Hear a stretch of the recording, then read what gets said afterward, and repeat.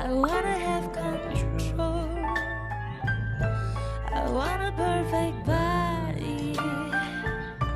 I want a perfect soul. I want you to know this.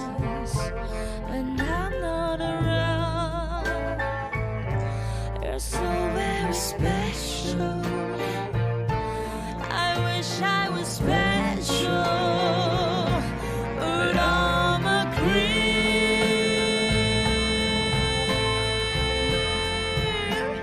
I'm a weirdo.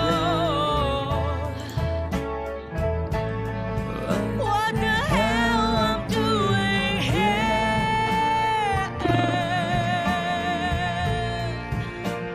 I don't belong here. Beep beep beep beep. Beep beep beep beep beep. Bam bam bam. You need a guy, man. I gotta start working. Get some reference. Get some reference first. Dun, dun, dun, dun, dun, dun, dun, dun, dun. That's life. That's what all the people say. Riding high in April, shot down in May. But I know I am gonna change that too. When I'm back on top, Alright, back let's on get top reference. in June, I say that's life. And as funny as it may seem, some people get their kicks stomping on a dream. But I don't let it get me down. Oh no, 'cause this final world keeps spinning around. I've been a pirate, a pauper, a poet, a puppet, a pawn and a king. I've been up and down and over and out, and I know one thing. Each time I find myself flat on my face, I pick myself up and get back in the race. That's life. I tell you, I can't deny it. I thought of quitting, baby, but my heart just ain't gonna bite. And if I didn't think it was worth one single try, Because I'd jump right on a big old bird, and then I'd fly.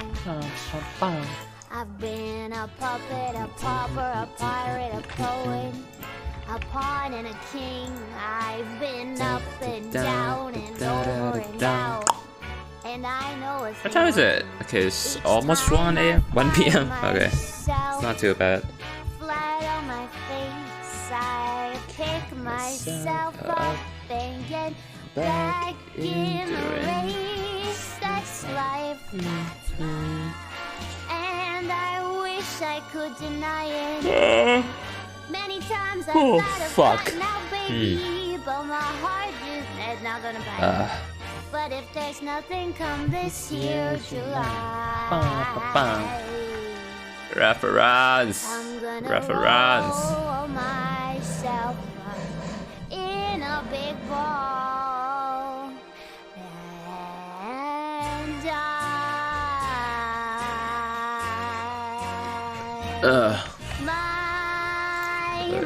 Let me search for something. Male body. Drawing.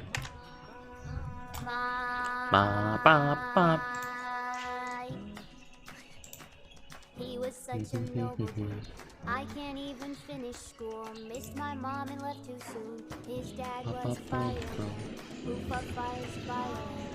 I think I bored my therapist playing him my violin.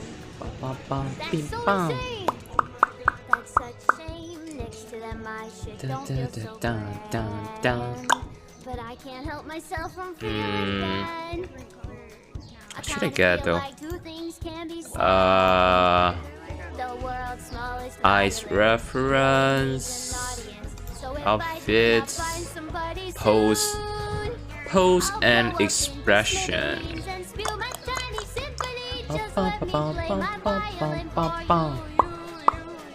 Dun, dun, dun, dun, dun.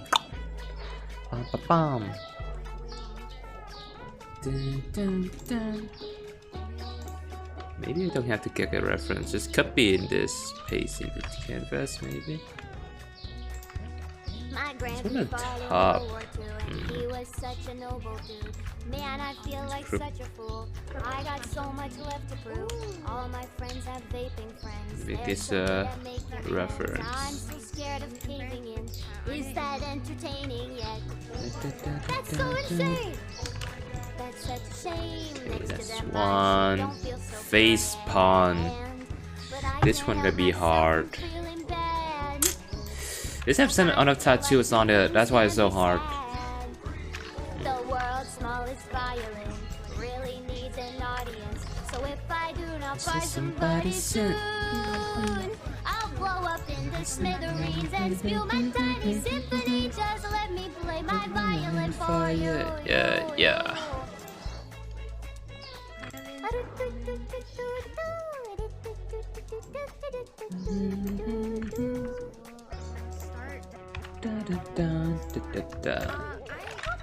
Just put it in one, maybe you drop and then just Somewhere someone's got it worse. show whenever I need them, maybe. Wish I didn't Yeah. feel the hurt. The world's smallest violin really needs an audience. So if I do not find somebody soon. soon, Next time. And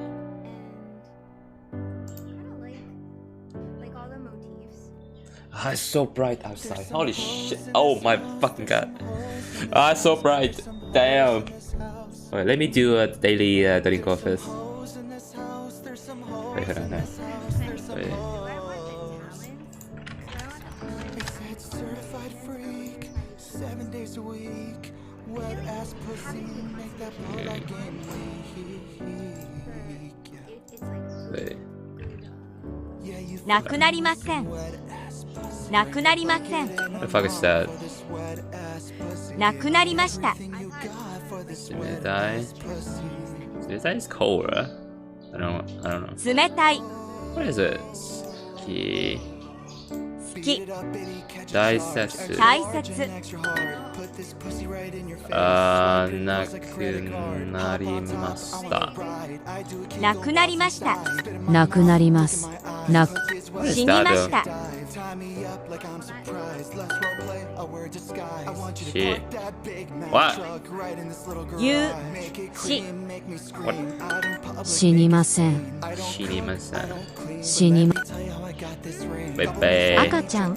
赤ちゃんは可愛いです。 Inside of me. I tell him where to put it every あ time. ーな I run down on him 子供が生まれました。 Your shit, bite your lip. Wait. Ask for a call. 子供が You really ain'tあ never got a fucking for a thing. He already made his mind up for he came. Now get your boots and your coat for this wet ass pussy. He bought a phone just 7月に離婚しました。 wet ass pussy. Pay my tuition just to kiss me on this wet ass pussy. Now make it rain if you wanna see some wet ass pussy. Yeah, you fucking with some wet ass pussy. Bring a bucket and a Let's just wake up. wet ass pussy. Give me everything you got for this wet I want to do something with Ghosty as well. Maybe I will work on this for a little bit. Finish all of the sketch and placement for all of the expression, and then I'm gonna start working on something for Ghosty maybe. Yeah. and I was like, yeah, I'm out of here. Goddamn, I was like, goddamn. Dude, I was like, goddamn. This guy's so fucking stupid. Holy shit. okay. Do I unban The him? one No, side like, is Gavin definitely unban. going to be this color. Anyway, Okay, we have a what should I do for Ghosty? I can do a vibe or a wiggle emote maybe. That'd be fun. That'd be easy enough. Yeah. 7月に離婚しました。結婚しました? Wait, what is Rico? 結婚? 離婚しました。結婚 is... What is Rico is 離婚しました。 I got divorced. その鳥は死にません。 Shinimasan. Wait, what is that? She's died, right? Sono. Did not die. その方はなくなりました。 Sono wait, what? No, その方はなくなりました。 Ho. ほう Wait, how is Persian? Wait, what? はなくなりました。 When I asked you to be cool, but I was telling you, you do the opposite of what you said you do. Osoi. 遅い Suki. 好き Recon is this 離 one? 婚 Okay. なくなりました Ongaku. What the fuck is that? They don't show meaning of that. It's more of like Hi, Comfy. Welcome back. Welcome. Recon is divorce. Which one is that? I forgot. 結婚 It's Kekon. Is it 離婚 this 離 one? 婚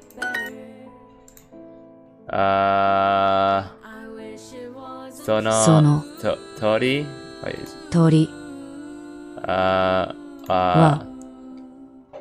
Shini 死に Masen. ます。 Okay. If I bring it up close to the Got it. 彼は I think if I mix Wait, is it the day first or the day after? I don't know. 先月先月彼が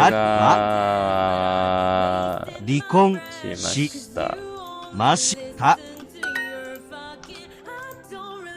はい。I'm getting better.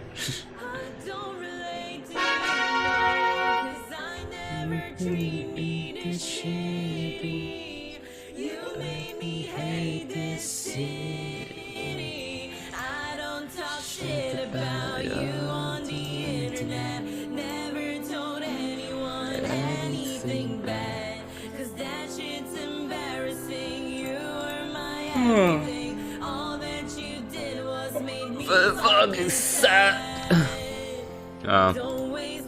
Back. I kind of the expression reference as well, I guess. I have the pose, hand pose, pets, animation, sleep animation, chickpea, and pooper crab. Okay. Expression. Wait, there's a lot of expression. I forgot about them. Oh yeah, that's a lot. Just get reference for one of them. Thank you.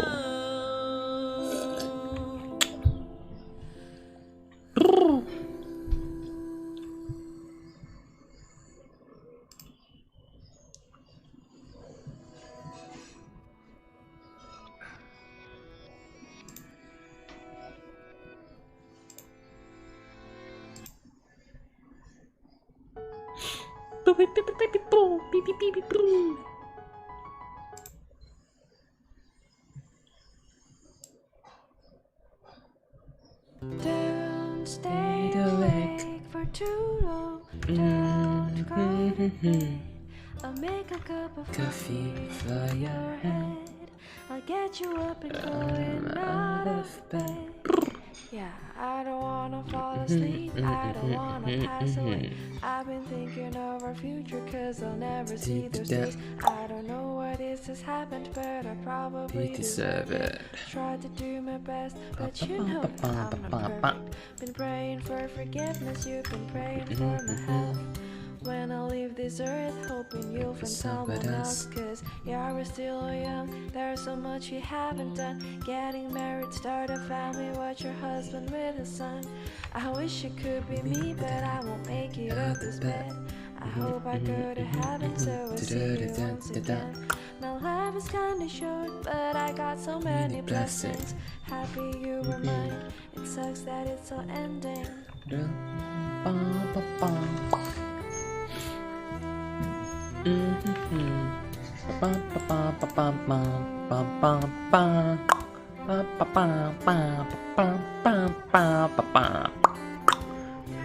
Stay awake.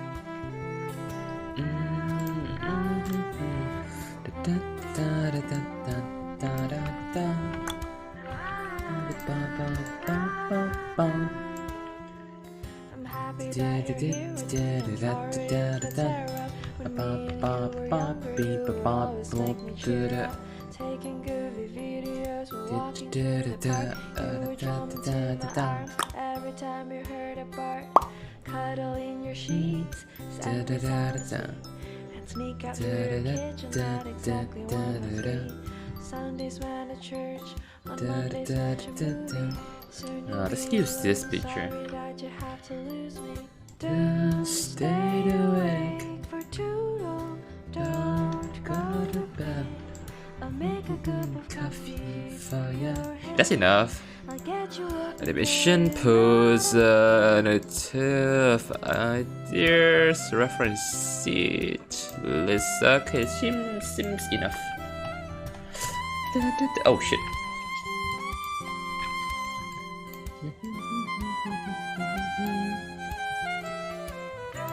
Stay awake.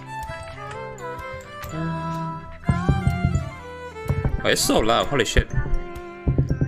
Can you hear that?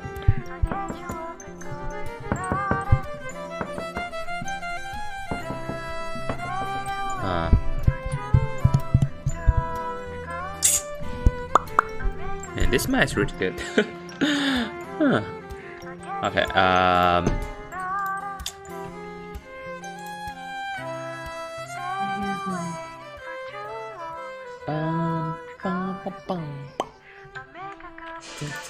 oh, it's so loud, holy shit. I'll get you up and going out.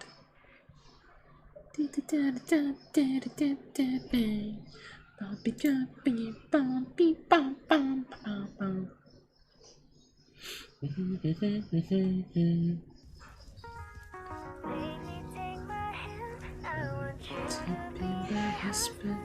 Cause you're my Iron Man, and I love you 3000. Baby, take a chance, cause I want this to be something straight out of a Hollywood movie. I see you standing there, in your Hulk outerwear, and all I can think is where was the ring? No you wanna ask, skirt the moment will pass. I can see it in your eyes, just take me by surprise. And all my friends, they tell me they see you planning to get on one knee. But I want it to be out of the blue, so make sure I have no clues. When you ask, baby, take my hand, I want you to be my husband. Cause you're my Iron Man, and I love you 3000. Baby, take a chance. Wait, how should I cut the hand though? How should I cut this part if this go up? How the fuck is that gonna work? Oh wait, how? Oh fuck. Oh fuck, how? Wait, this sleeve is on top. Oh wait, this hand. Why should I cut it and then I put it on top? Where do I cut it? Oh man, oh boy, oh boy.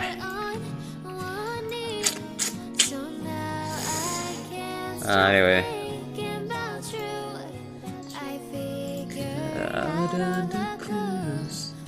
Maybe to start Baby, take my hand.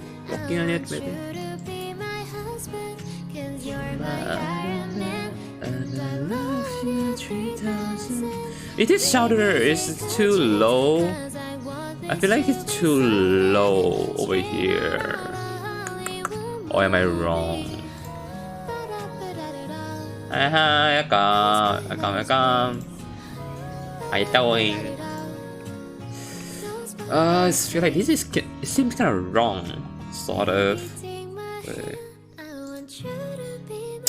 Is this wrong? Is this too wide? Is it? Not sure.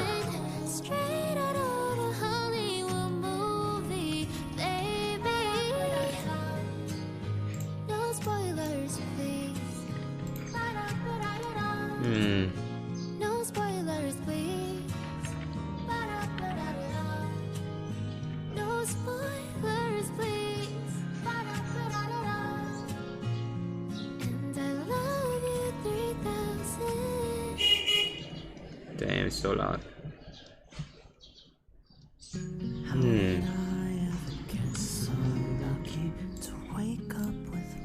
Yeah.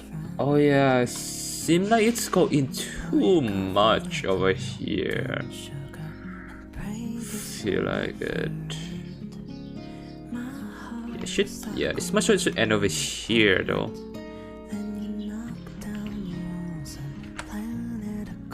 This is too big.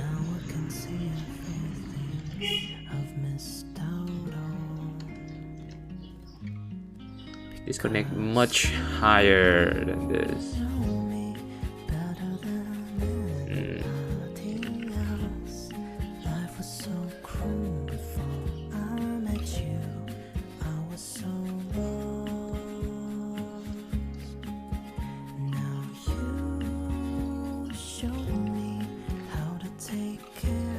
Yeah, I feel like something's off over here.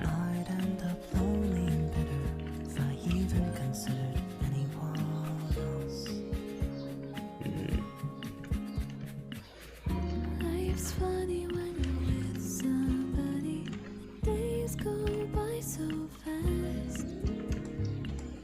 Alright, your nose with your morning coffee. Say, baby, this love will last. My life's been like a dream vacation since you brought my bags right at the station. Now I hope I'll never wake up without you there. Because you know me better than anybody else. Life was so cruel before I met you. I was so low, I was so low. Where's the pinky though? You showed me how to take care of myself. I'd end up only better if I even considered anyone else. Is this too short? Is this too short though? Only better if I even considered. Is the finger too long or everything else just really short? I'll fix the hand later. It's kind of messy right now. Yeah.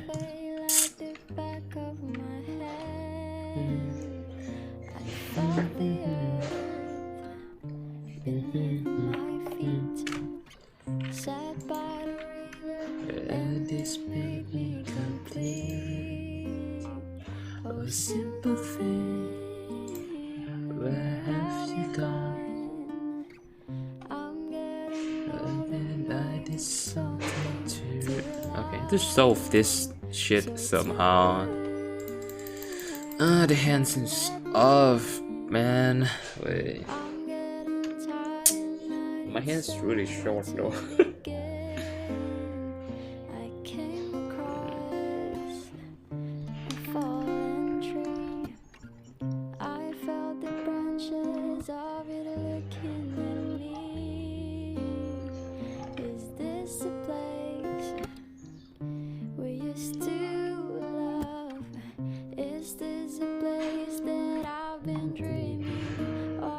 Yeah, the thumb is kind of too low. Feel like this should be higher.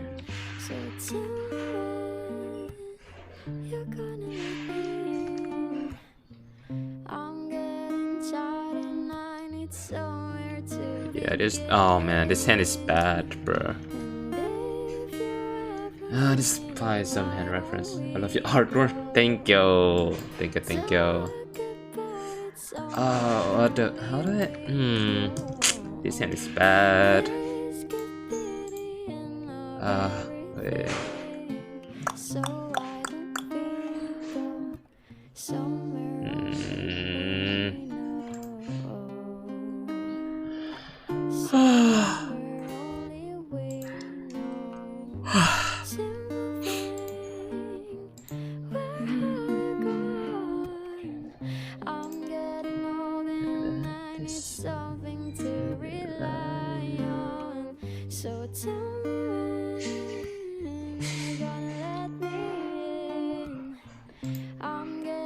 It's so loud outside. Oh.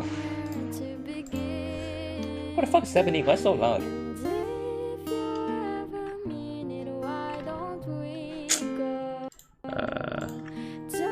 If I manga hand reference. Shit.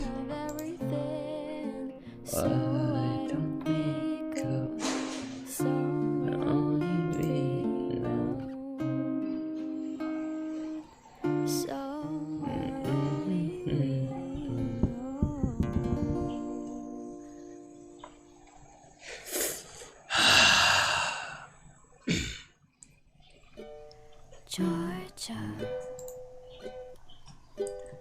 wrap me in all ya.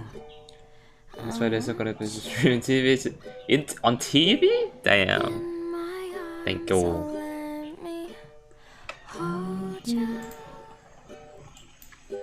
I'll never let you go again, like I did.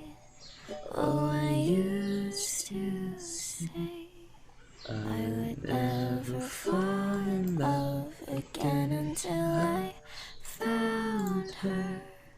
I said I would never fall unless it's you I fall into.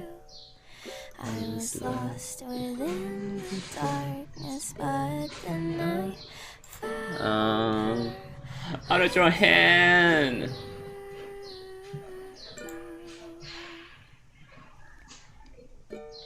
Georgia, pull me in, I used to love her. Once again you felt I caught you. I'll never let you go again, like I did. Oh, I used to say I would never fall in love again until I found her. I said I would never fall unless it's you I fall into.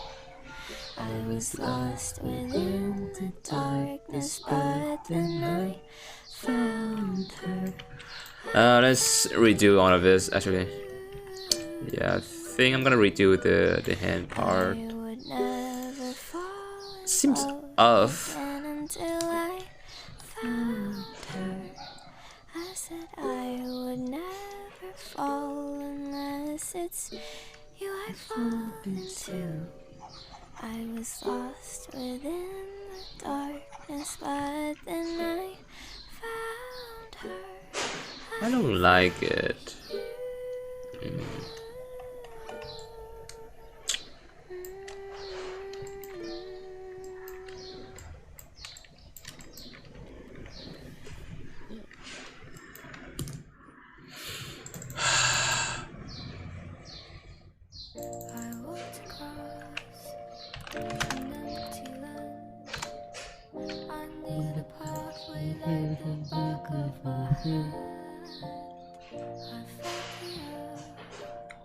beneath my feet.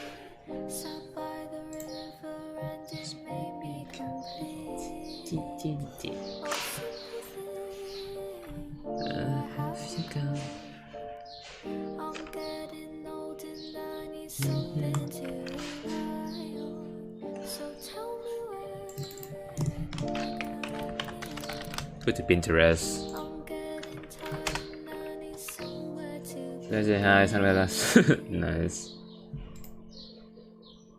I came across a fallen tree. I felt the branches of it looking at me. Is this the place we used to love? Is this the place that I've been dreaming of? Oh, simple thing, where have you gone? I'm getting old and I need something to rely on. So tell me when. I'm getting tired and Why did your hand like this? and if you have a minute, why don't we go talk about it somewhere? This could be the end. Ah, so loud.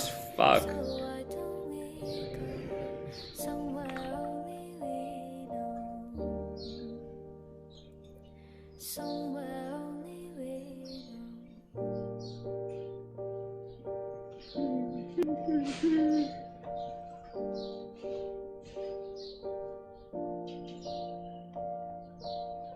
Oh, simple thing, where have you gone?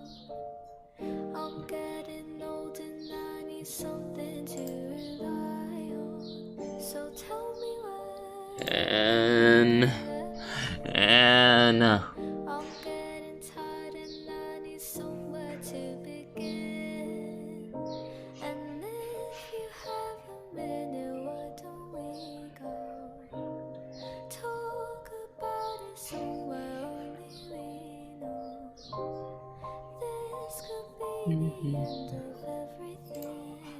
I did learn how to draw hand. I really need to, man. I really need to do that.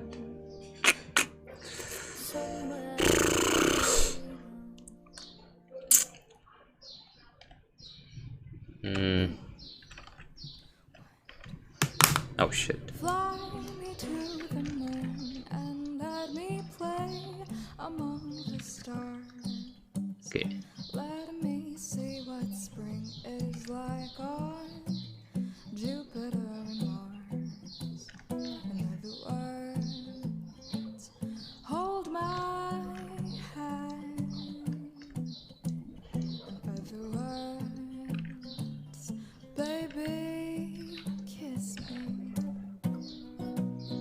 Fill my heart with song and let me sing forevermore. You are all I long for,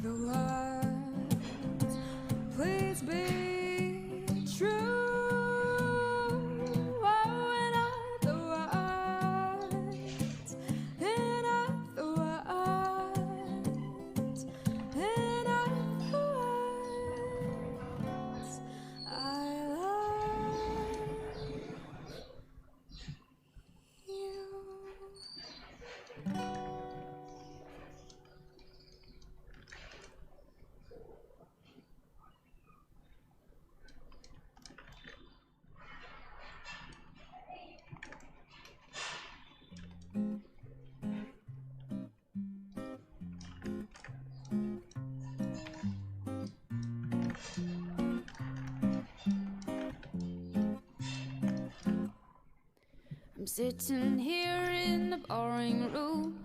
It's just another rainy Sunday afternoon.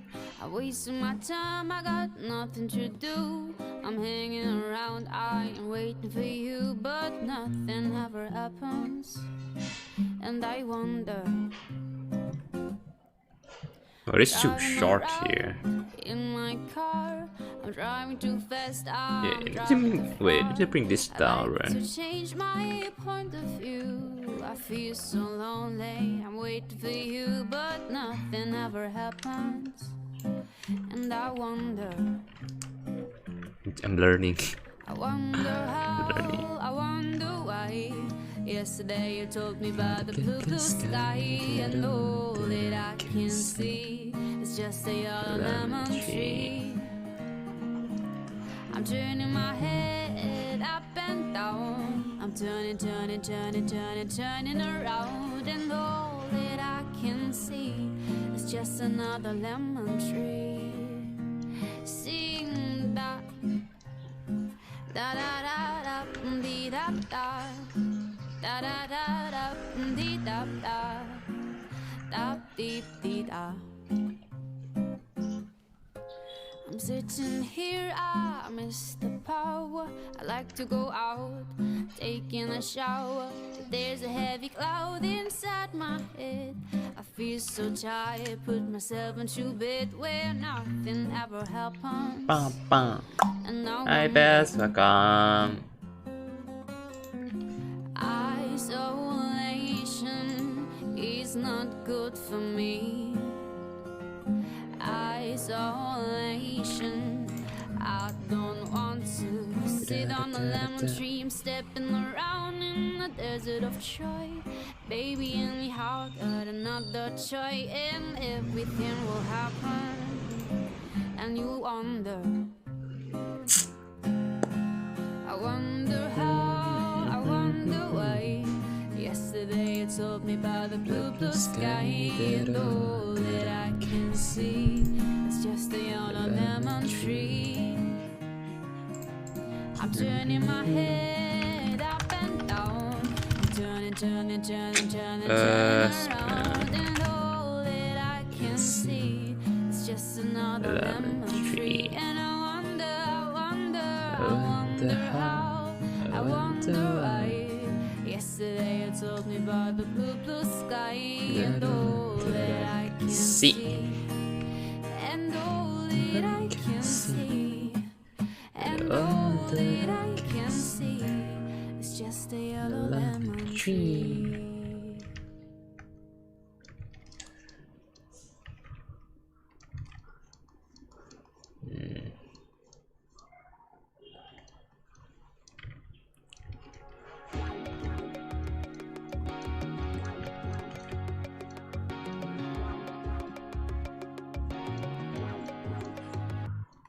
Yeah. 真夜中のもしもしどういう意味わかんないそれでも電話を取った Yeah いつも恋人ふりをして恋遊びが好きだけわかってるのに相手をしたい Yeah 君に魅了された今回が最後 It's too long.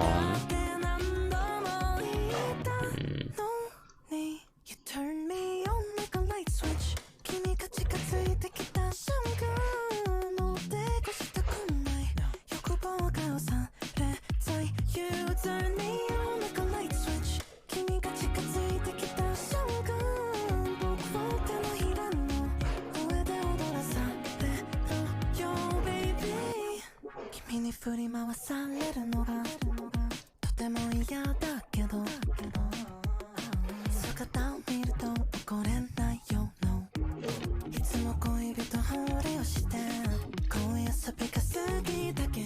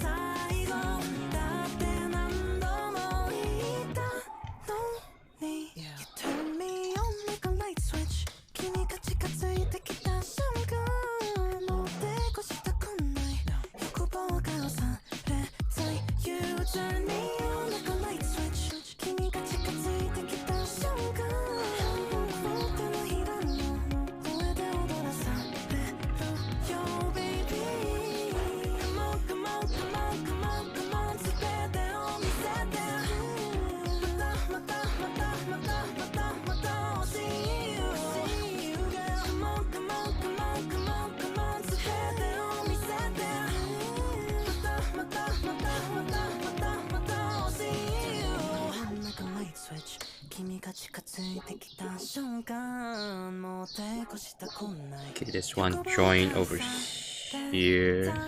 This one is-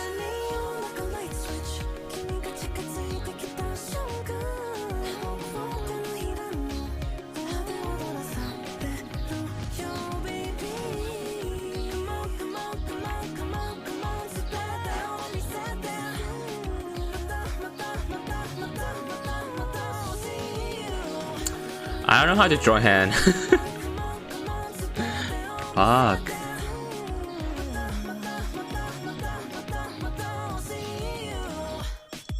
I have to fix this later then. The day I opened up memory's door, I found something that I could live for. Curtains shook as you opened my eyes, and light came running. No, it's not it. Shit. Damn. This looks so bad. Something is wrong here. You'll never have to be alone. Diamond City lights illuminate what's inside, and all the love I feel by your side. Decoding these emotions, you're the ocean I wanna dive into tonight. Rainbow colored skies invite us to take a ride. I know time won't wait, 'cause it only leaves behind. Don't cry, look in my eyes and you might find a shimmery light. Now let me guide you.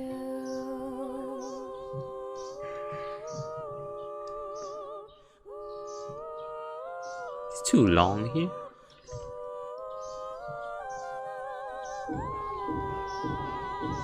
Is the proportion is just off? Go to the place. Is that all the reason? Why? Is that the reason?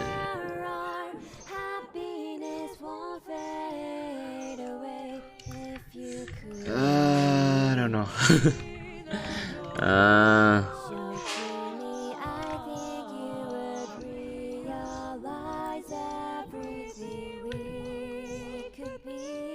Why am I focused on the anatomy though? This makes things harder, a lot harder if I draw it this way. A lot harder. Decoding these emotions, you're the ocean I wanna dive into tonight.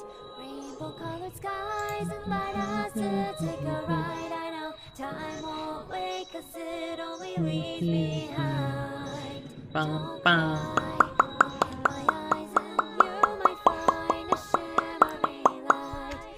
Meh, I don't know. Should I do now? Should I do expression now, or should I just go ahead and do the cutting? Should I explain later? Oh, I should do the dog as well. Yeah, let's plan out the dog first. The dog gonna affect the clothing of everything now, so that's gonna be hard. Really hard. Oh shit, the clothing changed as well. Shit. Fix this as well.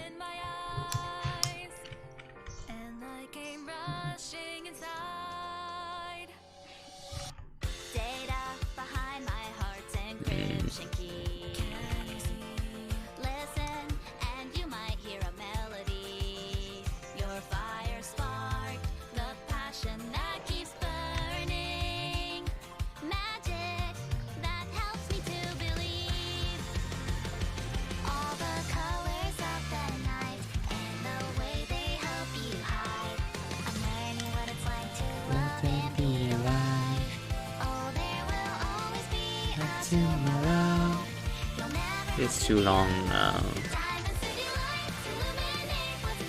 It's here from here, here, here.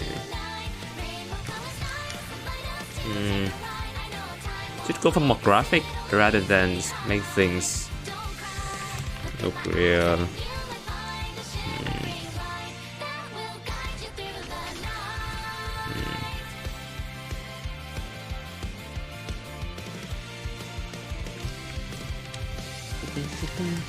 Bring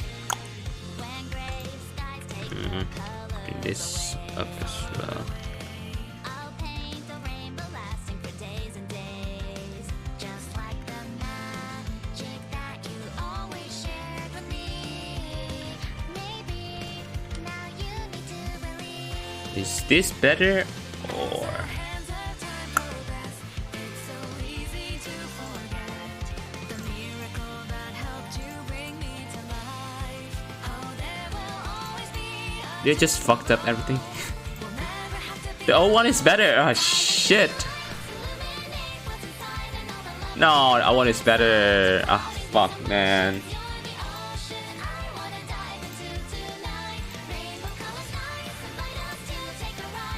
Wait, is this?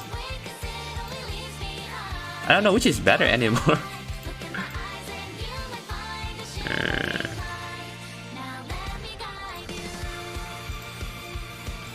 This stand is a bit smaller, but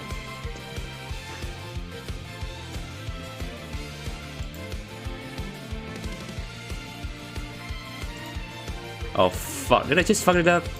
Oh man. Oh no. Hi Spider. See ya. Fuck, I fucked up. Oh no. Can I just redo everything? Can I just get...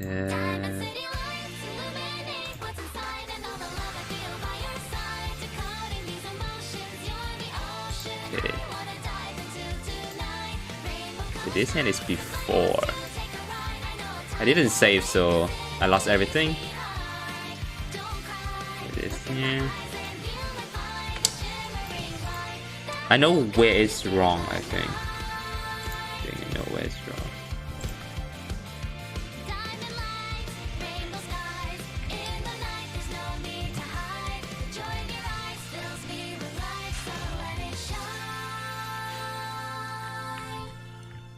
Mm-hmm.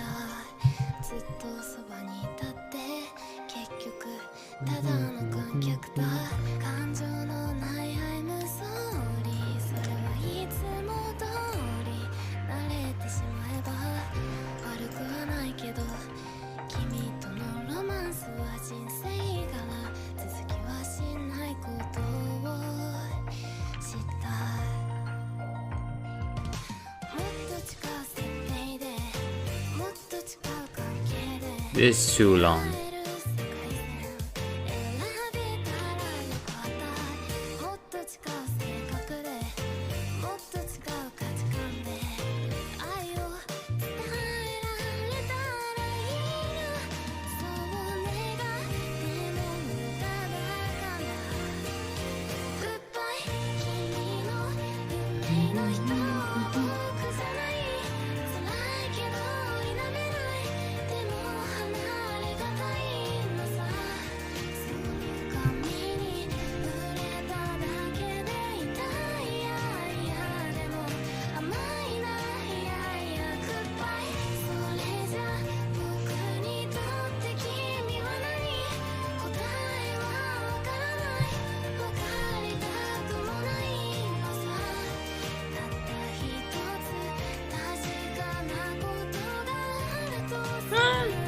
It look weird.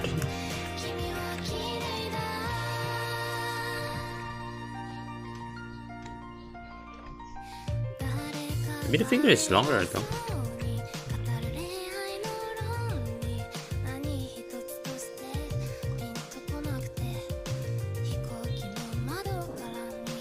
Fucking bad at drawing hand, man.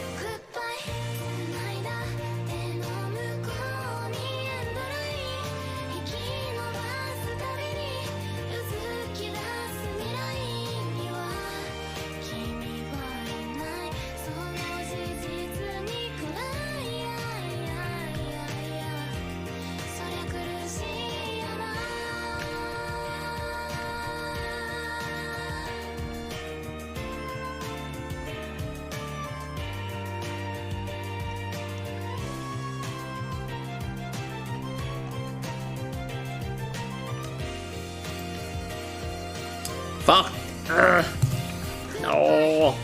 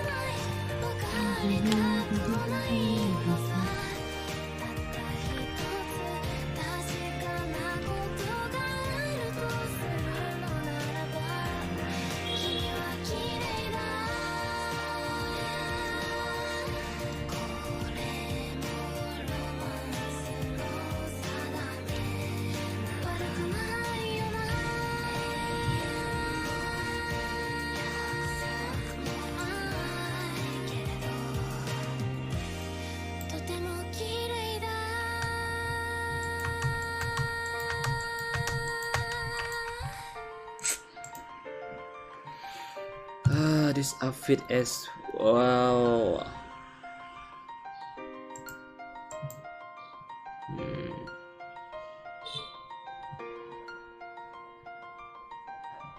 To make this thing work on outfit, then I have to redraw the outfit just 3 times.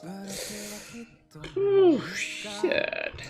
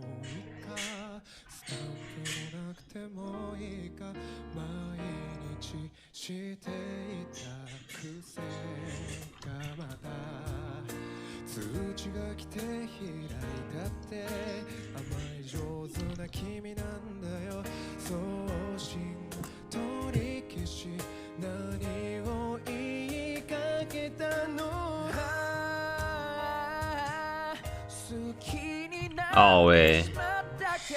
And I also have to go in for this to work. Nah. This is harder than I thought.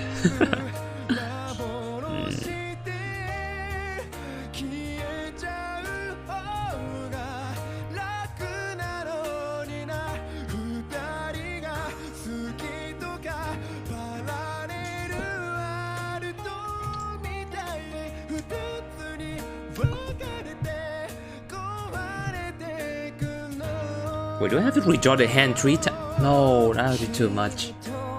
That would be too much. Oh, that would be too much, man. Shit.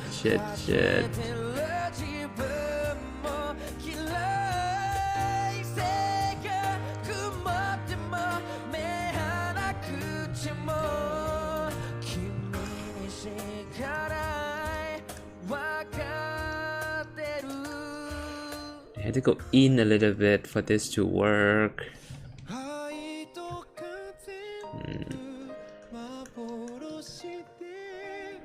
Or else the hand will be too long, the arm be too long here.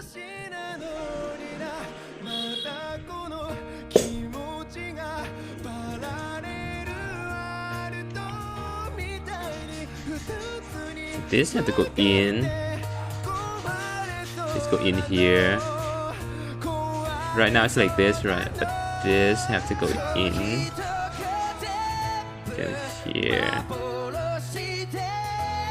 For this to work. Ooh.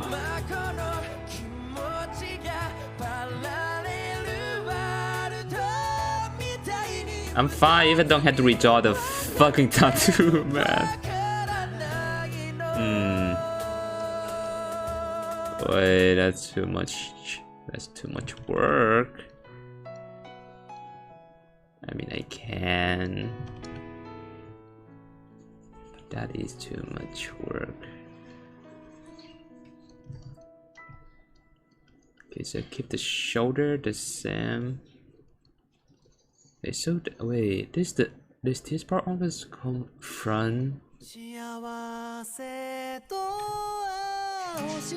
Oh yeah, behind. Oh, I have to redraw this as well. I have to redraw the hand so it can come in front of. Oh shit, it's freezing.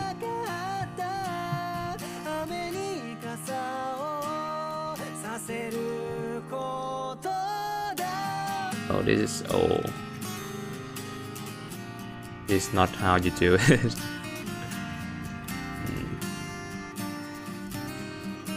Do I have to redo this like for honor the outfit? Oh man, oh this is not good. It's not good, man. This is front, this is back.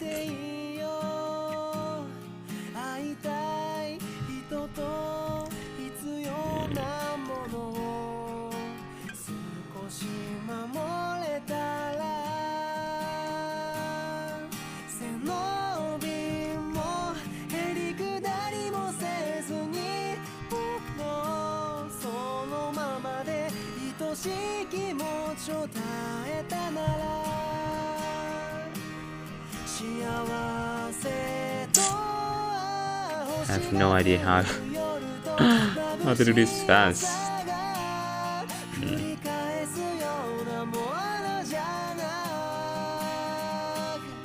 If I don't do this style, it might be easier.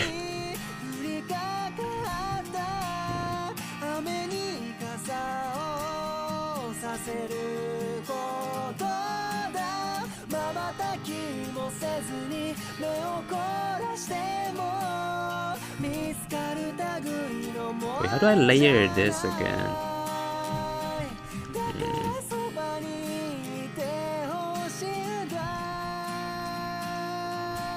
It's in front of. Wait, how do I connect this to this? Oh, this tattoo. Man. Oh man, this shit. Oh. I don't know.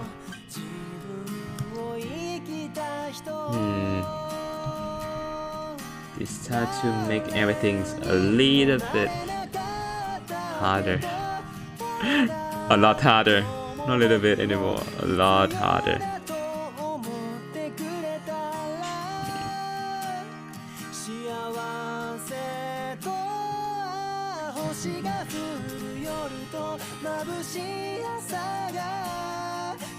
This from here to here. This tattoo has to swap from this to this.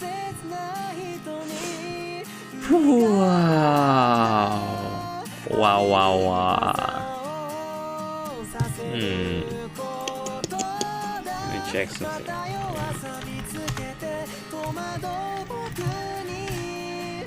How do other people do it? Hold on. Let me check how other people do it.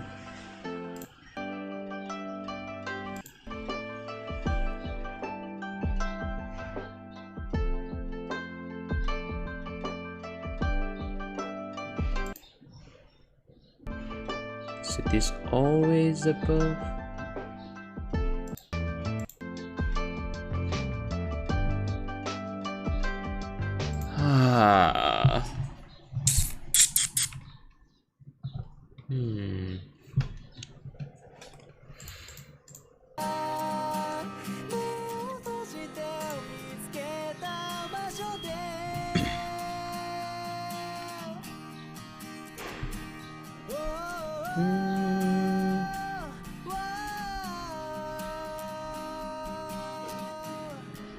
Can I keep this hand below? Can I do that? If I do that, it might be easier.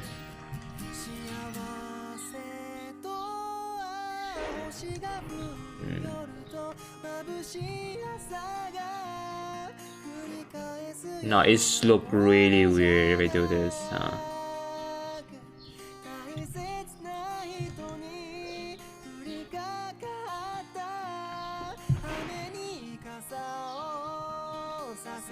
Yeah, it should be in front.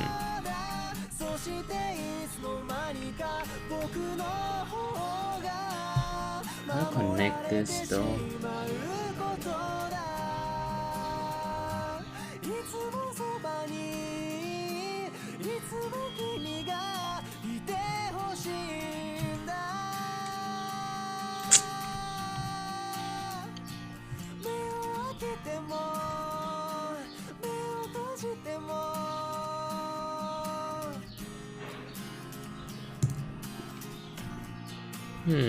I keep cat or gum.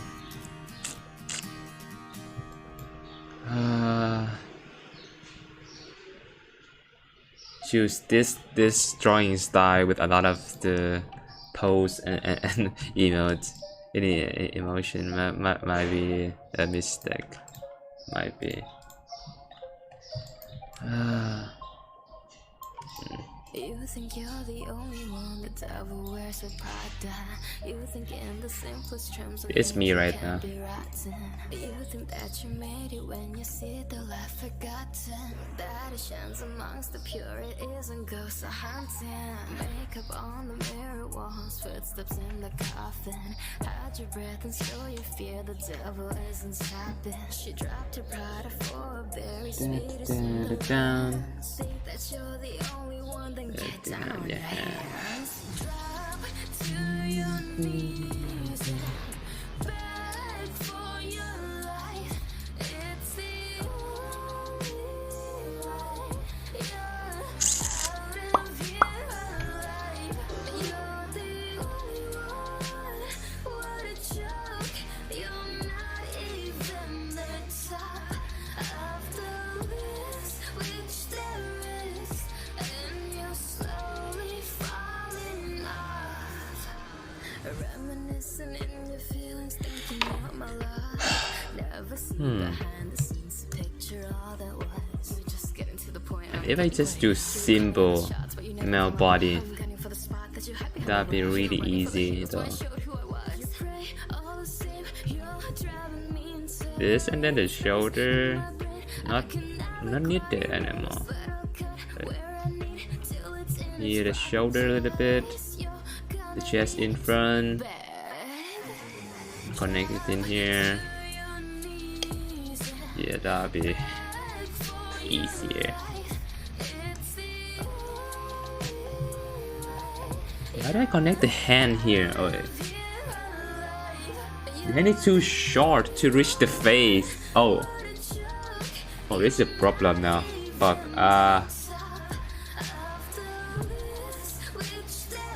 slowly. Cut this a bit higher here, I think. Wait, I haven't fixed this here. Shit. Nah, I forgot.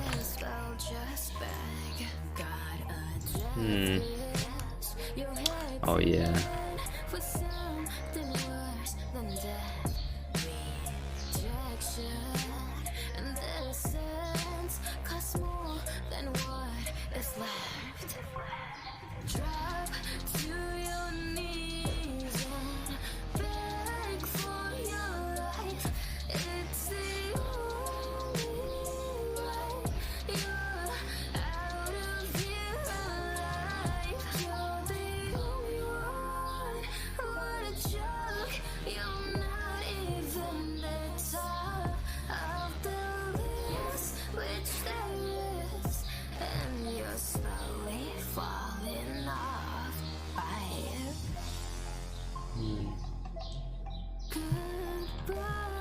Might have to redo the tattoo a little bit, bring it a bit outward.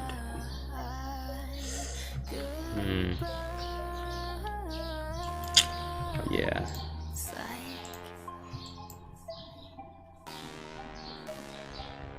If I want to do this face, then I have to bring this up.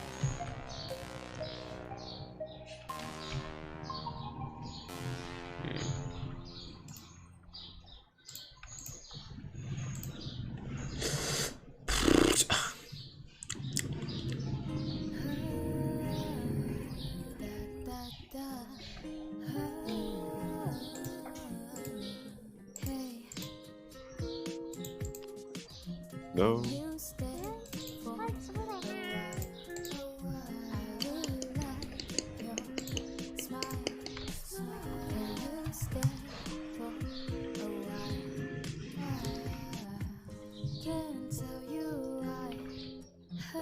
The hand is too short. I don't know how to make it hold the face.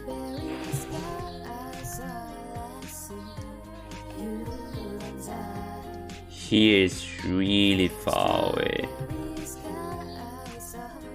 I have to redraw the hand again on this side with a lot of tattoo on it. Ooh, the tattoo. Oh my god. See, if I do it here, then the joint over here. Like this, right? This over here only reach like here. Here, and then the hand is over here. So I have to redraw that hand.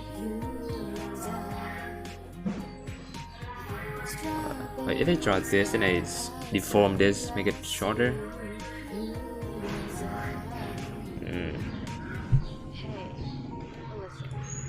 It's not like I like you or anything, but can you stay for a while?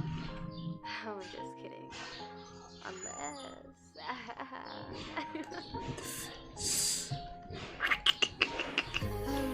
Oh my god, hand and tattoo. Oh my god.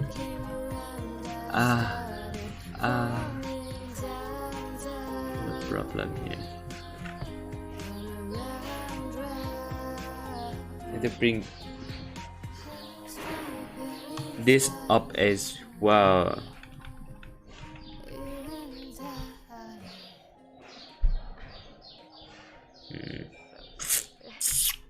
Oh my god, oh my god, oh my god. Hee hee hee hee hee.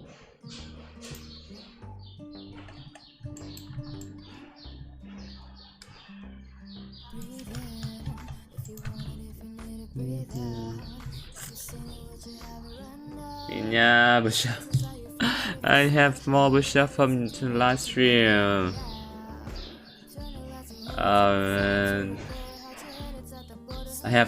I clear every push up before I go back to hometown, so I have like 15 push ups to do now. Ah, fuck. Wait, what's this leggy? What the fuck?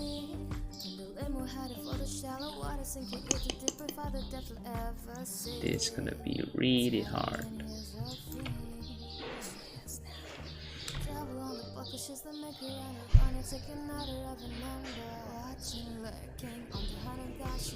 This tattoo is the main problem. This tattoo on the hand over here. This tattoo connect to the pupa. This tattoo connect to the hand, the horn arms over here, and the shoulder as well, and the neck as well. Ah, this one.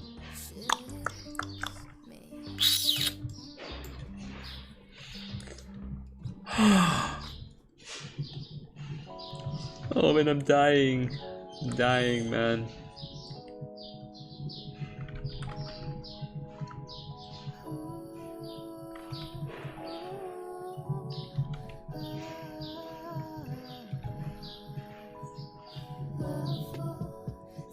Oh, this tattoo, bruh.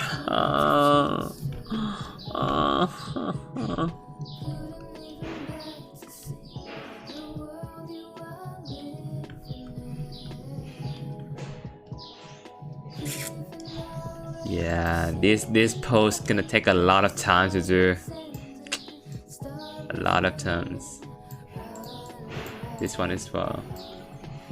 This one might be easier though. I can just put this. I can keep this upper arms over here. Keep it in place and still have this pose.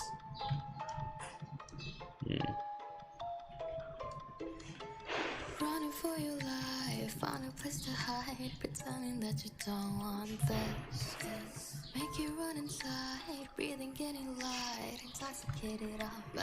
Making him too wide, it might be a a mistake. Might be a mistake. Make him too wide.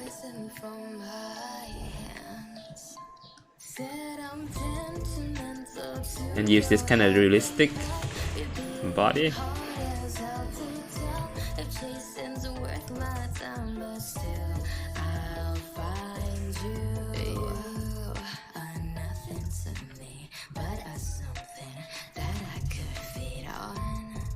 This is getting kinda fun. You're just an fly on the wall, honey for a taste for water. I got you. Ready to be close to the top, you. On your edge, I drop you. Something that for legend. What's that? I can't stop you. Said I'm sentimental to your health and well. You're being hard as hell to tell. If chasing's worth my time, but still I'll find you. No pretend, no fake games, no more running. It's a shame your way. Your coin is shyness, none of that is blindness. Do you see it's you and me and nothing else? Yeah, I'm sentimental to your health and wealth, and how you be the first to tell that it's on and I'm on. Anything can be taught by the time you realize it's far too late. Accept your detrimental, all ends well, and let this sweetness ring the bell for me. It's just something I think about. Good night, yeah. Good night. I hope you sleep well. I don't see why you wouldn't. I mean, it's not like I'm on my way or anything.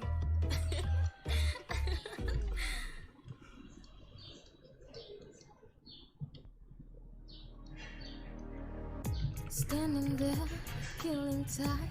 Could commit to anything but a crime. Peter's on vacation, an open invitation. Animals every day. Burly kids look more like a picker fan. Once you get inside, then got friends but can't invite them. Hills burn in California, my turn to ignore ya. Don't say I didn't warn ya. All the good girls go to hell, 'cause even God herself has enemies. And Once the water starts to rise and heaven's out of sight, she'll want the devil on her scene. My Lucifer is lonely. Look at you, needing me. You know I'm not your friend without some greenery. Walking wearing feathers. Peter should know better. Your cover up is giving up. That is such a fool. Why are we saving them? Poisoning themselves now, begging for our help. Wow. Hillsborough in California, my turn to ignore ya. Don't say I didn't warn ya. All the good girls go to hell, 'cause even God herself has enemies. And once the water starts to rise and heaven's out of sight, she'll want the devil on her team. My Lucifer is lonely. There's nothing left to say now. My God is gonna own me. There's nothing left to say for now.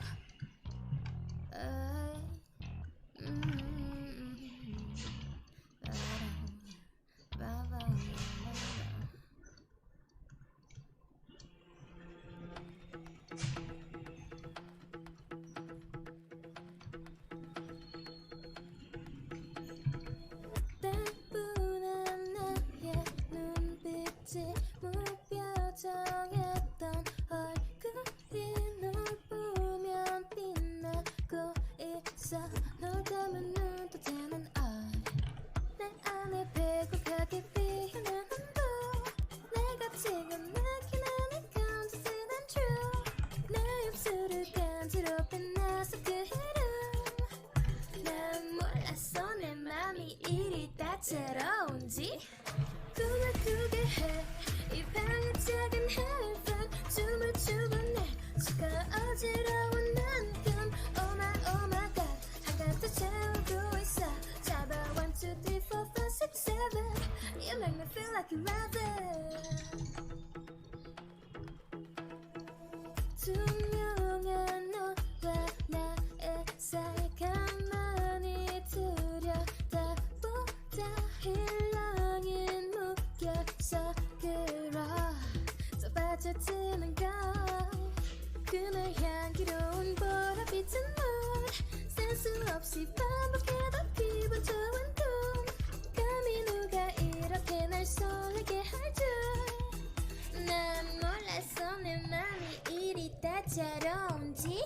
긴 꿈을 꾸게 해 이 방의 작은 heaven. 춤을 추고 내 수가 어지러운 만큼. Oh my god 한가득 채우고 있어. 잡아 1, 2, 3, 4, 5, 6, 7. You make me feel like you're laughing. 내 앞에 있는 너를 그 눈에 비친 나를 yeah. 내 앞에 있는 너를 그 눈에 비친 나를 손채면 서둘러 오지 마. 이 순간이 좋아 나. 미처 몰랐어 내 맘이 이리 다채로운지. 긴 꿈을 꾸게 해 이 방의 작은 heaven. 춤을 추고 내 수가 어지러운 만큼. Oh my god 한가득 채우고 있어. 잡아 1, 2, 3, 4, 5, 6, 7. You make me feel like you're laughing. 내 앞에 있는 너를 그 눈에 비친 나를 yeah. 내 앞에 있는 너를 그 눈에 비친 나를 사랑하게 될 거든.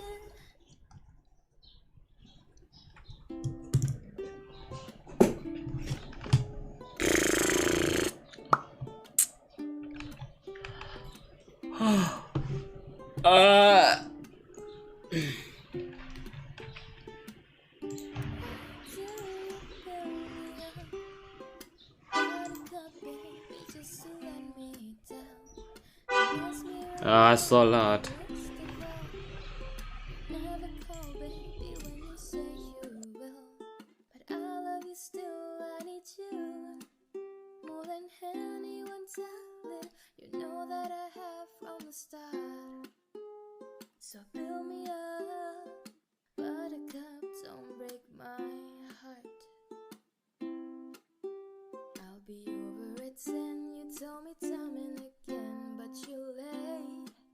I wait around and then I went to the door. I can't take it anymore. It's not you. You let me down again. Baby, baby, try to find a little time and I'll make you happy. I'll be home. I'll be beside the phone waiting for you.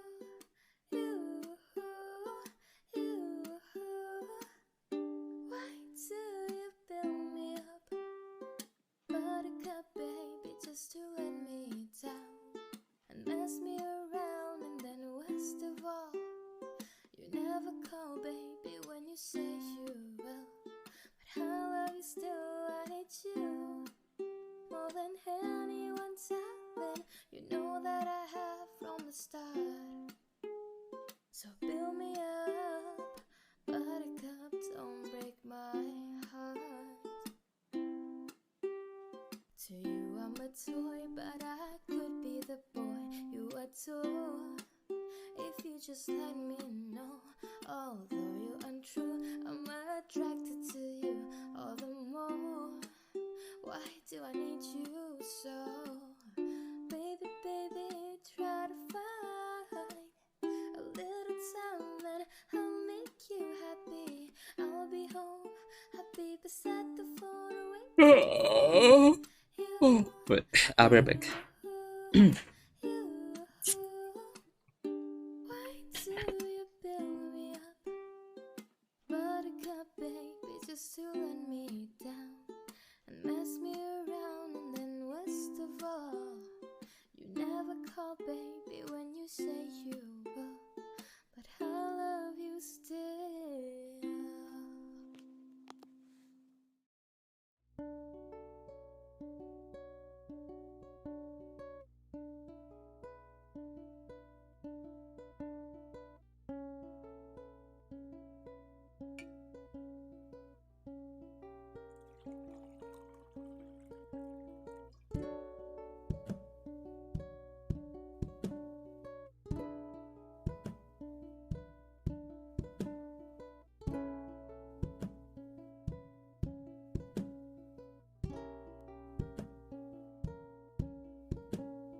Tall and gentle, too hard to handle. You're all that I want. You're all that I want. Oh, baby. Sweet as nectar, honeysuckle. You make everything so fun, oh boy. My sweet boy. Hey, you got a smile so bright, your pearls be making me so blind. Oh, you sugarcoat your words just to make sure that I don't get hurt. You make me higher than a sire, treat me like royalty. Do me a favor and just take me away. Tall and gentle, too hard to handle. You're all that I want. You're all that I want. Don't you know, baby? Sweet as nectar, honeysuckle. You make everything so fun, oh boy. My sweet boy. Ah,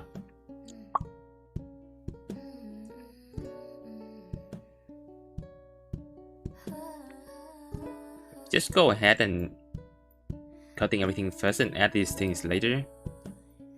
Maybe that's gonna be easier. Maybe. Maybe.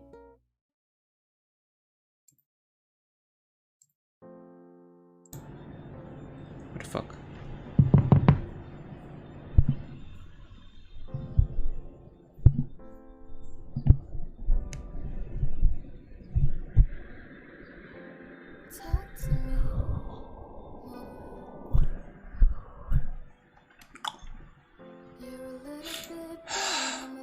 bit tired. We don't fight. Okay. You've been acting so cold, I don't know what you wanted. Every time we touch, it's like the last time. Holding on to something when it's not right. Tell me to my face that you were all mine. You don't know what I'm feeling. Maybe that thing you said under your breath, you mean it. Holding on to the lines till we just walk between it. Getting so loud, I can't pretend that I don't hear you. Maybe that thing you said under your breath, you mean it. I know you mean it.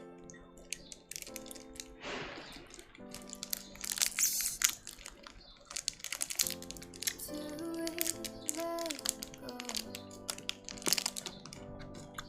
Are we too far gone? I don't know where we started. I guess I don't know. Where we took a wrong turn, everything got harder. Every time we touch, it's like the last time. Holding on to something when it's not right. Tell me to my face that you were all mine. You don't know what I'm feeling. Maybe that thing you said under your breath, you mean it. Holding on to the lights till we just walk between it. Getting so loud, I can't pretend that I don't hear you. Maybe that thing you said under your breath, you mean it. I know you mean it. I know you mean it. I know you mean it. I know you mean it. Yeah.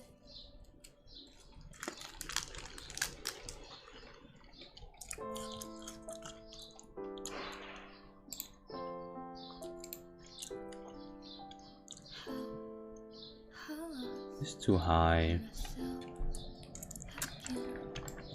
But I remember It's too high though.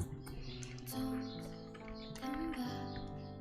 It won't end well, but I wish you'd tell me to. Our love is 6 feet under. I can't help but wonder if our grave was watered by the rain. Would roses bloom?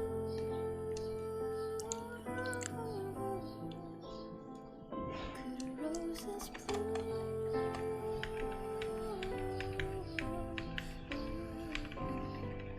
Again, the trace my lips erased by your touch. It's all too much for me.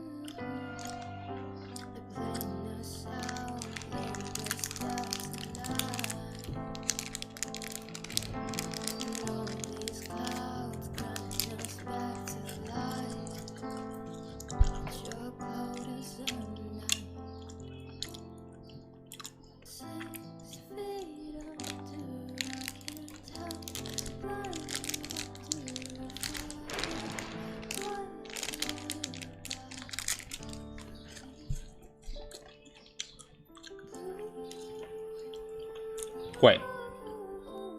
This is too short. Oh, oh wait, fuck. Is this too short? Is it?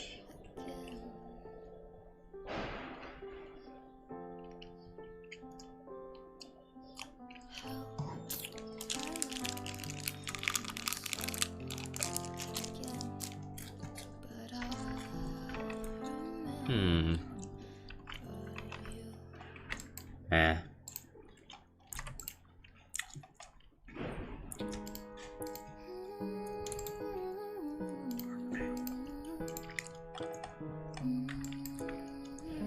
To fix this a little bit though. Yelling at the sky, screaming at the world. Baby, why'd you go away? I'm still your girl. Holding on too tight, held up in the clouds. Heaven only knows where you are now. How do I love? How do I love again? How do I trust? How do I trust again? I stay up all night, tell myself I'm alright. Maybe I'm just hard to see them most. I put the record on, wait till I hear our song. Every night I'm dancing with your ghost. Every night I'm dancing with your ghost. Never got the chance to say us goodbye. Gotta move on, but it hurts to be back. How do I love? How do I love again? How do I trust? How do I trust again? I stay up all night, tell myself I'm alright.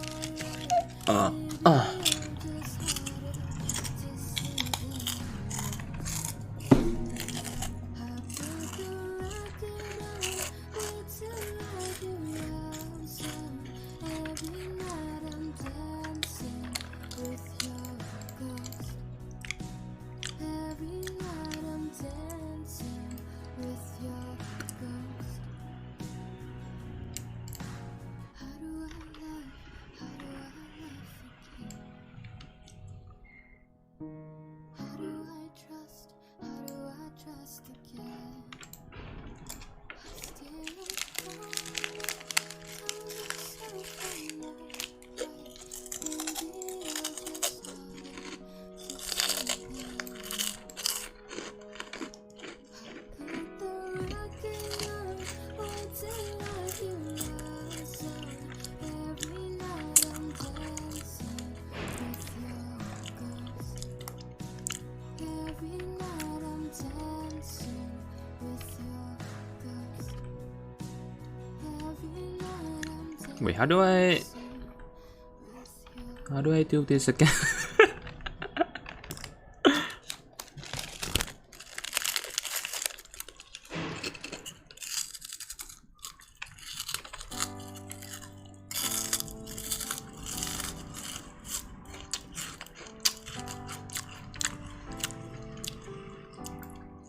I won't tell you I'm lonely.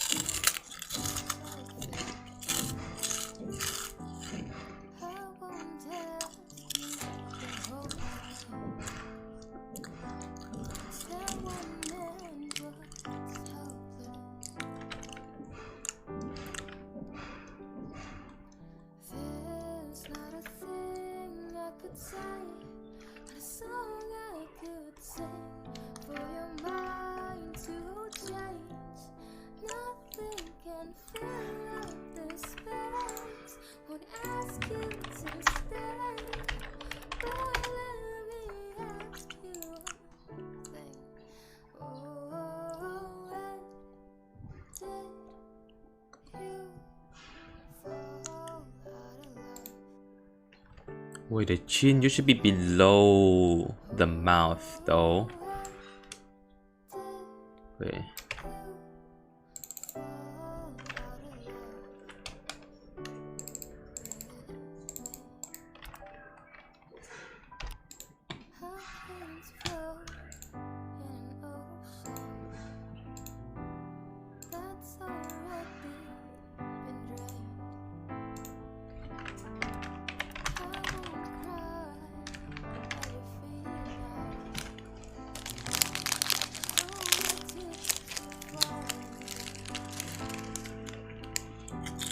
Yeah.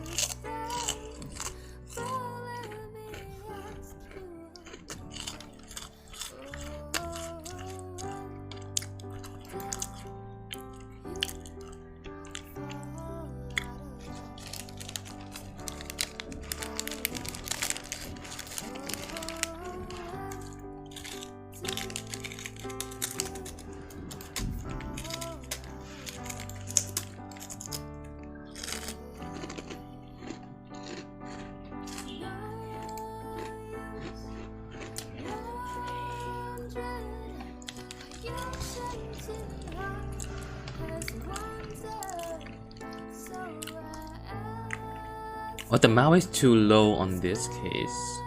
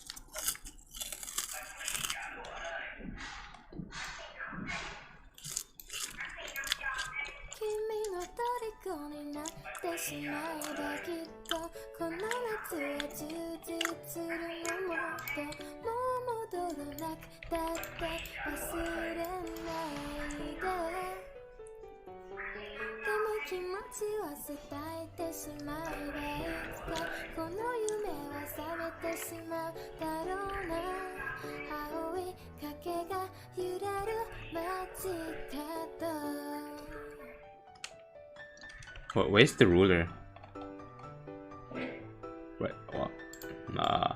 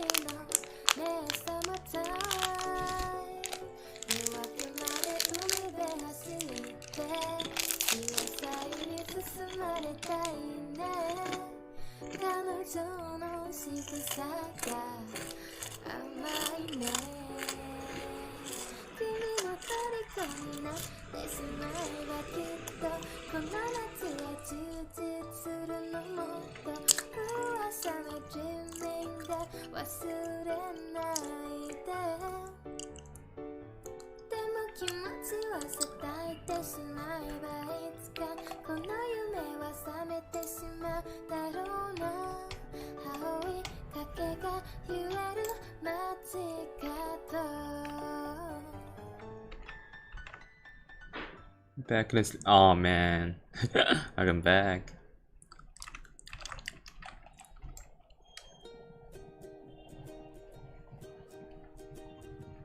Wait a minute.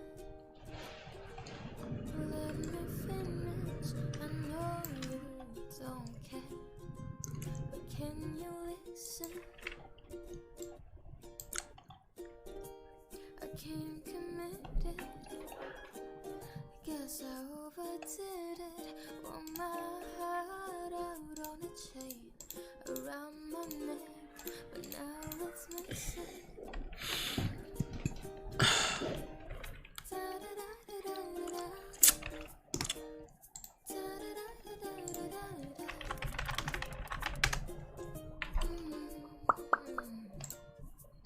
So I think I better go. I never really know how to please you.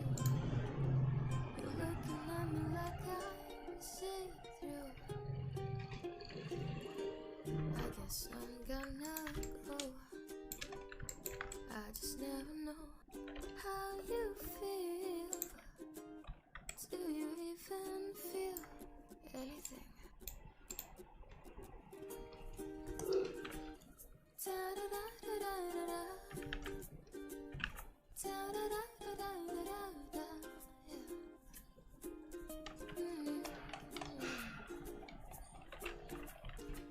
You said don't treat me badly, but you said it so sadly.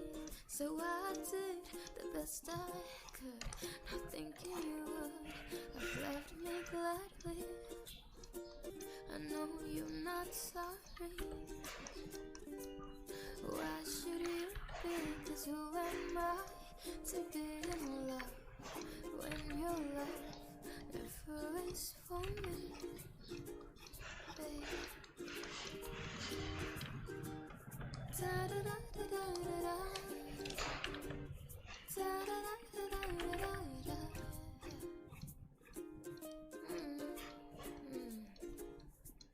So I think I better go. I never really know how to please you. You're looking at me like I see through. I guess I'm gonna go. I just never know how you feel. Do you even feel anything?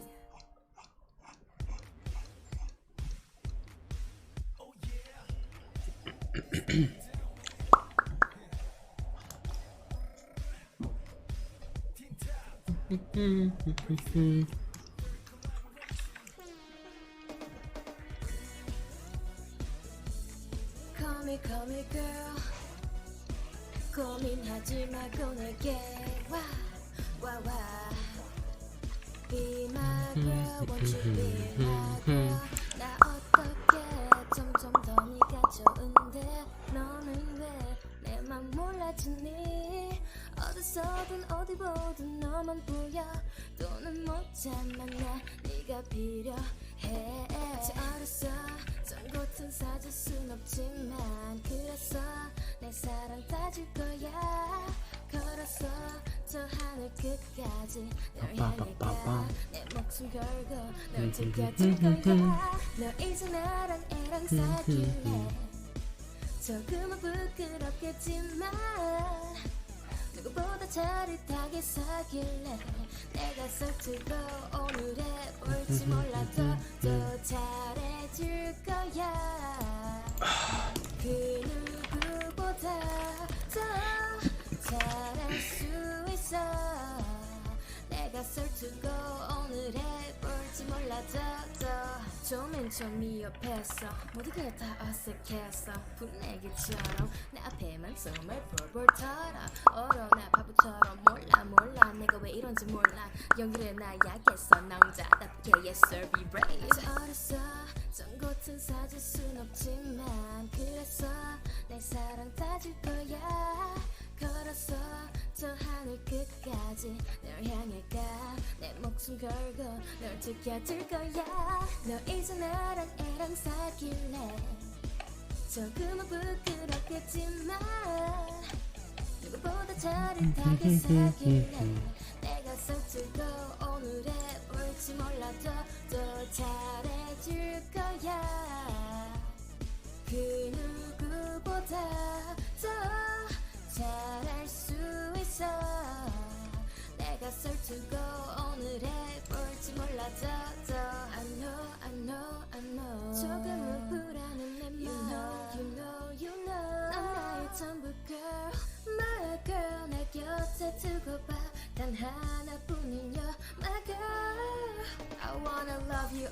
day. Wanna love you all night. You got me feeling so hot. Oh yeah, oh yeah. I wanna love you all day. Wanna love you all night. You got me feeling so hot. Oh yeah, oh yeah.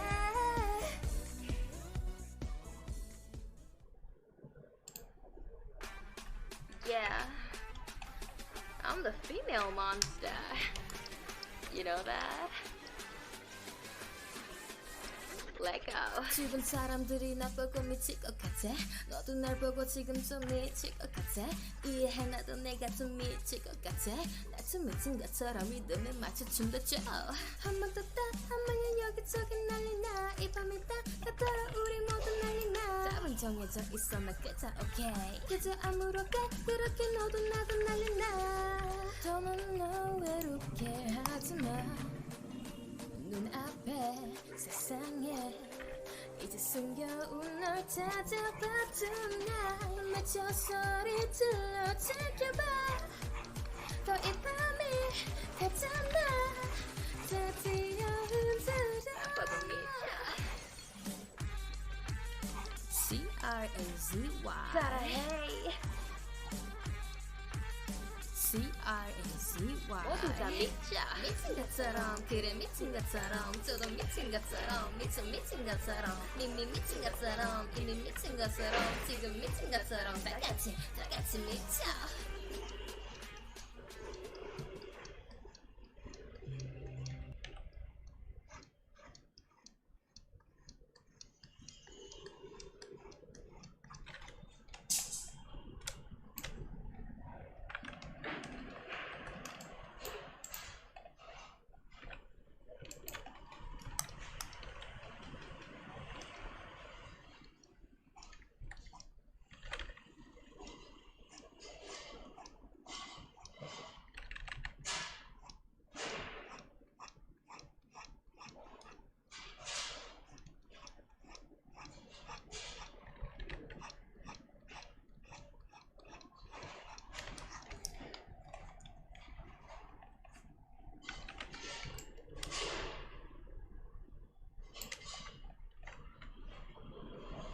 A little later.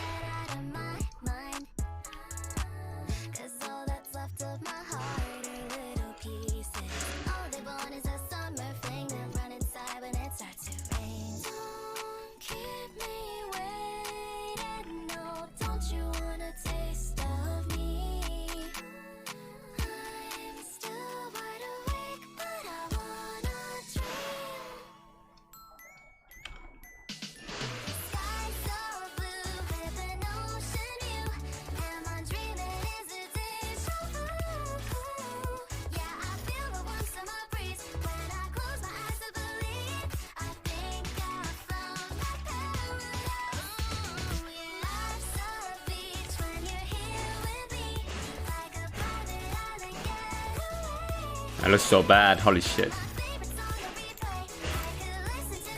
Wait, what am I using?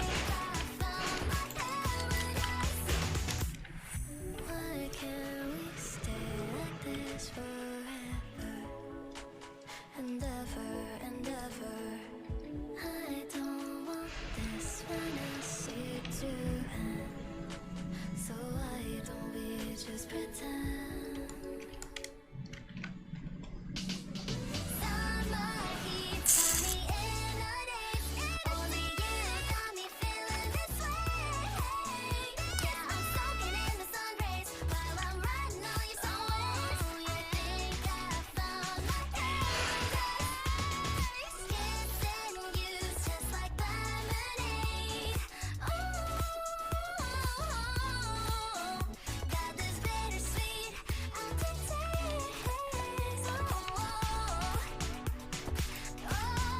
Wait, even when dressed like this, it looks so bad though. Don't know Discord, no call. Heartbeats speeding up. I'm feeling kinda thirsty. Grab a cup. Let's find our friends in the shade and pour me some sweet lemonade.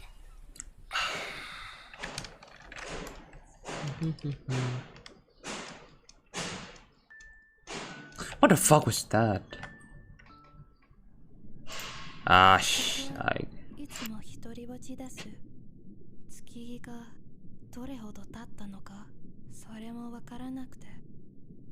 しかし、この海の中のことは誰よりも詳しくて。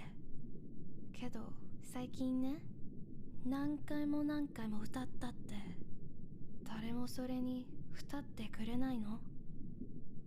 私の声がまるで波に飲まれたみたい。海の泡に運ばれて消えていく。この世界に生まれたのは何百年前からずっと。私のような生き物は他にもなく最後の一人として生き残りました。そういえばこの体もたくさんの戦を乗り越えました。すごく強くて古い体ですけど、なぜか毎回一番傷んでたのが私の心です。運命が私の命を助けたなんて、きっとそれは間違いだと思います。このように存在し続けても周りの大切なみんながいなくなったら、この命の意味はない。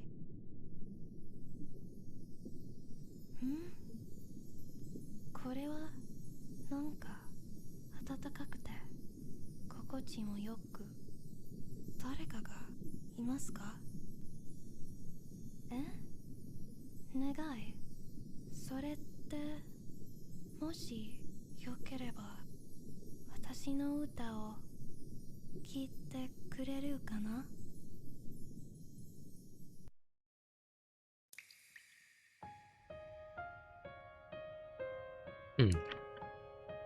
？How do I draw the previous one though? Feels so weird now.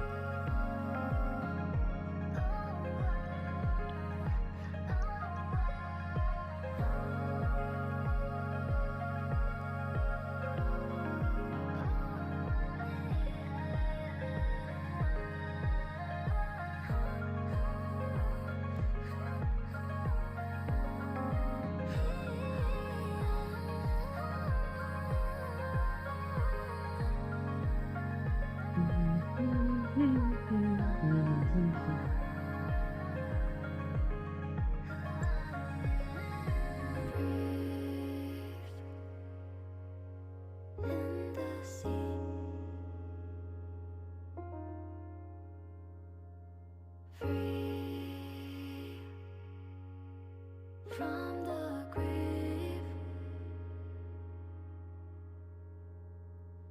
part of me wish I could be fine. All of me doesn't wanna cross Should I render first and then cut it later? It's be easier like that. Maybe draw in this style. Would be easier that way.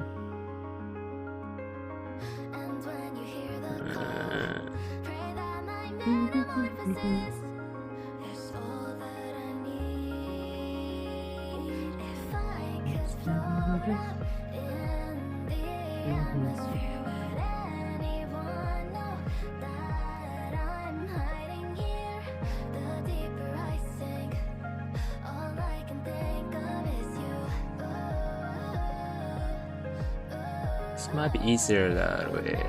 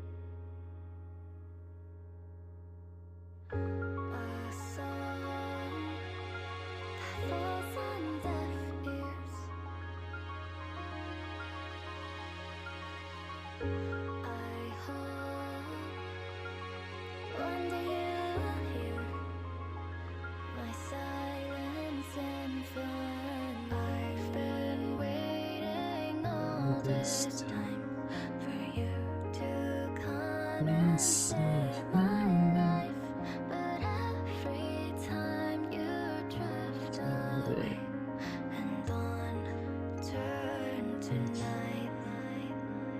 If I could float up in the atmosphere, would anyone know that I'm hiding here? The deeper I sink, all I can think of is you. A melody so sad drove me to tears. The message in a bottle disappeared. The deeper I sink, all I can think of is you.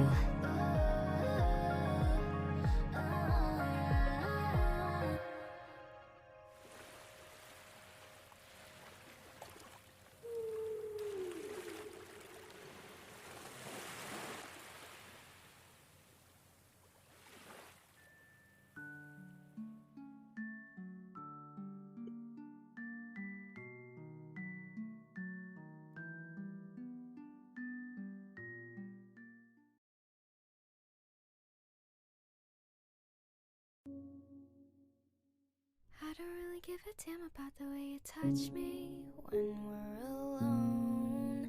You can hold my hand if no one's home. Do you like it when I'm away? If I wanna hurt my body, baby, would you love me the same? I can feel all my bones coming back and I'm craving motion. Mama never really learned how to live by yourself. It's a curse and it's growing. You're a pond and I'm an ocean. Oh, my emotions feel Hands, fuck. when you are around. And I found a way to kill the sound. Oh, baby, I am a wreck when I'm without you. I need you here to stay. I broke all my bones that day I found you. Crying at the lake. Was it something I said to make you feel like you're a burden now? And if I could take it all back, I swear that I would pull you from the tide. 'Cause there is something and there is nothing. There is nothing in between. And in my eyes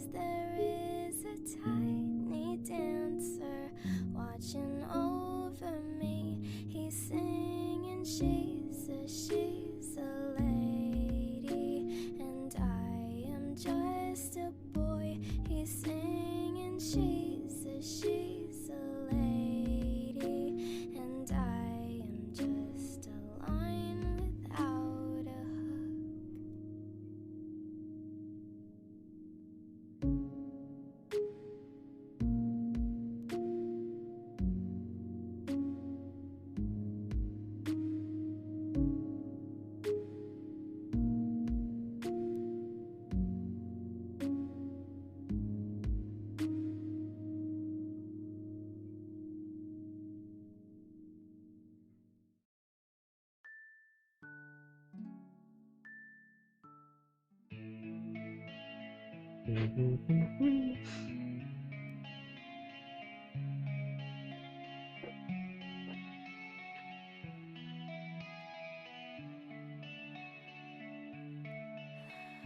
One day I knew this wasn't fixable. I still want you, but I won't be in this if you don't want to.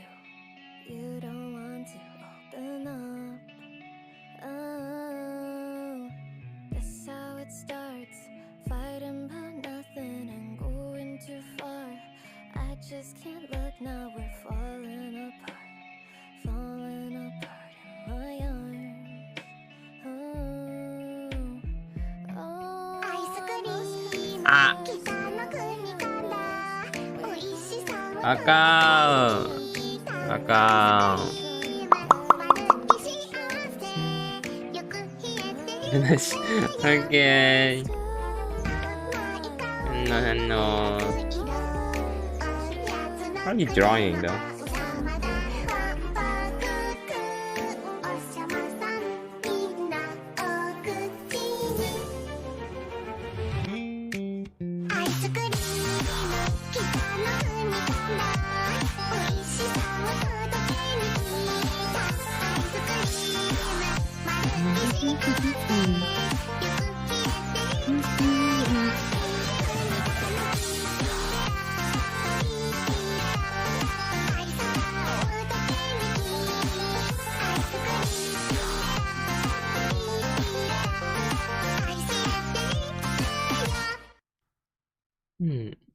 Wait. Yeah. That will use up a dice, maybe a dice or two, or like even up to 4, and they have the all like special moves.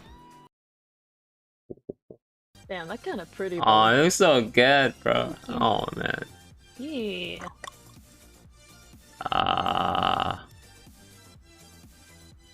Nice. Nice.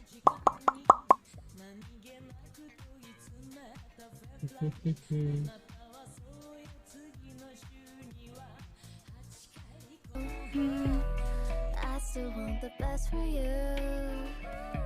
'Cause even when things seem bad, I wouldn't change what we had. I want to draw too, man. What you say, Give it the mission though. no matter what you do, I still want the best for you. Let's just pretend we could still make it, that this ain't the end. Things could be different, though we'll still be friends. We'll still be friends, that's a lie.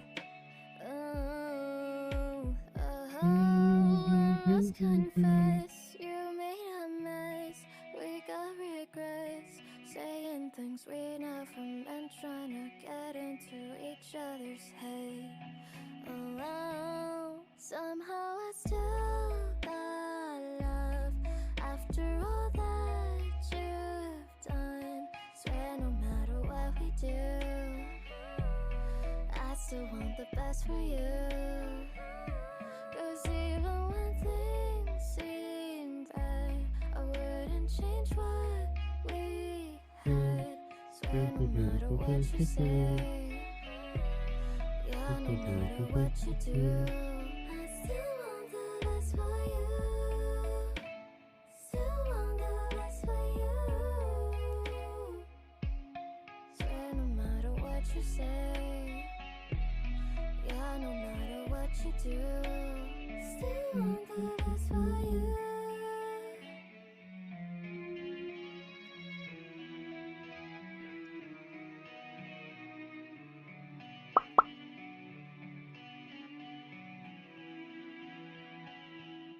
Somehow I still Why so dark here? love after all that you've done.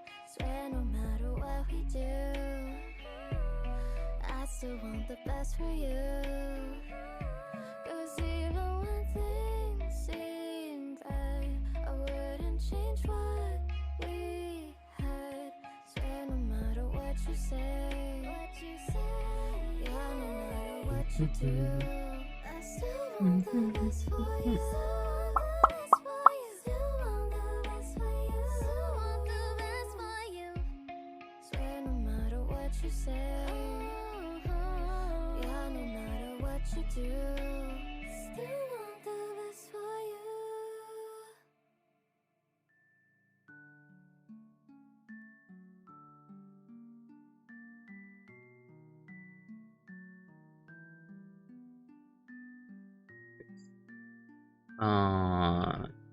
Wait.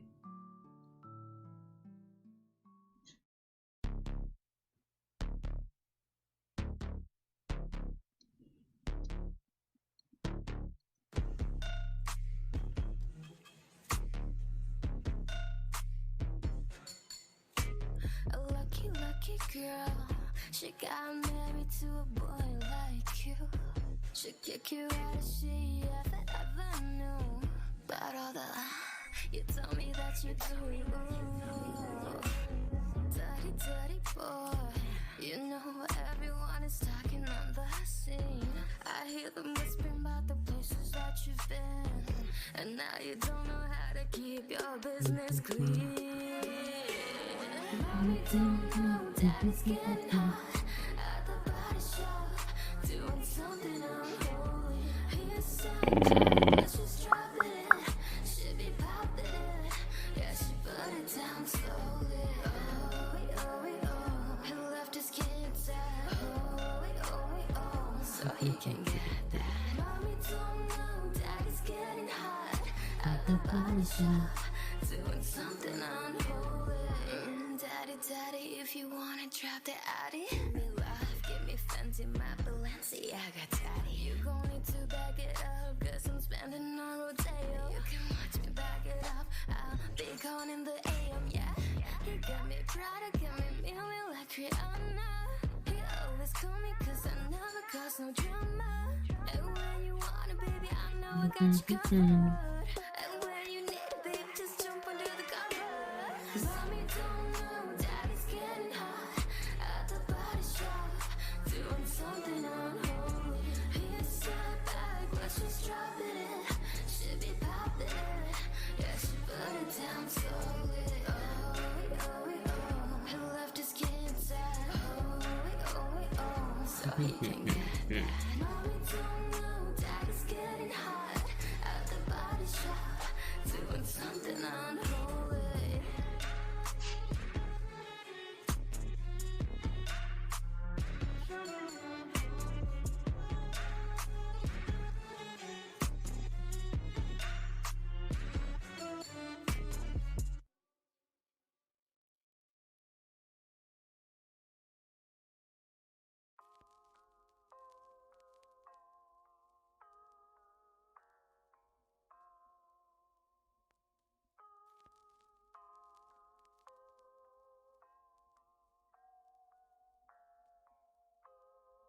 You want it all, don't you?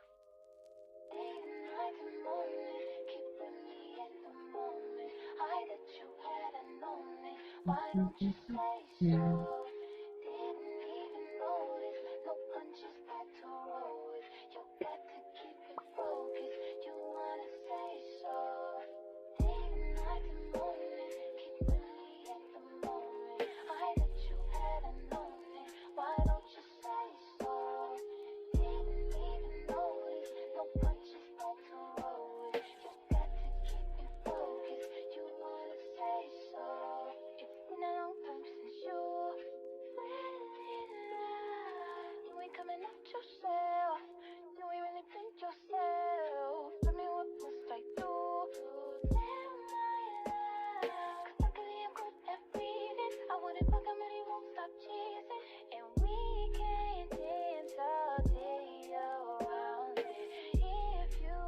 shit. I'll be bouncing if you want it, screaming, shout it, babe. Before I leave you dry, day and night and morning, keep with me at the moment. I that you hadn't known it. Why don't you say so?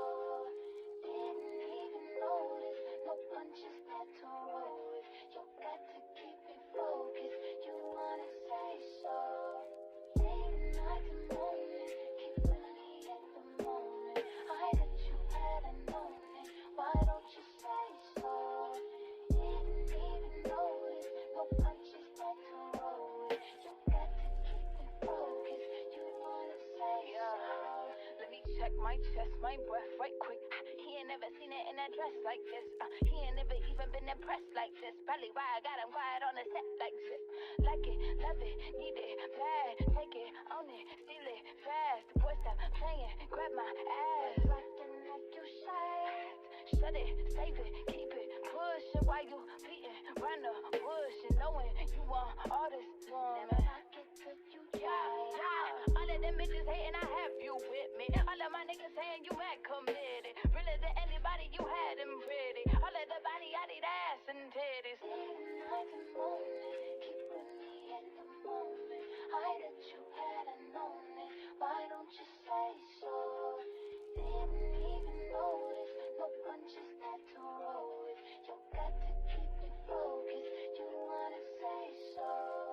Day and night and morning, keep with me at the moment. I that you hadn't known it. Why don't you say so? Didn't even notice, no punches had to roll with. You got to keep it focused. You wanna say so? It should be more reddish. Pick the wrong color here. Shit.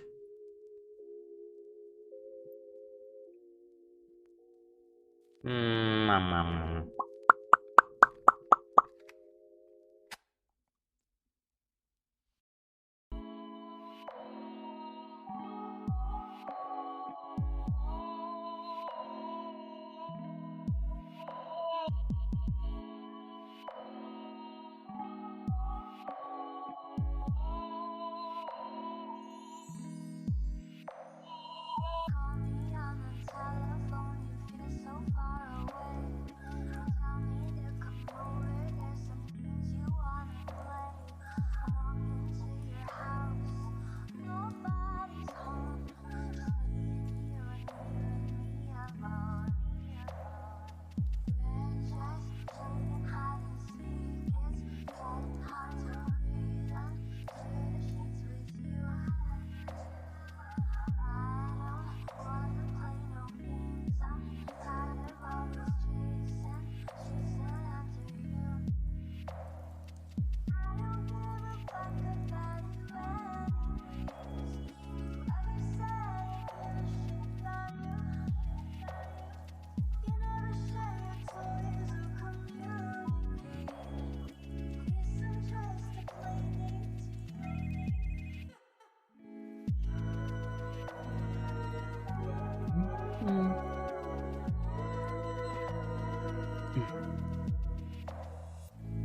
Up in your bedroom and there's nothing left to say. When I try to talk, you're always playing more games. I wish I had monopoly over your mind. I wish I didn't care all the time. We're just playing hide and seek. It's getting hard to breathe under the sheets with you. I don't wanna play no games. I'm tired of always chasing after you. I don't give a fuck about you anyways. Whoever said I give a shit about you. You never share your toys or communicate.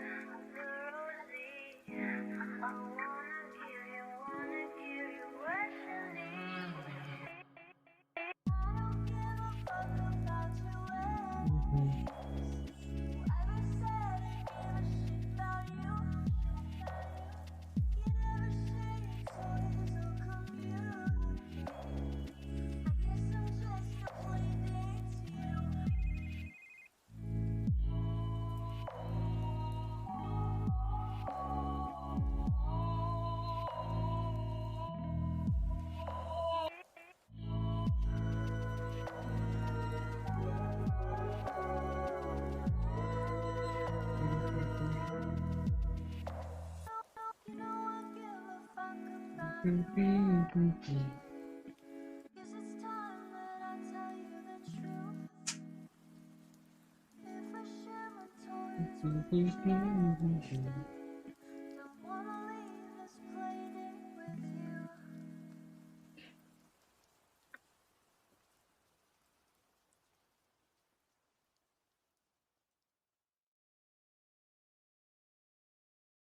not be right as fuck. She's the sniggle at a funeral. Knows every snail's disapproval. Should her snore shipped her snooner.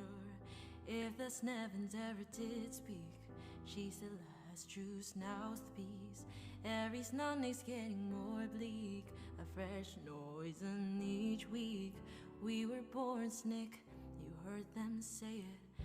My snurch offers no absolutes. She tells me worship in the snail room. The only Snevin I'll be sent to is when I'm alone with you. We were born snick, but I love it. Command me to be snail.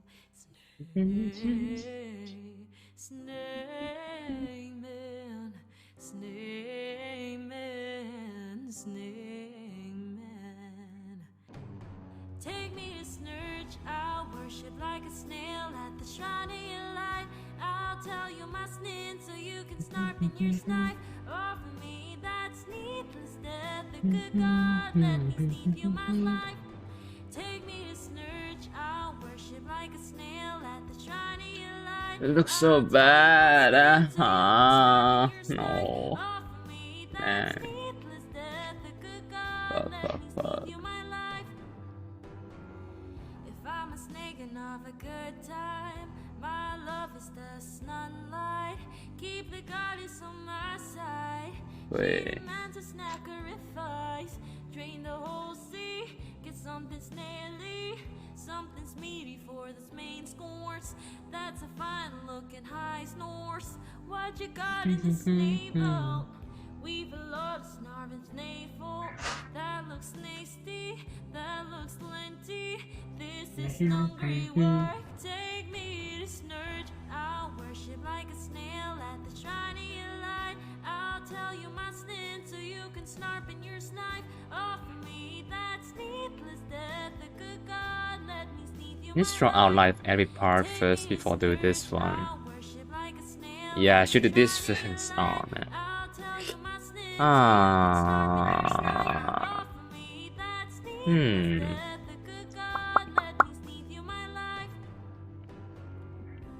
No masters or slugs when there's rituals niggins. There is no sweeter innocence than our Wait, how should I cut this? in the 1, 2. that's not earthly seen. Only then I am How should I cut this tattoo though?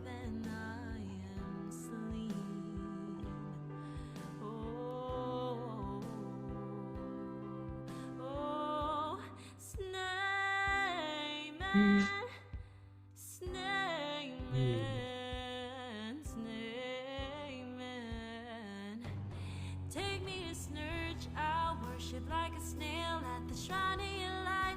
I'll tell you my snin so you can snarp in your snipe. Offer me that sleepless death, the good God, let me sneak you my life. Take me to Snurch, I'll worship like a snail at the shrine of your light. I'll tell you my snin so you can snarp in your snipe. Offer me that sleepless death, the good God, let me sneak you my snipe.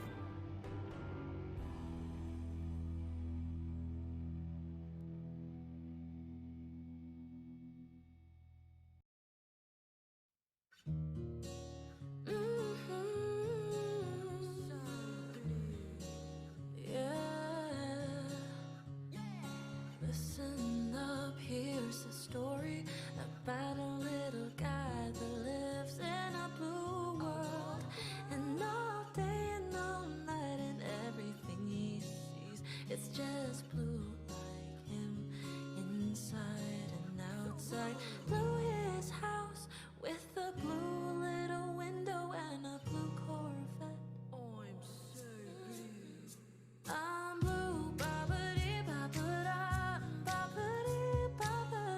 Bum, bum, bum, bum.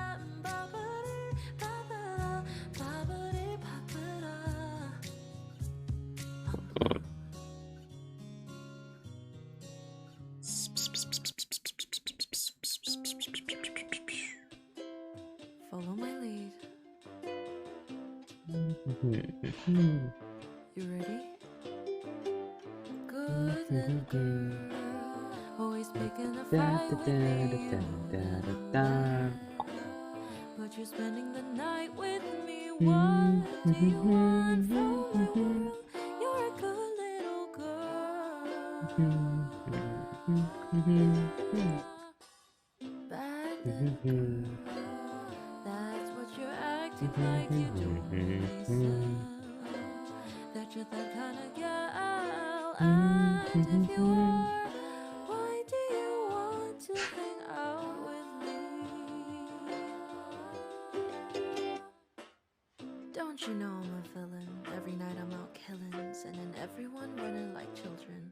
I know why you're mad at me. I've got demon eyes, and you're looking right through your anatomy.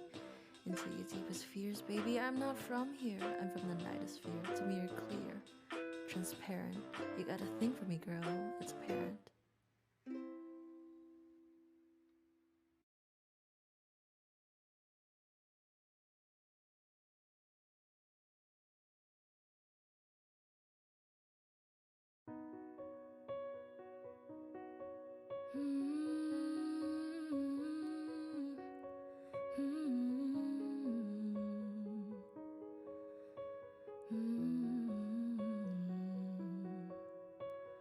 We were both young when I first saw you. So this is one part. Children. On a balcony in summer air. Bum, bum, bum. See the lights, see the party, the ball gowns. See you make your way through the crowd and say hello. How should I cut this? Little did I know that we were meant to be, but no one else agrees. But I don't care about them because you're all I need. And I was crying on the staircase, begging you please don't go. And I said, baby, just take me somewhere we can be alone. I'll be waiting. All that's left to do is run. We'll go far away and we'll make it out of this mess. It's a love story, baby, just say yes. So I sneak out to the garden to see you. We keep quiet cause we're dead if they knew. So close your eyes. Escape this town for a little while. Oh, oh, oh, cause we were meant to be, but no one else agrees. But I don't care about them because you're all I need. And you were everything to me. I was begging you, please don't go. And I said, baby, just take me somewhere we can be alone. I'll be waiting. All that's left to do is run. We don't need a prince, and you're not a damsel in distress. It's a love story, baby, just say yes. Darling, won't you save me? They're trying to tell me how to feel. This love is difficult, but it's a real. Should I cut this part?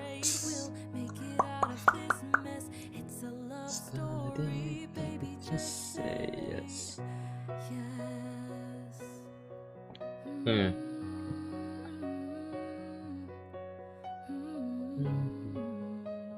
I don't have to render the leg that much though. It's gonna be cover anyway. However, if on 32 outfit, this might be feasible.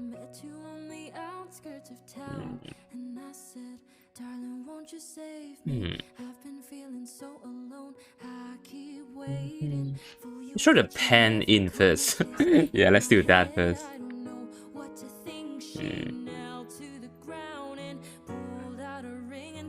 Marry me, Juliet, you'll never have to be alone. I love you, and that's Delete this all I one. really know. We'll go far away. I will take you out of this mess. It's a love story, baby. Just say yes.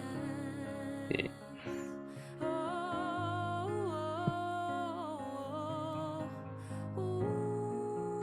My lie is so bad, man. 'Cause we were both young when I first saw you.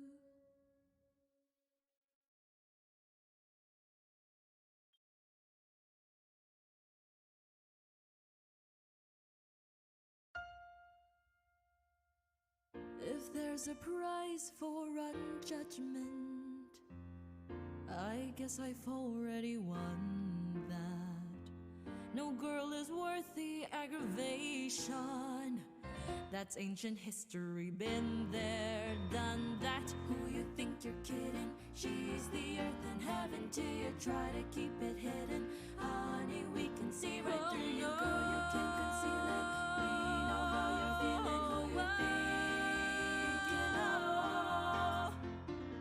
No chance, no way, I won't say it, no, no. You swoon, you sigh, why deny it? Oh, it's too cliche, I will say I'm in love. Ooh, I thought my heart had learned its lesson. It feels so good when you start out. My head is screaming, get a grip, girl. Unless you're dying to cry your heart out. Oh, you can't deny it. Who you are is how you're feeling, baby. We're not buying. We saw you hit the ceiling, facing like a grown up. When you gonna own up that you got it back? Oh no, no chance, no way. I won't say it, no, no. Give up, give in, check the grin. You're in love. This scene won't play. I won't say I'm in love. You're doing flips, read our lips. You're in love. Your way of base. I won't say it, no. Get off my case. I won't say it. Girl, don't be Cut the neck out later. For now, let's draw the neck the same with this part.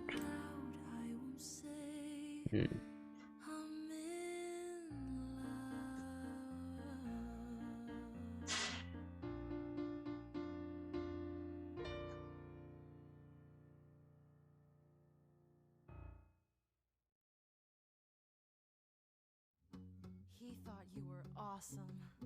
He thought I was awesome. My brother? Definitely. How?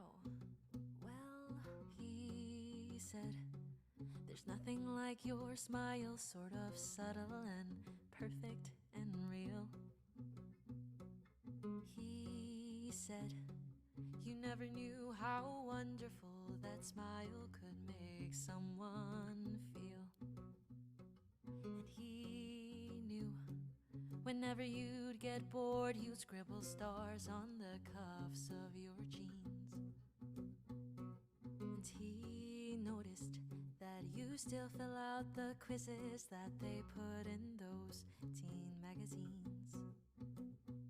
But he kept it all inside his head.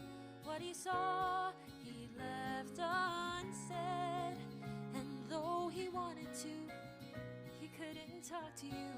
He couldn't find a way. He would always say,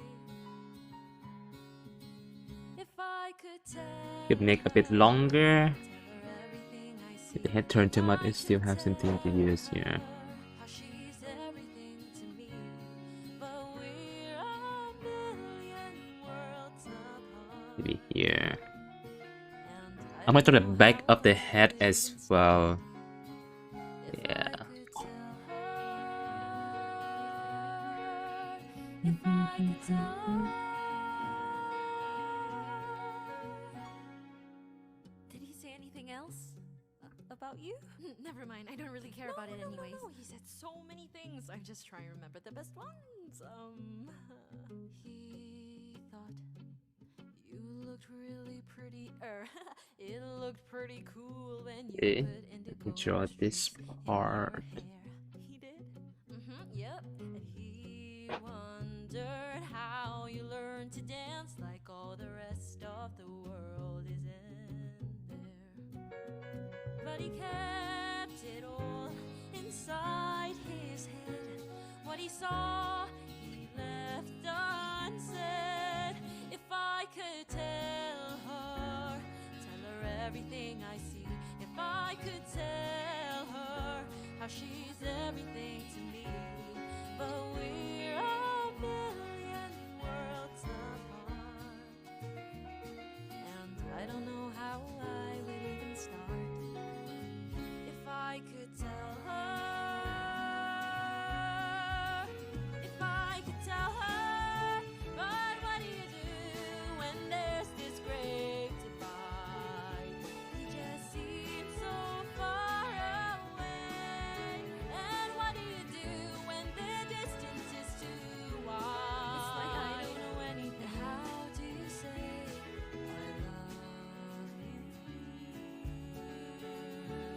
I love you? I love you. I love you. I love you. But we're a million worlds apart. And I don't know how I would even start. If I could tell her. If I could.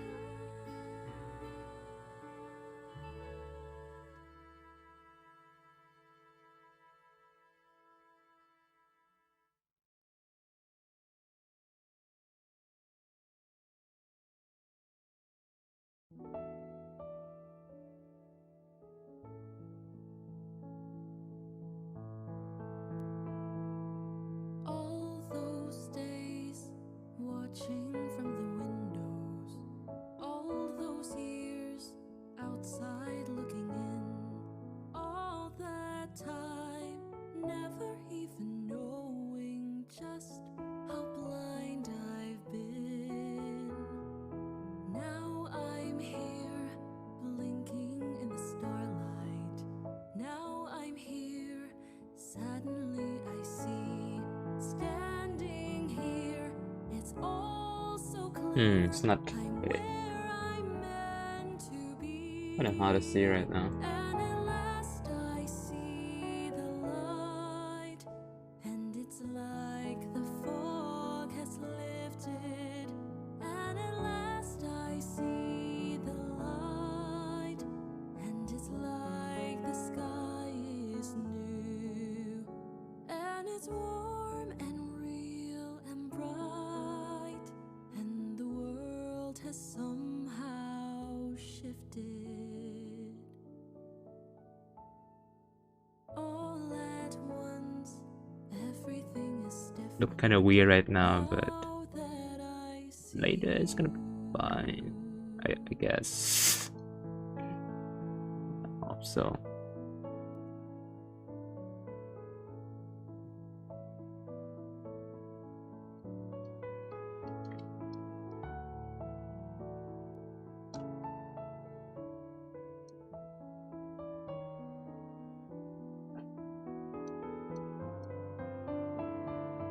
all those days chasing down a daydream, all those years living in a blur, all that time never truly seeing things the way they were. Let's listen to something else. Hold on. Let's listen to something else.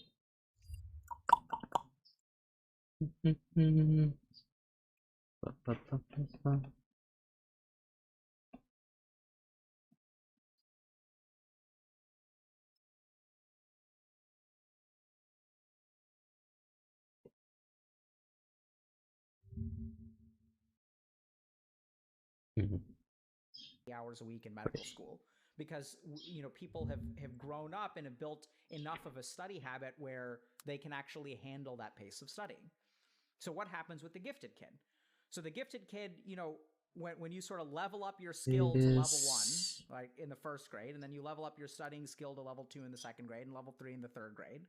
So the gifted kid never actually has to like grind that XP for levels like 1 through 5 of studying habits. And so they sort of manage to get B's or A's without really minimal studying or no studying at all. And then 7th grade rolls around, 8th grade rolls around, they start to struggle a little bit. Maybe they get B's. They're still not learning how to study because they sort of skipped that part of the skill building. And we'll kind of get to that later. And then what tends to happen with gifted kids is that if you're someone who is like, oh no, this shouldn't be a problem, I don't understand why people are complaining. You think about a single time in your life, and hopefully for the sake of learning this has happened to you, where someone...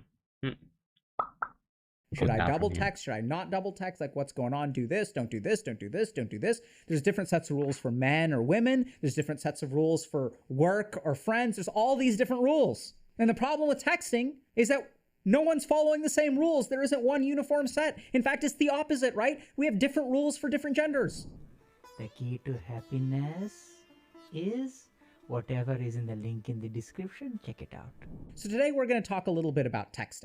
And specifically, I'm going to share with y'all one particular insight into how to be a better texter. And the weird thing about texting is that everyone is texting more, and everyone seems to be getting worse at it, right? Because everyone is coming up with these rules, like, hey man, like don't double text, bro. Like if you double text, like if you send one text and she doesn't respond to you, then like you shouldn't double text. That shows her that like you're like too invested in the relationship, so you got to be like a little bit distant. Right? And on the flip side, people are like, oh yeah, if he texts you once, like don't respond right away. That's going to show you that like, show him that you're easy. So instead you have to wait for him to text a couple of times. And that shows him that like, you're not like easy, right? You're not a pushover. And so everyone's coming up with these rules of texting. People are like, as a man, like don't send walls of text because it's like shows that you're emotionally a mess. And so then people like just send really short things. And then on the flip side, people are like, oh, okay, like this person isn't invested at all in texting because they send these monosyllabic replies and I'm putting in all this effort. And so everyone out there is coming up with rules.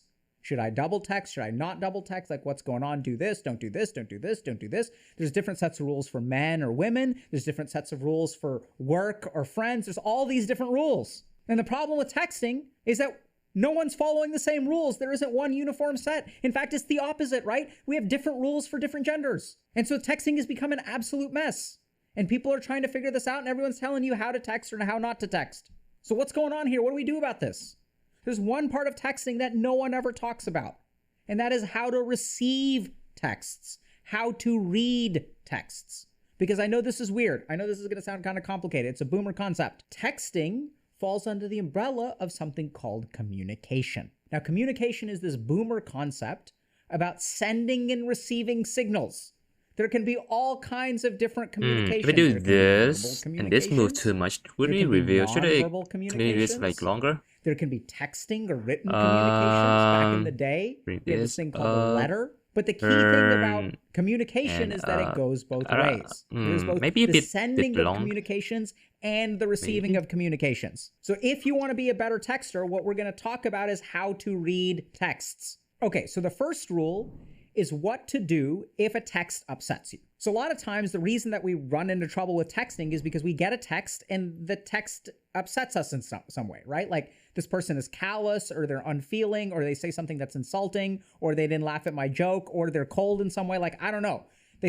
We receive some kind of text and we get upset. And so normally when we get upset, when we receive a text, what do? I'm going to text him back. I can't believe you're like this. We start being like passive aggressive and you're like, oh, if that's what you want to do. And we're like, I'm going to capitalize that's, right? And I'm going to teach this person a lesson. So we get upset. And so the first thing that we've got to do is if you get upset when you see a text, the first thing you should do is don't respond. Take a moment, take a step back, reread the text, critically look at the text. If you get upset, don't assume that you are upset for a good reason because that may not be their intention at all. right? And this is really challenging because when we get upset is when our mind actually doesn't want to reread anything, right? Like we don't want to reread stuff when we're upset. Like we don't want to stop and think critically. This asshole sent me this text. You're telling me that I need to pause for a second and reread the mean thing that they said?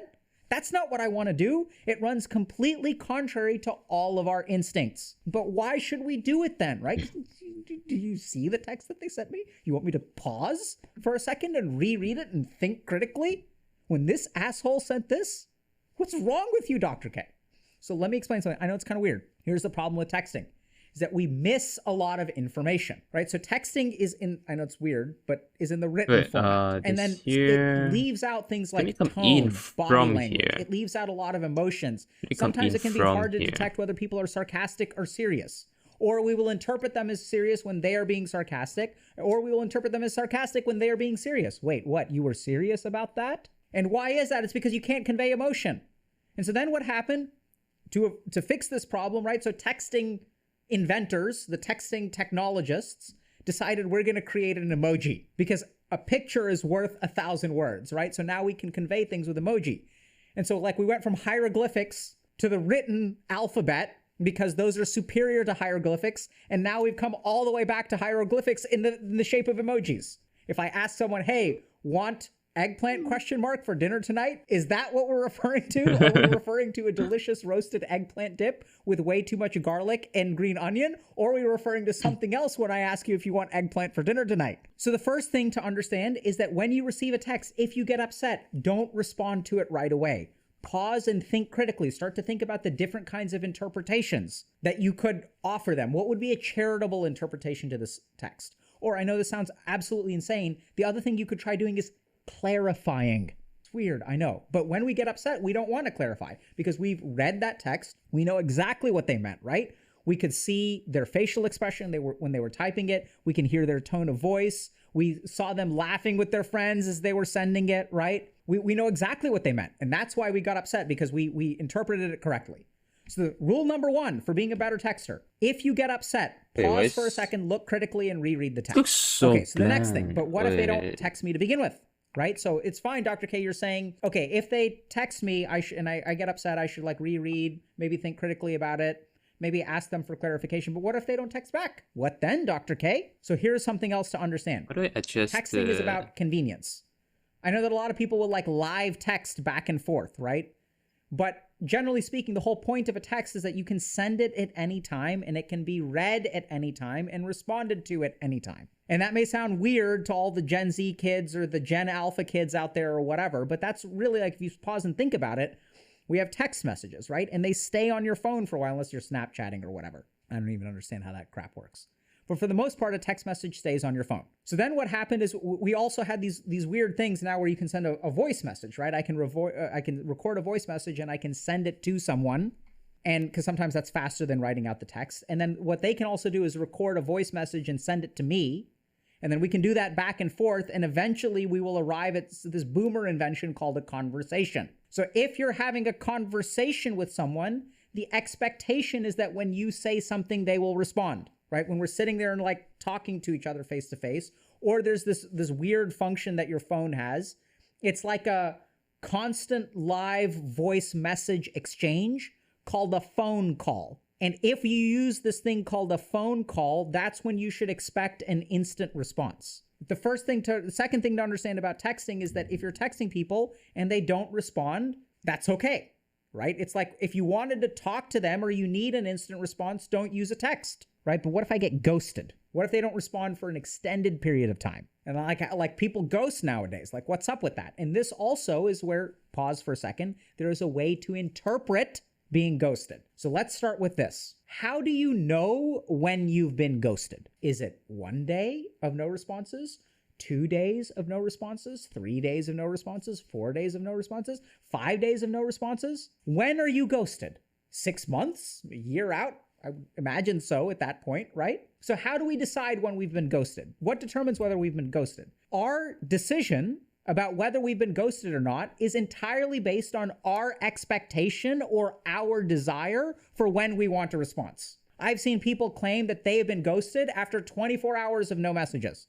I've seen people feel like they've been ghosted after 1 week of no response, right? So when is the threshold of ghosting? I'm not even sure. But what I do know is that a lot of people feel ghosted based on their own internal expectations. The second thing to consider is that even if you don't get a response for like a week or a month, sometimes like stuff happens in people's lives. Generally speaking, remember the point of a text message is that it's kind of there and I can get around to it later. But sometimes people will, I don't know, like get into a depressive episode for a little while, or like start to become a little bit manic for a couple of weeks. Or maybe they got COVID, or maybe they're really busy at work, or maybe their family member, like a family member, passed away. And this is where you say, understandably so, right? So I know what you're going to say there. Well, they could let me know, right? If they're going to be out of commission for a little while, the least they could do is have the courtesy to tell me. Well, yeah, I completely agree with you. So here's my question for you. How do you know that they didn't let you know? What do you mean? Of course they didn't let me know. If they let me know, I would know, right? Like if they told me, I would know. Well, hold on a second. How carefully are you reading their texts? Right? So this is insane. Sometimes people will, and you may know this if you've been on the sending end, where you'll kind of let someone know. You're like, hey, I'm going to be busy with work for the next couple of weeks. You got to let them know. And then like 4 days later, they're like, hey, like, why haven't you texted me back? Right? So like, it's because people don't read texts, because you text all kinds of stuff. Maybe they let you know. Could they have let you know a little bit more clearly? Sure. Right? But maybe they even did let you know. So I know it sounds kind of weird, but even ghosting is something that you've got to be really careful about. That I think a lot of ghosting has to do with your interpretations. Are you actually reading their texts properly? What are the reasons that they haven't responded to you? There could be all kinds of stuff. And the point of the matter is that we don't know. The last thing to consider about being a good texter is to ultimately understand that you can't control someone else's behavior. And the challenge with a lot of these rules is they're actually geared not to like help you feel better about yourself, but geared to elicit a particular kind of behavior, right? So if we kind of think about it, a lot of the texting stuff is about getting other people to respond. So if my response is too short, if I just say, hey, and they say, hey, and then I say, hey, and they say, hey, and then I say, what's up? And they say, not much. You? And then I say, what's up? Not much. What you up to? Not much. Hey, hey, hey. So if we have that kind of text exchange, I decide to alter my behavior, right? So I'm going to send a longer message. And what am I doing when I send the longer message? I'm trying to elicit a particular kind of response. So if I double text or triple text or quadruple text, people will think I am pathetic, and then they will not respond to me. And so now what I need to do is no longer double text or triple text or quadruple text. I need to send one text, and then I need to wait. And so I come up with all these rules. But what's the purpose of the rules? The purpose of the rules is to elicit a particular kind of response. And this is what's really tricky, is like in the back of our mind, we just need to understand that we can't control anyone else. And how does that help us in texting? Because here's how it helps us. When I take my natural impulses, I get excited about Christmas time. And so when I text someone, I want to talk to them about Christmas time because that's what's exciting to me right now. When I start restraining all of my impulses for the sake of eliciting a particular response, I'm essentially making a sacrifice for the sake of the texting, right? Then if I don't get that response, what happens? Now I've made a sacrifice and I didn't even get what I paid for. And if I didn't get what I paid for, then I feel resentful. And what do we do when we feel resentful? Do we process our emotions in a healthy manner? No, of course not. We take that resentment, we package it up, and we shove it deep, deep, deep down inside ourselves into this black pit of our stomach where all of our resentment from our failed texts show up. And then what happens is all of those thoughts and feelings come out in passive-aggressive ways with the next person that we text. So now not only are they dealing with us and our own insecurities, they also have to deal with all of the resentment that is piled up. And if you have tried online dating, you understand this, because you are not talking to a human being.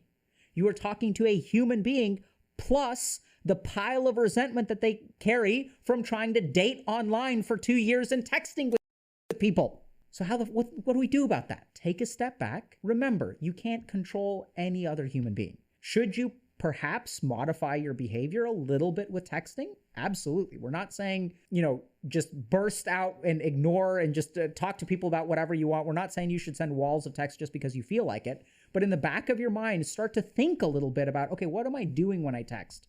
Am I really trying to elicit a particular kind of response? Am I texting because I enjoy it? Or am I texting because I want something from this person?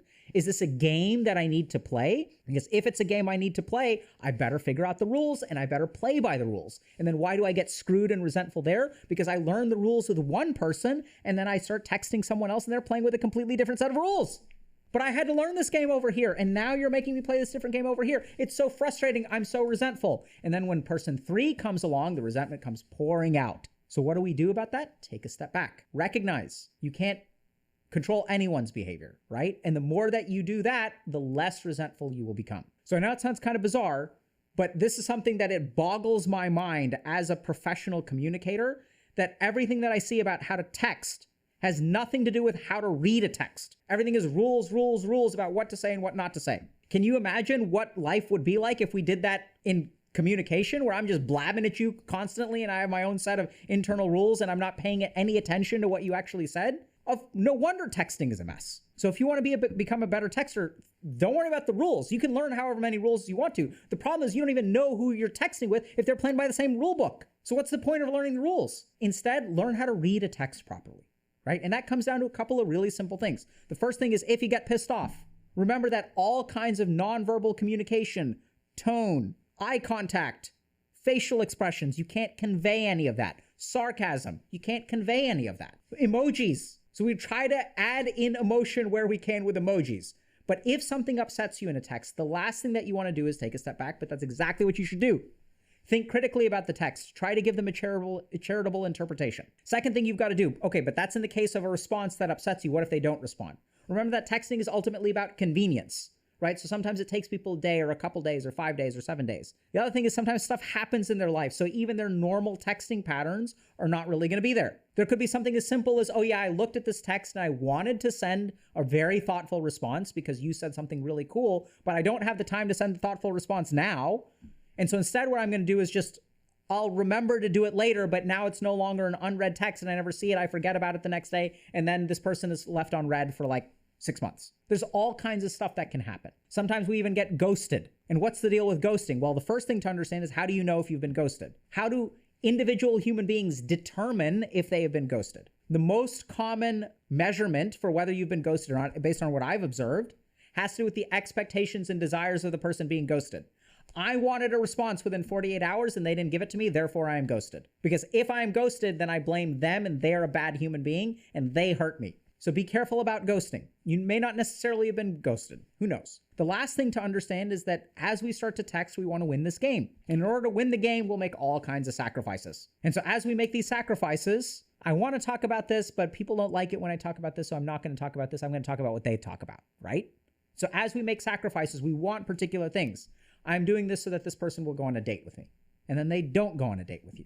And then I'm left with a pile of resentment. So remember, first and foremost, or I guess last and not least, that texting, you can't control someone else's behavior through your communication. And the goal of communication is to a certain degree, accommodate the other person, but also to represent yourself and what you want. It's not about a particular outcome. It's about communication with another human being. There's a relationship. It is not a puzzle to be solved that you have to conform to their wishes so that they will respond to you. And the more that we try to control other people with texting, the more resentful we become. The more resentful we become, the harder it is to read texts properly. And then it becomes a vicious cycle, which is exactly why texting is the mess that we see today. So if you want to become a better texter, don't worry about the rules of how to write a text. Learn how to read a text.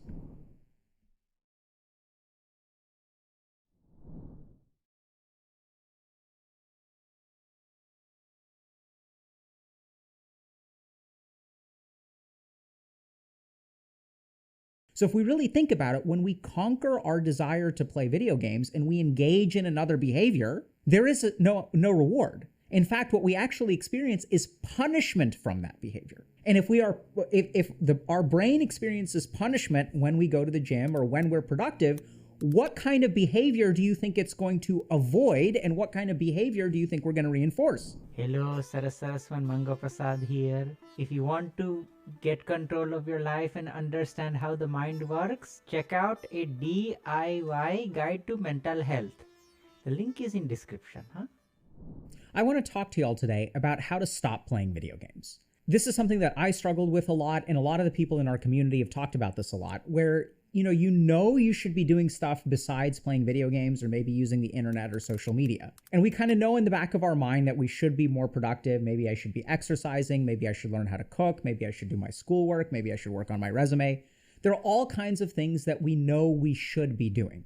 The problem, though, is that video games are actually just way more fun, right? That's why they sort of become addictive, because any moment that we spend playing a video game, there's going to be some kind of reward, whereas all this other stuff that we should be doing, for some reason, it's just really hard to motivate ourselves to do that. And so what do we end up doing?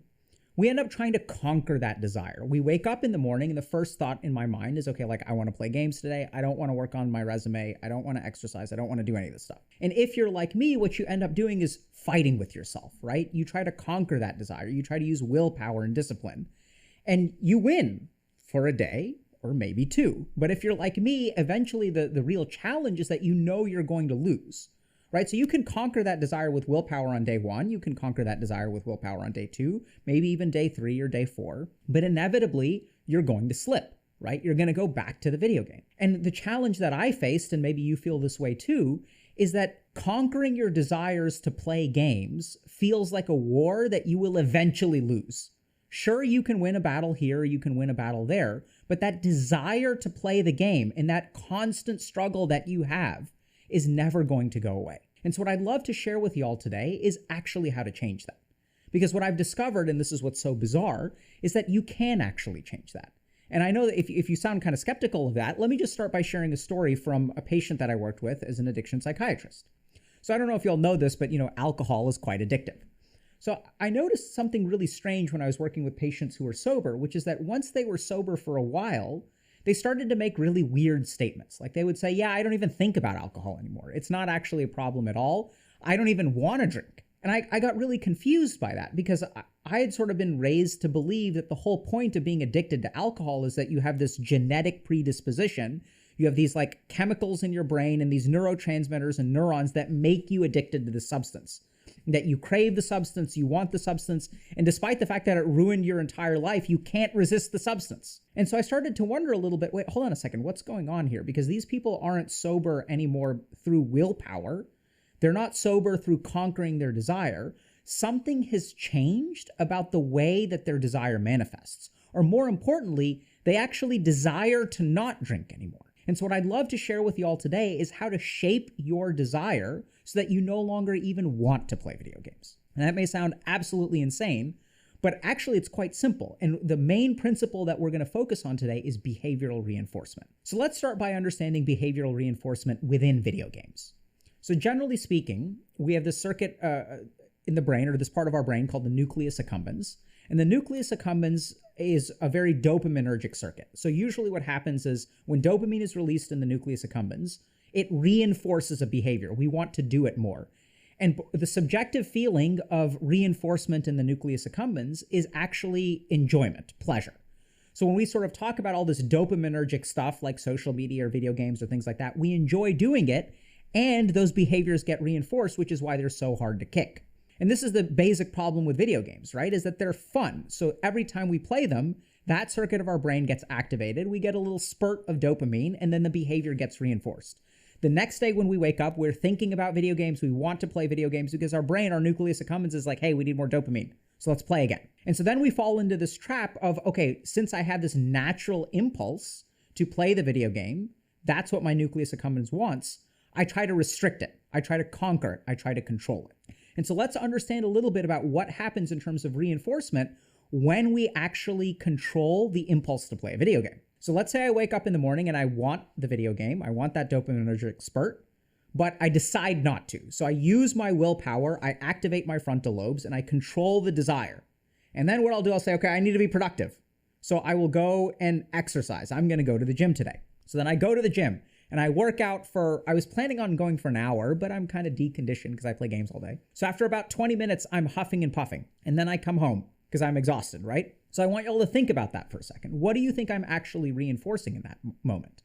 Do you think that I'm saying to myself, yay, I went to the gym today? No, actually, I feel terrible. I feel out of breath. I feel ashamed because I was going to work out for an hour and I could only last 20 or 25 minutes.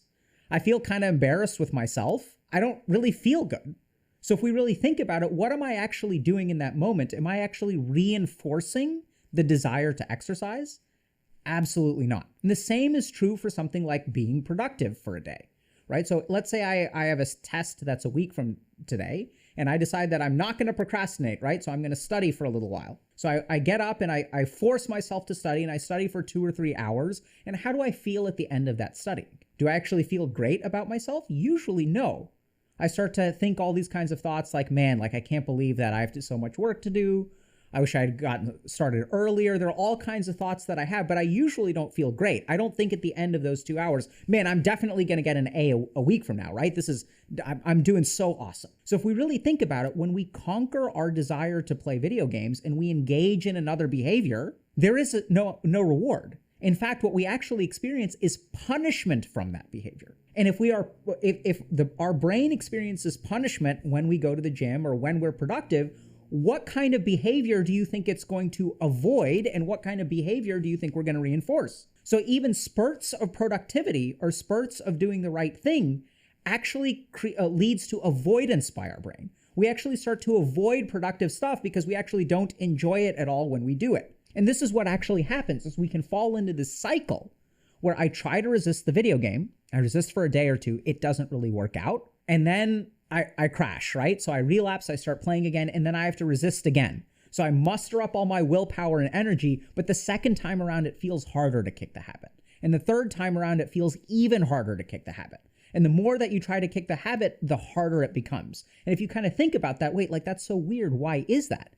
It's because each time you try to kick the habit and you fail to a certain degree, or it's too temporary, what you're actually doing is punishing yourself. Because all you're doing is paying the cost without actually seeing any benefit.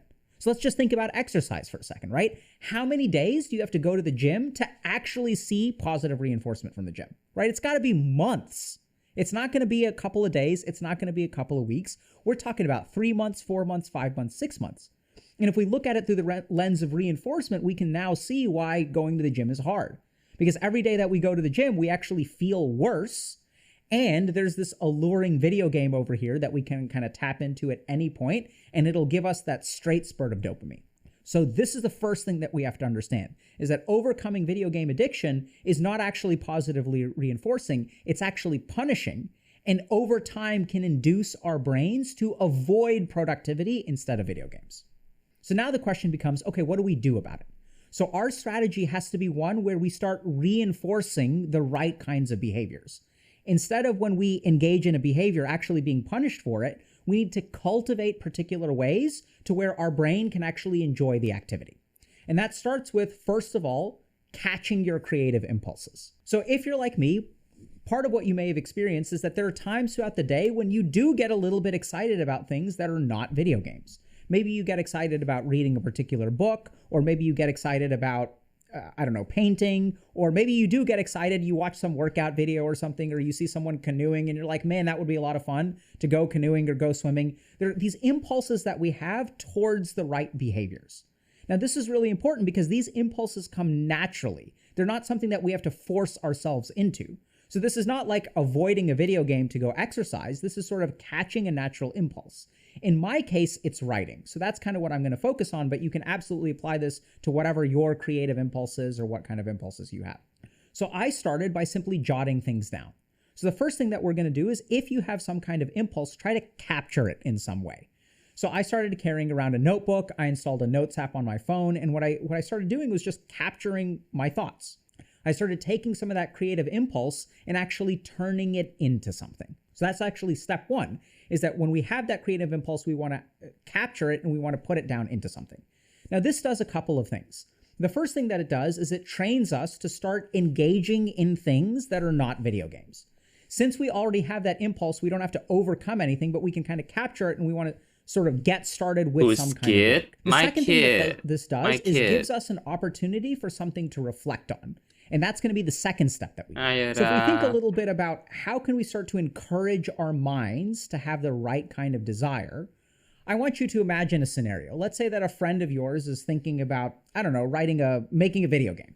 And as they start telling you about the video game, you can get excited about it too. So you may want to give them suggestions. You may want to say, oh, hey, I think you should add this. I think you should add that. And then you kind of get excited about it. The two of y'all talk about it, maybe even talk a little bit about collaborating. And now suddenly there's excitement, there's desire. And if we kind of think about it, what triggered that desire? What triggered the desire was the input that your friend gave you. Your friend started talking about the video game that they made. So if we want to cultivate the right kinds of desires, we need the right kinds of inputs. And this is why writing stuff down. This may be a bad idea. Is trying to make so what I started doing is the feed like down, this, and then I would reflect on it, right? So I would take a lot of pause time and I would to look at it. Sometimes I would read it. So this render is it where a out lot of and people stuff. fall short because they may try to capture that creative I impulse. might go with the But then if easy you never route. I reflect might on go it with or never make turn a it just into simple cylinder anything, shape. What is that actually going to reinforce? This one is gonna take What a lot of what your time. brain I will want to actually render learn it. is that there's no point in writing these A things lot down of because we never turn it times. into anything. It's actually a complete waste of our time. You spent 15 minutes writing something down, and then a year later you did nothing with it. So then your brain actually reinforces, hey, this is a waste of time. We actually should not capture our creative impulses. So how do you switch that around? You actually spend time reflecting on it. If you write for 15 minutes and you wake up the next day and you read what you wrote, what you'll start to discover is that your mind will be sparked in the right way. You'll start to have more and more desires. You'll start to think about it. Maybe you feel inspired to write a little bit more. And so as you start to reflect on things, you're actually giving your brain the right kinds of inputs that will get you excited. And then once again, you capitalize on those inputs. So the second thing that we really have to learn how to do is reflect on whatever our creative impulses I think this are. might be a bad In the case idea. of something like exercise, Upper you body, can still yeah, reflect sure, on it. but Even if you don't the feel lower good part, about it, you can sort of pause after you go to Not the gym and you can kind of start to sure. ask yourself some You questions. should You can say, keep okay, it well, like this. how do I feel about what happened today? Instead of actually defaulting to, oh man, this was an absolute mess and there's no way we're ever going to do this again. Stop and pause and reflect and think a little bit critically. What do I like about today? What are the wins today and what are the losses today? Because here's the wild thing. If you actually go to the gym for the first time and you spend 25 minutes there, that's actually a huge W, right? For the first day, you exercised, and that's actually a huge win. But unless we're careful and unless we reflect properly, what we end up actually doing is punishing ourselves for going to the gym because we don't see it as a W. All we see are all of the 1,000 things that we did wrong, right? All we actually experience is all these negative thoughts. I should have gone a year ago. I should have gone longer. I can't believe I'm so weak. Why am I wasting my time? Because this is actually what your brain is learning. So how do you change the learnings? You change the learnings by actually reflecting on it. Once you start reflecting on the exercise, you'll start to see, oh, okay, well, actually, at least it was a win that I went today. I went for 20 minutes today. If I'm lucky, I can go for 20 minutes tomorrow, or maybe I can shoot for 25 minutes. Everyone's got to start somewhere. And as you start to go through that cognitive process, you actually start to positively reinforce the desire to exercise. The third thing that we're going to talk a little bit about I think you should is focus honestly, on these things. originally, I thought that this was kind of BS, okay? And that is practicing gratitude. So I heard about all this practicing gratitude crap when I originally got into alternative medicine, and especially when I was becoming a psychiatrist. And even as a psychiatrist, I thought that practicing gratitude was like a waste of everyone's time. I really did not understand it. Because in my mind, here's what I kind of discovered was like, okay, people are like telling me I should be grateful for stuff, but why on earth would I be grateful about anything when I have all of this crap that I need to do? All my mind would see are all the things that need to get done. I can't spend time being grateful for the tiny little portion of things that I do right when I've got a bunch of stuff that I need to be doing better. So every fiber of my being thought that practicing gratitude was BS. But as I've grown and learned, this is actually a huge, huge, huge part of cultivating the right kind of desire. So what does practicing gratitude do?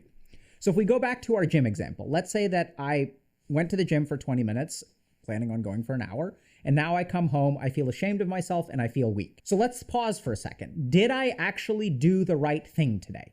And the answer is unequivocally yes, right? Because I got up off my ass, I went to the gym, and I exercised at least for 20 minutes. That is way, way, way better than sitting at home and playing video games.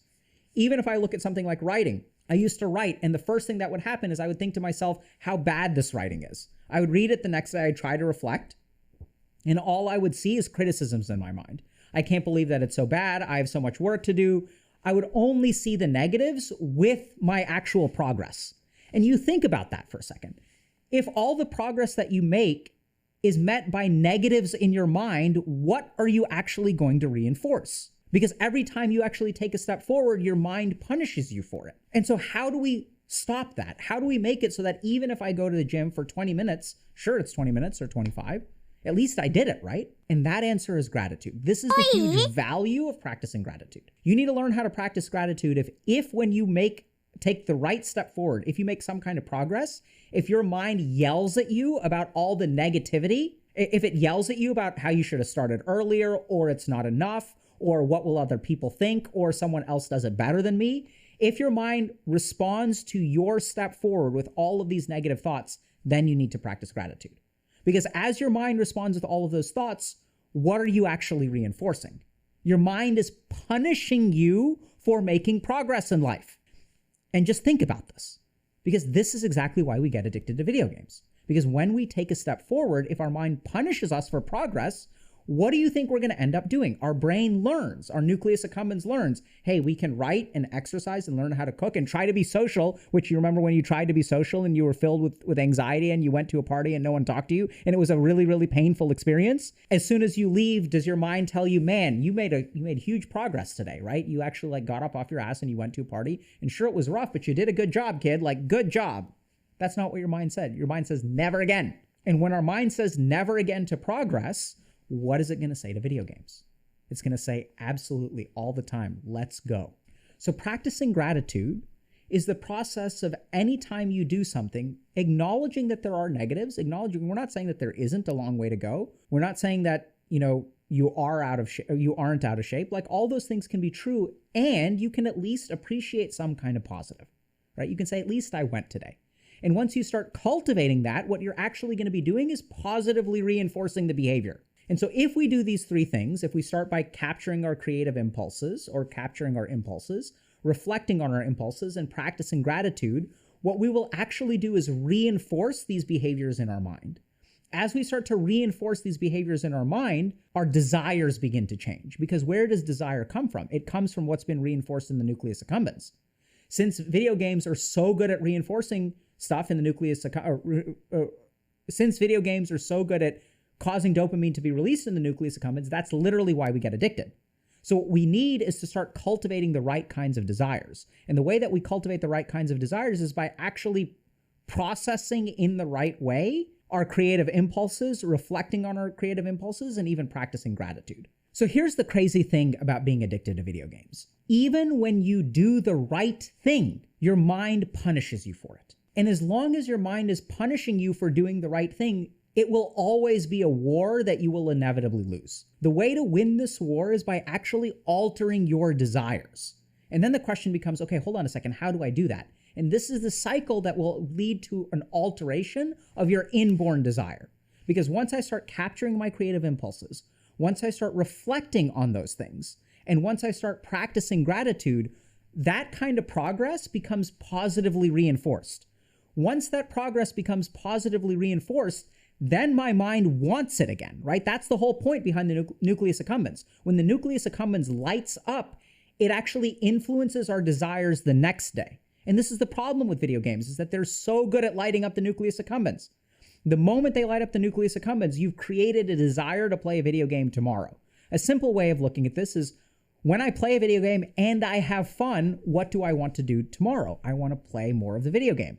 If I play a video game and I don't have fun, I don't want to play that video game tomorrow. So what we need to start doing to create the right kind of desire is to actually pause, reflect, and practice gratitude on our positive momentum in life. And once we start to do that, our brain will naturally start to create desires that are sort of good for us. It'll start to want to exercise. Man, I feel so good after exercising. I really enjoy cooking. I really enjoy writing. I really enjoy hanging out with my friends. And our natural desires will start to change. And once our natural desires start to change, this is how we achieve the state of an alcoholic who's in long-term sobriety and doesn't even want to touch the alcohol anymore, because that's absolutely possible. And this is the sequence of events to really shape your desire to no longer even want to play video games.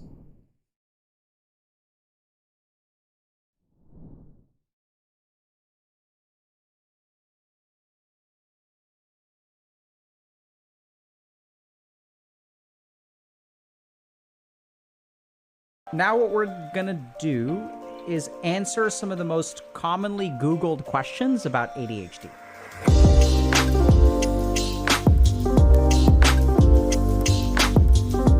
Why is ADHD on the rise? So this is a great question. So I think ADHD is on the rise for a couple of different reasons. The first reason is because we're becoming more sensitive at picking it up. So as our sophistication and awareness of ADHD is on the rise, as teachers become aware of it, as parents become aware of it, we're catching a portion of people who used to be missed. ADHD is not simply a neuroscientific illness. It's actually a neuroscientific meets environment illness. And this is a big theory that's getting a lot of momentum in psychiatry, which is that mental illnesses don't exist in a vacuum, that they actually require a particular environment to come out. So for example, we also know that like major depressive disorder can manifest in stressful jobs, in stressful relationships. And there's one study that actually shows that the student-teacher ratio correlates with the degree of ADHD diagnosis. So if I have one teacher and 30 students, keeping all of those 30 students on task is very, very difficult. And so if there's a kid who's got an ADHD predisposition, they start to act out more because they don't get as much individualized attention as they need. So as we actually increase the number of teachers to students, students can get more individualized attention. As they get more individualized attention, their ADHD shines through a little bit less. So the second reason that ADHD is on the rise is because I actually think there's stresses in our school system. So as it becomes harder to become a teacher, who ultimately suffers? The teacher suffers. And when they suffer, all the kids with ADHD also suffer. Because if you've got a burnt out teacher, they've got a little bit less patience to redirect a child. They have a little bit less ability to sit down and sort of help that child practice focus and attention and organization. Reason number 3 why I think ADHD is on the rise is simply because of technology. So we know that there's a change in technology that is shortening our attention spans. And we can see this if we look at, generally speaking, the way that content is consumed on the internet. So if we look at, like, originally we had blogs, right? After blogs, we had video essays. After video essays, we had like compilations. We had Vines. Now we have TikToks. So one of the things that's starting to happen is our attention span is shrinking. And as our attention span shrinks, we sort of move a little bit societally towards ADHD. There are some concerns about things like processed foods and stuff like that. There's also some evidence that as the average age of parents rises, the amount of ADHD may be correlating with that too. So there are some epidemiologic factors. But I'd say like the 3 or 4 major reasons why ADHD is on the rise is, first of all, because we're catching it more. Secondly, because we're shortening our attention spans. And third, because we've actually got a lot of stress on our school system, which means that it's harder to accommodate neuroatypical kids. Next question is, why is ADHD more common in males? So this is a really good question. So we do know that ADHD is more common in males for sure. What maturity really is frontal lobe development. And we know that boys' frontal lobes tend to develop a little bit slower than girls. So boys tend to be a little bit more impulsive. They tend to be a little bit more wavering in terms of their attention. Sometimes they're like a little bit less conscientious, especially at early ages. And so we do know that there are some very specific gender effects in terms of how boys are. Now, there's also looser evidence that, for example, ADHD is a manifestation of dynamic attention, and that the male gender has required dynamic attention on a more evolutionary aspect. So if you think a little bit about, there's this hypothesis that isn't really correct. I mean, I think it's been somewhat debunked, about hunters and farmers, and these are kind of 2 personality types or cognitive styles. And in a lot of societies, the hunters tend to be men. And if you think about what hunters need to do, they need to integrate a lot of stimuli and need to have a very dynamic attention. So there may actually be some kind of selective pressure on the male gender for having a more dynamic attention. And when you have a kid who's got a dynamic attention that was sort of like evolved to be out in the wilderness where they're tracking things and noticing footprints and noticing broken things over, like broken twigs over there, and they're sort of like on the lookout for danger, and you stick that kid in a classroom for 8 hours, their brain is not really designed for that. Why is ADHD treated with stimulants? So this is a great question. It can be kind of paradoxical. And I remember before I sort of did my psychiatry training, I was always really confused about using stimulants in kids with ADHD.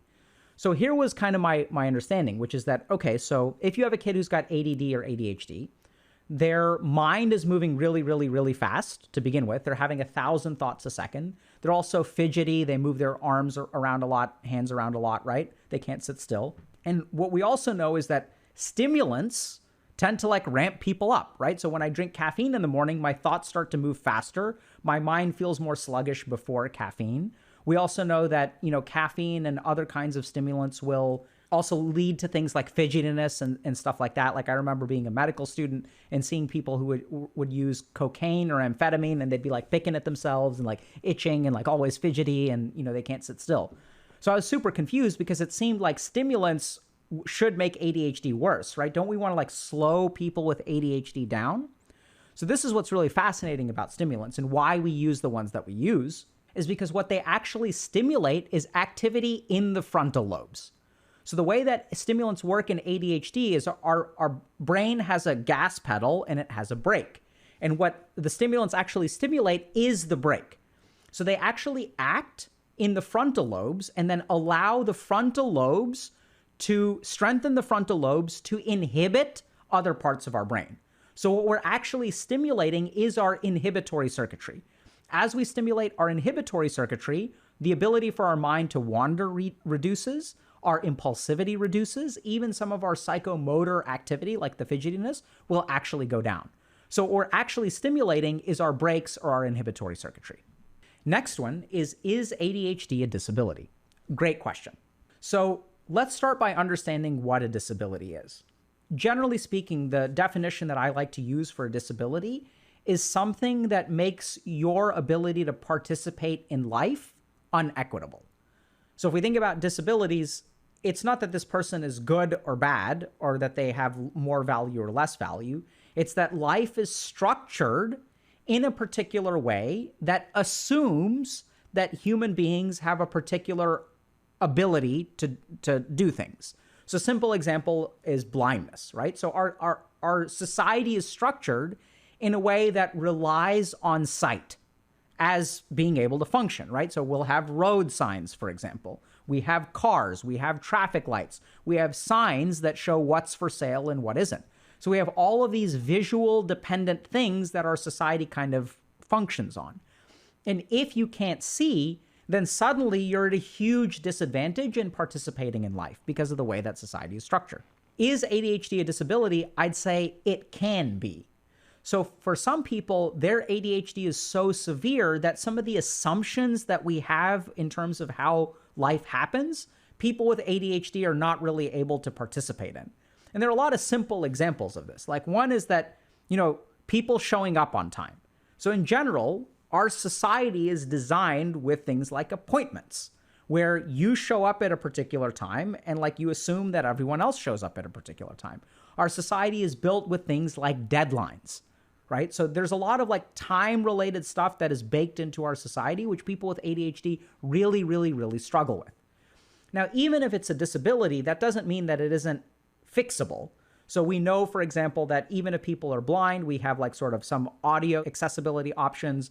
I don't know that you can drive yet, but maybe you'll be able to. You can certainly walk with a stick. We have like crosswalks that will sort of tell you verbally. They'll use sound instead of just light to let you know that it's safe to cross. So we can start to make accommodations, and you can make those kinds of accommodations as well. We cover a lot of this stuff, by the way, in Dr. K's Guide to ADHD and Doing Stuff, about how you can sort of use organizational tools, prioritization techniques, things like that. A lot of the things that people with ADHD really struggle with will sort of teach you how to do that. And what we've actually found, even if you look at cognitive behavioral therapy for ADHD, a lot of CBT is sort of like a how to organize and prioritize your life 101 kind of stuff. So I think certainly it can sometimes rise to the level of disability because our society doesn't really accommodate people who have struggles to be on time, for example. And at the same time, just like we can have, handicap accessible ramps for wheelchairs, there's a lot of stuff that you can do to compensate for that disability and actually function within life. Why is ADHD overdiagnosed? So in my opinion, ADHD is both the most overdiagnosed and underdiagnosed illness.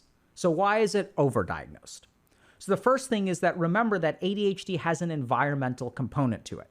So student-teacher ratios will determine the amount of ADHD that gets diagnosed. So there are some situations in which we'll diagnose it and other situations in which the person actually won't get diagnosed. So why are we overdiagnosing ADHD? A couple of reasons. One is that a lot of the symptoms of ADHD are very relatable. So if we look at, I have difficulty concentrating, I can't sit still, I sometimes forget things, I have difficulty staying organized. The symptoms of ADHD are so much of a universal experience that a lot of people will think that they have ADHD, because who doesn't have difficulty concentrating? I can't sit still in a class for 8 hours and have my mind wander. So since there are so many symptoms which are actually within the normal range of human experience, a lot of people will think that they have ADHD.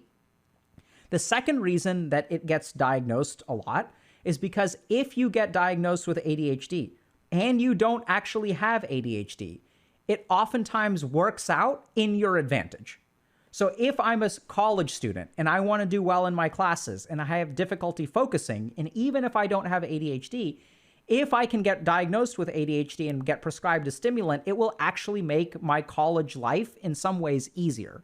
It'll be easier to study. It'll be easier to get good grades. So part of the reason that I see a lot of people push for a diagnosis is because in some ways getting diagnosed with ADHD, especially if you don't have it, can lead to advantages. So I think the number one reason we miss diagnoses of ADHD is in the case of a high IQ. So most of the adults that I've diagnosed with ADHD actually have very high IQ. And how do those two things relate? Well, generally speaking, the smarter the child is, the more they can compensate for the shortcomings of ADHD. So they develop all of these adaptations or compensation mechanisms that allow them to essentially continue to get good grades. So it's not that I can actually study, but I'm just so friggin' smart that I don't need to study. So sometimes the diagnosis of ADHD stays incredibly silent as people come up with compensatory mechanisms, and IQ is at the top of the list. Is ADHD curable? Okay, so I'm going to say that the answer is yes and no. We don't think about psychiatric diagnoses as curable. So we think about curable diagnoses as things that can be permanently fixed, right? So an infection is a good example of an external thing that invades your body and can be sort of like altered. There may be other sources of things that can be, let's say, curable. Like, let's say I do bypass surgery for my heart. I have a clogged artery. I literally attach a new artery. That artery is open, fixes the blood flow, essentially cures the problem. The problem with psychiatric illnesses is that we can't go in and like stick something into your brain that'll fix it. And furthermore, the psychiatric illnesses that we have, especially things like ADHD, have to do with the function of our frontal lobes, right? So it's not like an illness that we can fix. It's the way that our neurons are wired. So on the one hand, it would kind of imply that psychiatric illnesses are not curable. On the flip side, what we do know is that with effective treatment, it's essentially as if you no longer have ADHD. So let's go through a couple of things that can quote unquote cure ADHD. The first is that frontal lobes develop until you're about the age of 30 or 32. And we do know that somewhere between 10 and 25% of people will quote unquote grow out of ADHD. And what does that mean? So ADHD is a disorder of basically our frontal lobes. And so as our frontal lobes continue to mature, some of us are kind of right on the cusp where the ADHD is mild enough that frontal lobe maturation basically gets us to cross the line. And then we can essentially live normal lives. But remember, that number is pretty small. It's like basically 10 to 25%. So the next really interesting thing is that if you look at psychotherapy for ADHD versus medication for ADHD, what you tend to find is that if you start someone on medication or psychotherapy, that the outcomes are about the same. So they both help about the same amount. The interesting thing is that within 6 months of stopping medication, the symptoms of ADHD will usually return to baseline. But in the case of psychotherapy, and this is what's really interesting, it takes about 2 years for the symptoms to start to return. Which begs the question, if there isn't a stimulant in my mind that kind of gets washed out of my system, what on earth, why doesn't the ADHD come back within 1 year? Shouldn't it come back kind of right away? And that's where if we really look at the mechanisms of psychotherapy for ADHD, a lot of that stuff is kind of like cognitive training or almost neuronal training, or teaching particular skills that compensate for the ADHD, like how to develop a to-do list, how to stay organized, how to set alarms and reminders. And the cool thing is that if we can start to implement some of those things, it essentially removes the ADHD from the equation. Personally, clinically, I've worked with a lot of people who essentially have sustained remission in ADHD. Like they've been 2 years out from treatment and are actually doing like totally fine. Sometimes I'll get a Christmas card from them, or they'll call me around the holidays and they'll be like, hey, Dr. K, like just wanted to let you know, Merry Christmas. I'll be like, how are you? Or your symptoms back? They're like, no, actually, I'm totally fine. There do seem to be cases where people can kind of like grow out of it or have a sustainable solution that kind of works for them. So even though we don't really know whether ADHD can be curable or not, what we do know is that there are definitely things that you can implement in your life that will basically cancel it out. The last thing is that we also know that there are ways to strengthen the frontal lobes. So meditation is a good example of something that strengthens the frontal lobes that has more of a, let's say, permanent effect. So if you meditate for a long period of time, your frontal lobes will strengthen. If you continue to meditate every day, they'll be kind of generally stronger, but there's some amount of almost permanent effect from it. So there are, I would say, permanent gains to be made with ADHD treatment, even if we can't quite call it a cure. How can you prevent ADHD? What a fascinating question. So what I'm going to do now is actually depart a little bit from science. So it is my belief that if you isolate the different problems that ADHD has, like if you look at the neuroscience deficiencies, let's say impulsivity, let's say the inability to do delayed gratification. It is my belief, and I'm running a trial of sorts on this as we speak, that you can actually teach a child particular skills that will compensate for their neuroscience deficiencies. And I'll give you all just a simple example. So one example is that people with ADHD have difficulty delaying gratification, okay? So what that sort of means is that like, there's a very famous kind of a test called the marshmallow test, where you can offer a child 1 marshmallow now or 2 marshmallows in 5 or 10 minutes. It's the simple idea that if I make a sacrifice today, I can get more tomorrow that people with ADHD really struggle with. So normal kids will be able to wait 5 minutes, 10 minutes. That also has to do to some degree with your personality structure, your degree of conscientiousness. But ADHD kids are notorious at getting instant gratification and being vulnerable to instant gratification. So I was playing a game with someone that I care about deeply recently, and I was playing this game with them intentionally. And the game is this card game called Jaipur. And it's a really lovely board game. And a key part of the board game, it's a trading game where you accumulate cards. But the key thing is that the more cards you sell, the more items you sell at one time, you get like stackable bonuses. So you get sort of like an multiplier on the points that you score depending on, you know, how long you wait to sell stuff. So if I sell 1 of an item, I'll get 1.0. If I sell 2 of an item, I'll get 1.0. If I sell 3 of an item, I'll get 1.2. If I sell 4 of an item, I'll get 1.4. And if I sell 5 of an item, I'll get 1.6 or 1.8. So it's my belief that this game actually trains the brain to learn the skill of delayed gratification. That as I was working with this one particular person, I started playing the game with them, and then originally they would see like a shiny gem and they'd sell it right away because they wanted the points. And over the course of teaching them this game, what we've actually learned is that they've started to delay their gratification some. And not only have they delayed their gratification within the game, I've noticed a change in terms of their ability to delay gratification in other parts of their life. So I am starting to really believe that what you can really do is understand all of the neuroscience deficits of ADHD and start to actually target and train those specific skills. So if you've got a kid who's kind of on that ADHD path and you take some of these principles from like CBT of ADHD and actually start to teach them to the child, teach the child to meditate, teach the child to be less impulsive, you can potentially train some of those skills. Now, is this scientifically valid? Not really, but this is something that I'm really starting to believe is possible based on this one experiment that I happen to be running. Okay, last question is, how can ADHD affect your performance in school? The short answer is that ADHD can really mess with your school performance. And, I don't know how to say this, but like basically school is not designed for the ADHD brain. School is designed for the neurotypical brain. So school is designed under a couple of assumptions. One is that students have a certain level of organization. Second is that students have a certain amount of ability to prioritize. Students have a certain amount of impulse control. So I'll give you all a simple example. So let's look at the last thing is schools have a certain amount of attentional assumptions on the part of their students.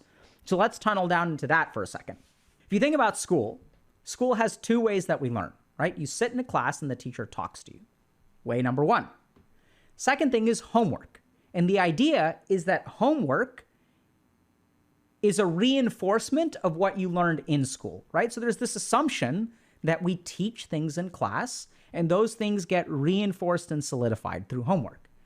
Now that school system is designed on the assumption that when there is a teacher in class who is teaching for 50 minutes, that the student will learn something. Obviously, right? That's why we have classes. But imagine what happens if, for example, you're a student in that class. Let's say you're doing a Zoom lecture and your internet connection goes out. Let's say every 5 minutes, your internet connection disappears for 5 minutes. So you only get 50% of what the teacher teaches. Now, what kind of disadvantage do you think that person would have? Because the disadvantage that they face is greater than just what they missed, right? Because now when they get assigned homework, they actually have to teach themselves all of the gaps. So whereas homework may take 1 hour for a regular student, for the kid with ADHD, not only do they have to go and make up, let's say, the 30 minutes of class that they missed out on, but they have to like do some amount of catch-up learning, an additional 30 minutes to 1 hour to complete the 1 hour of homework. So whereas one student can accomplish something within 2 hours, 1 hour of class and 1 hour of homework, the kid with ADHD has to have 1 hour of homework, 1 hour, half an hour of like patching up class, and an additional half an hour of like sort of fixing everything so that they can do the homework. So the ADHD kid, it costs them 3 hours instead of 2. And we're not even considering for a moment that the ADHD kid's mind is wandering while they're doing homework, which is also the case. So now when you really think about it, what takes 2 hours for a neurotypical kid will take 4 hours for an ADHD kid. And why is that? It's because the ADHD mind wanders so much in class that half of the class is wasted on them. So I think we oftentimes don't really acknowledge or realize how devastating ADHD can be for a child. What it essentially means is that you can't participate in school the way that school is designed. And so what ADHD kids have to do is work twice as hard or come up with all of these compensatory mechanisms to try to fix what they're missing from school. And what's so devastating about this, and there's so much research, that if you look at kids with ADHD, there's a 70% chance that they will develop depression later in life, a mood disorder. And that's absolutely a causative effect.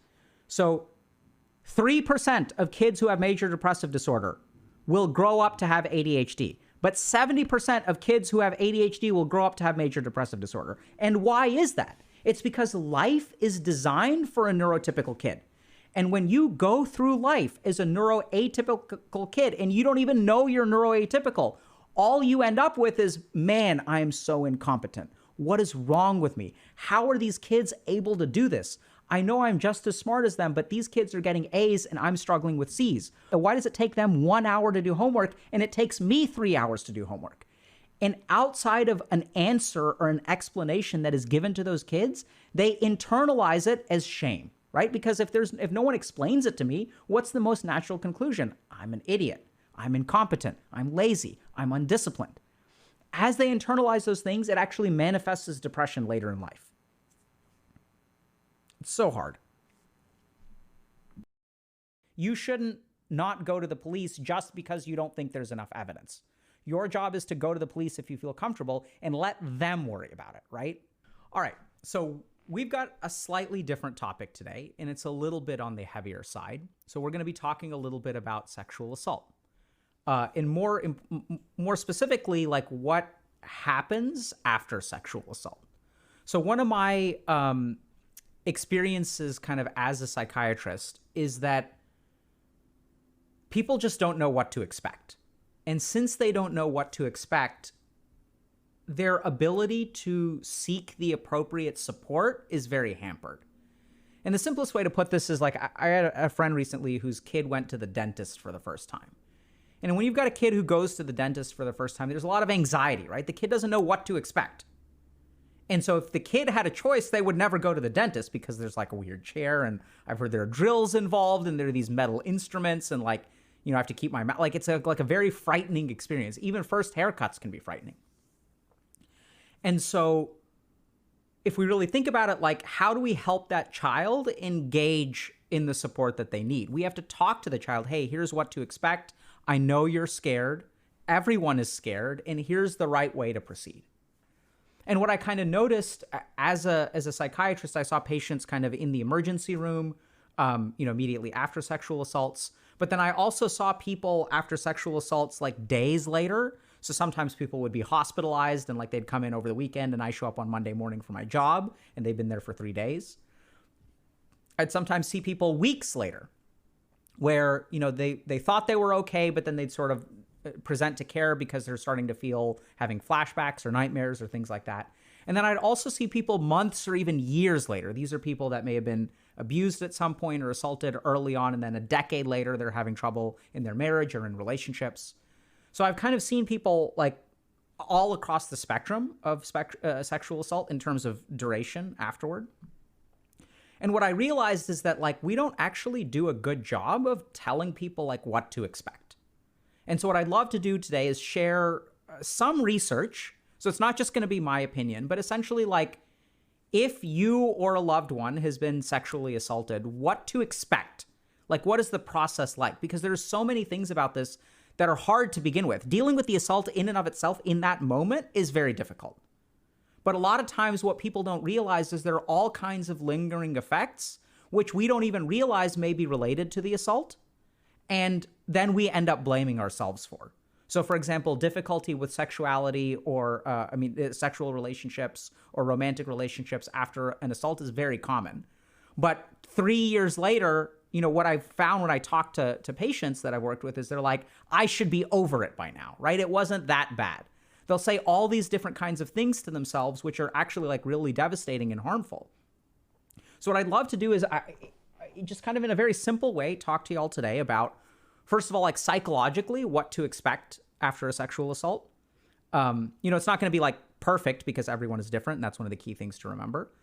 Another thing is sort of from a medical standpoint, like understanding what the process post-sexual assault is like so that you can make an informed decision or a friend can make an informed decision about why, when, and how to seek medical care. And then the third thing that I'm going to touch on, which is really well outside of my expertise, but I've had to learn some about, is sort of a legal standpoint. So if police get involved, what does that look like, et cetera, et cetera. Okay, so I'd like to talk to y'all about the psychology involving sexual assault, medicine involving sexual assault. And you may say, well, how are those things different? We'll explain.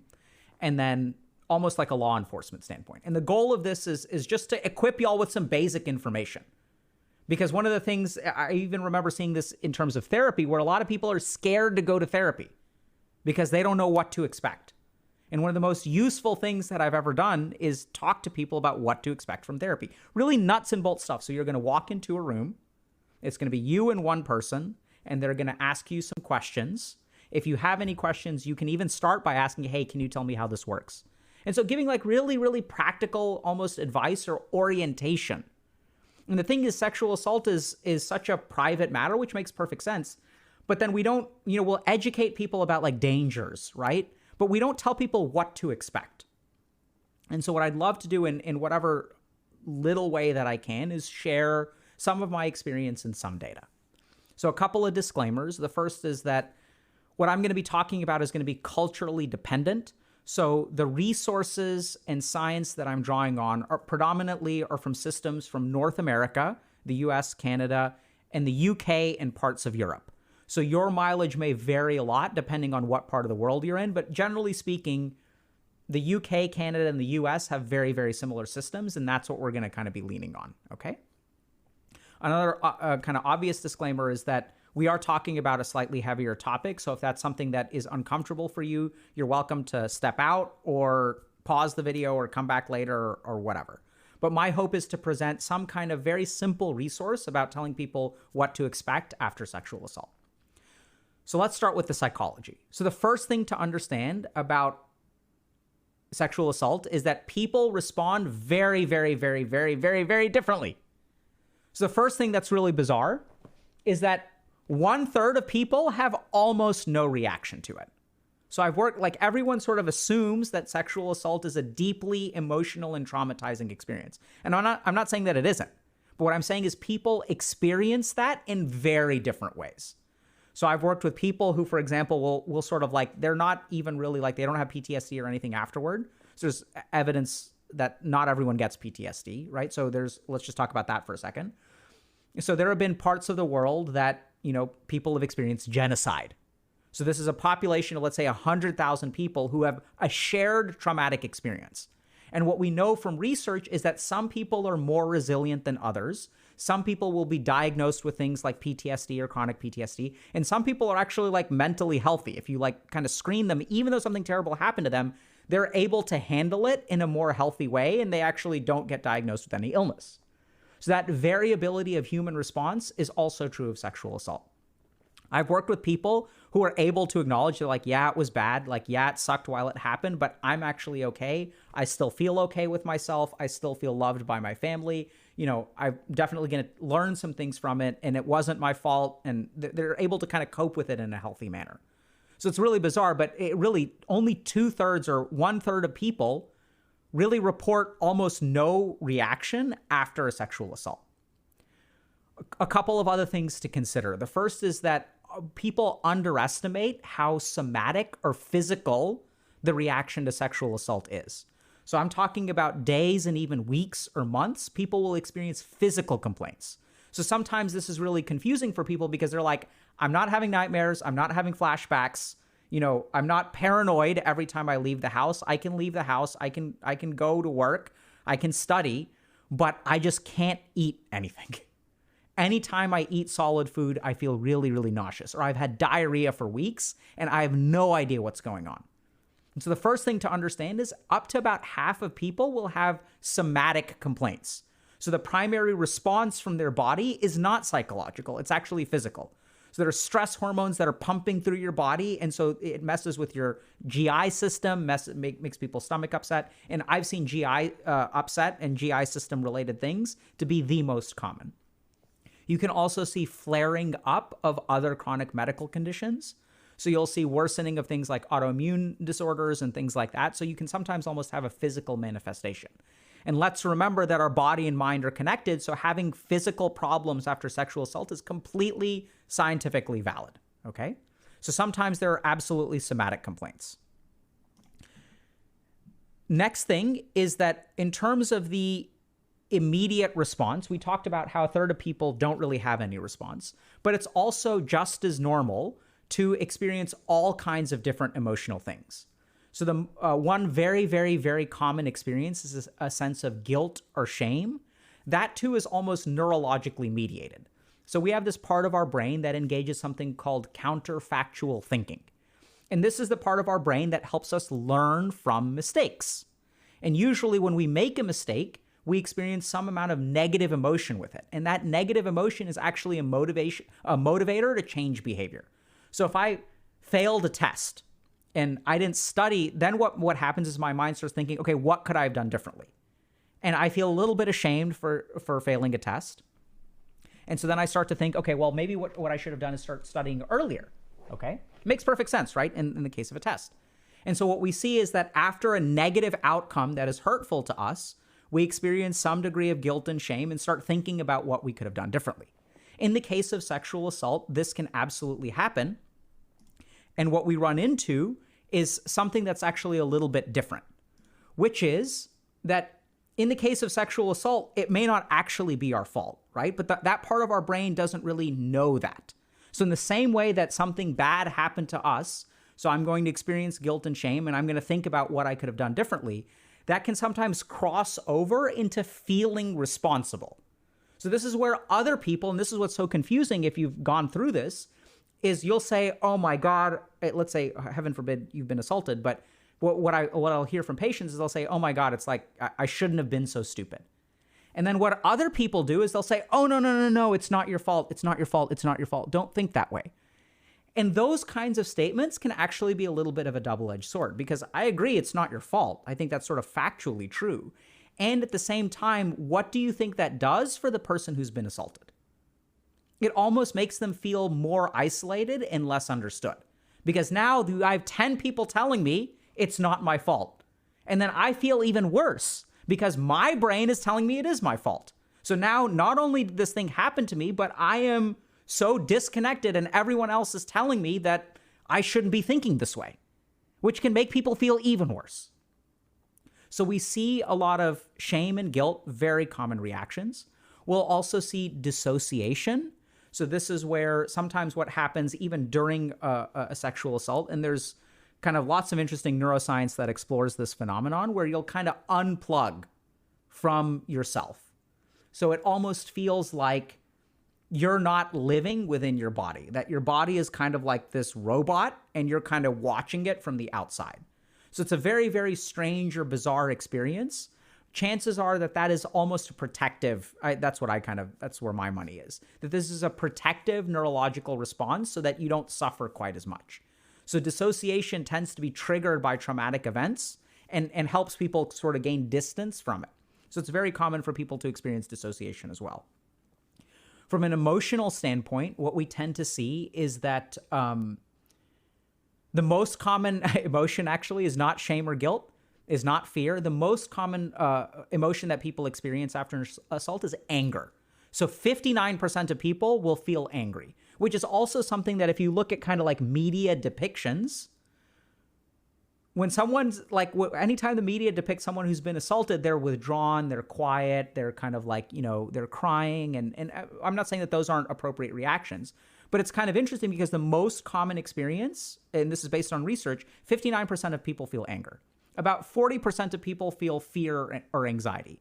And the reason that I'm sharing these statistics with you is just to highlight that if you've gone through this, if someone you've known has gone through this or does go through this, for you to understand that if you feel pissed and you don't react the way that people in the movies react, and you don't react the way that your friends think you should react, that's actually totally fine.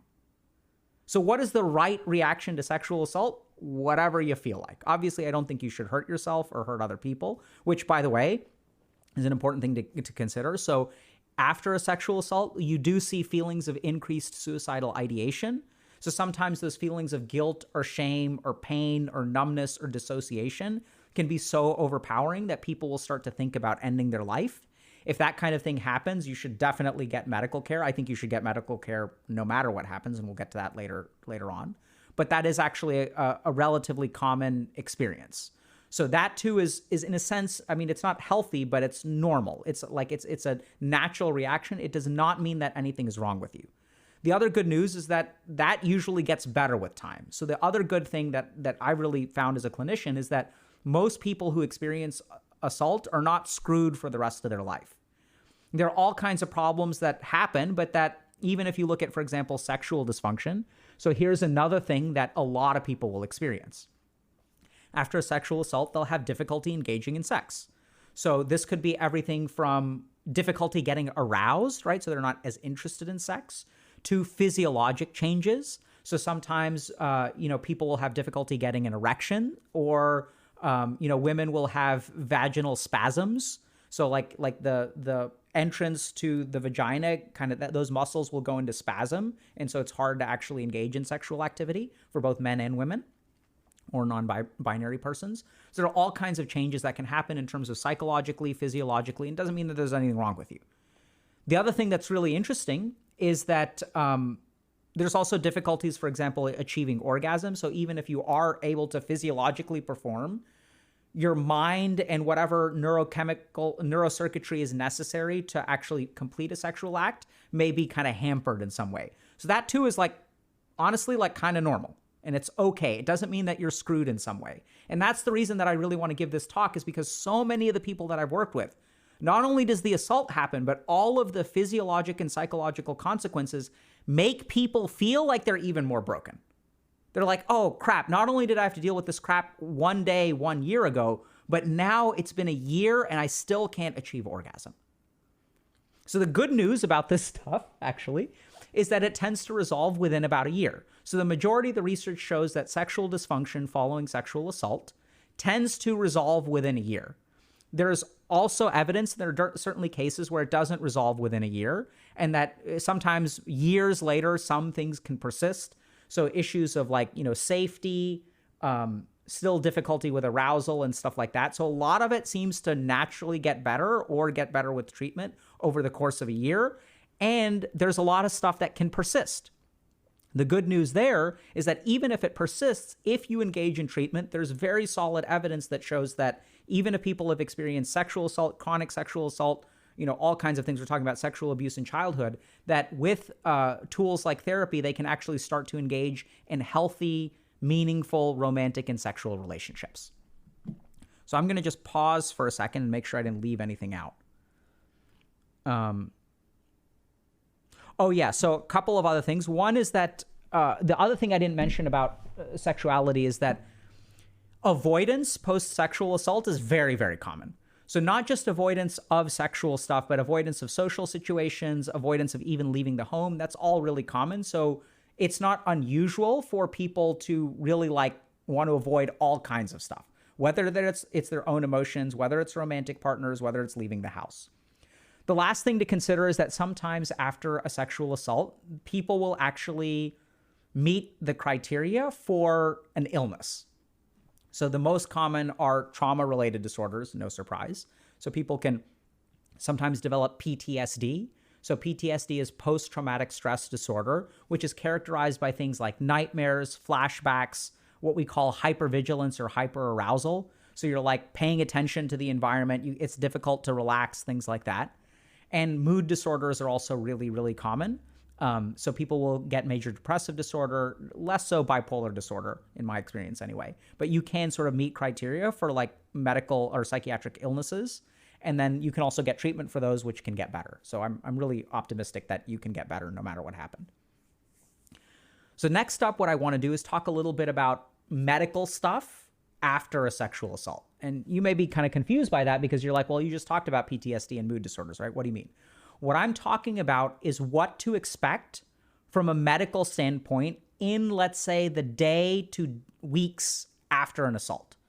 So one thing that I would recommend is if you don't know what else to do, just go to the emergency room or call emergency services like 911 or whatever the number is and where you are. And you can literally walk into, and this is what I really wanted to share, is like, here's what's going to happen. What I want to do is just tell you what's going to happen if you get sexually assaulted and walk into an emergency room.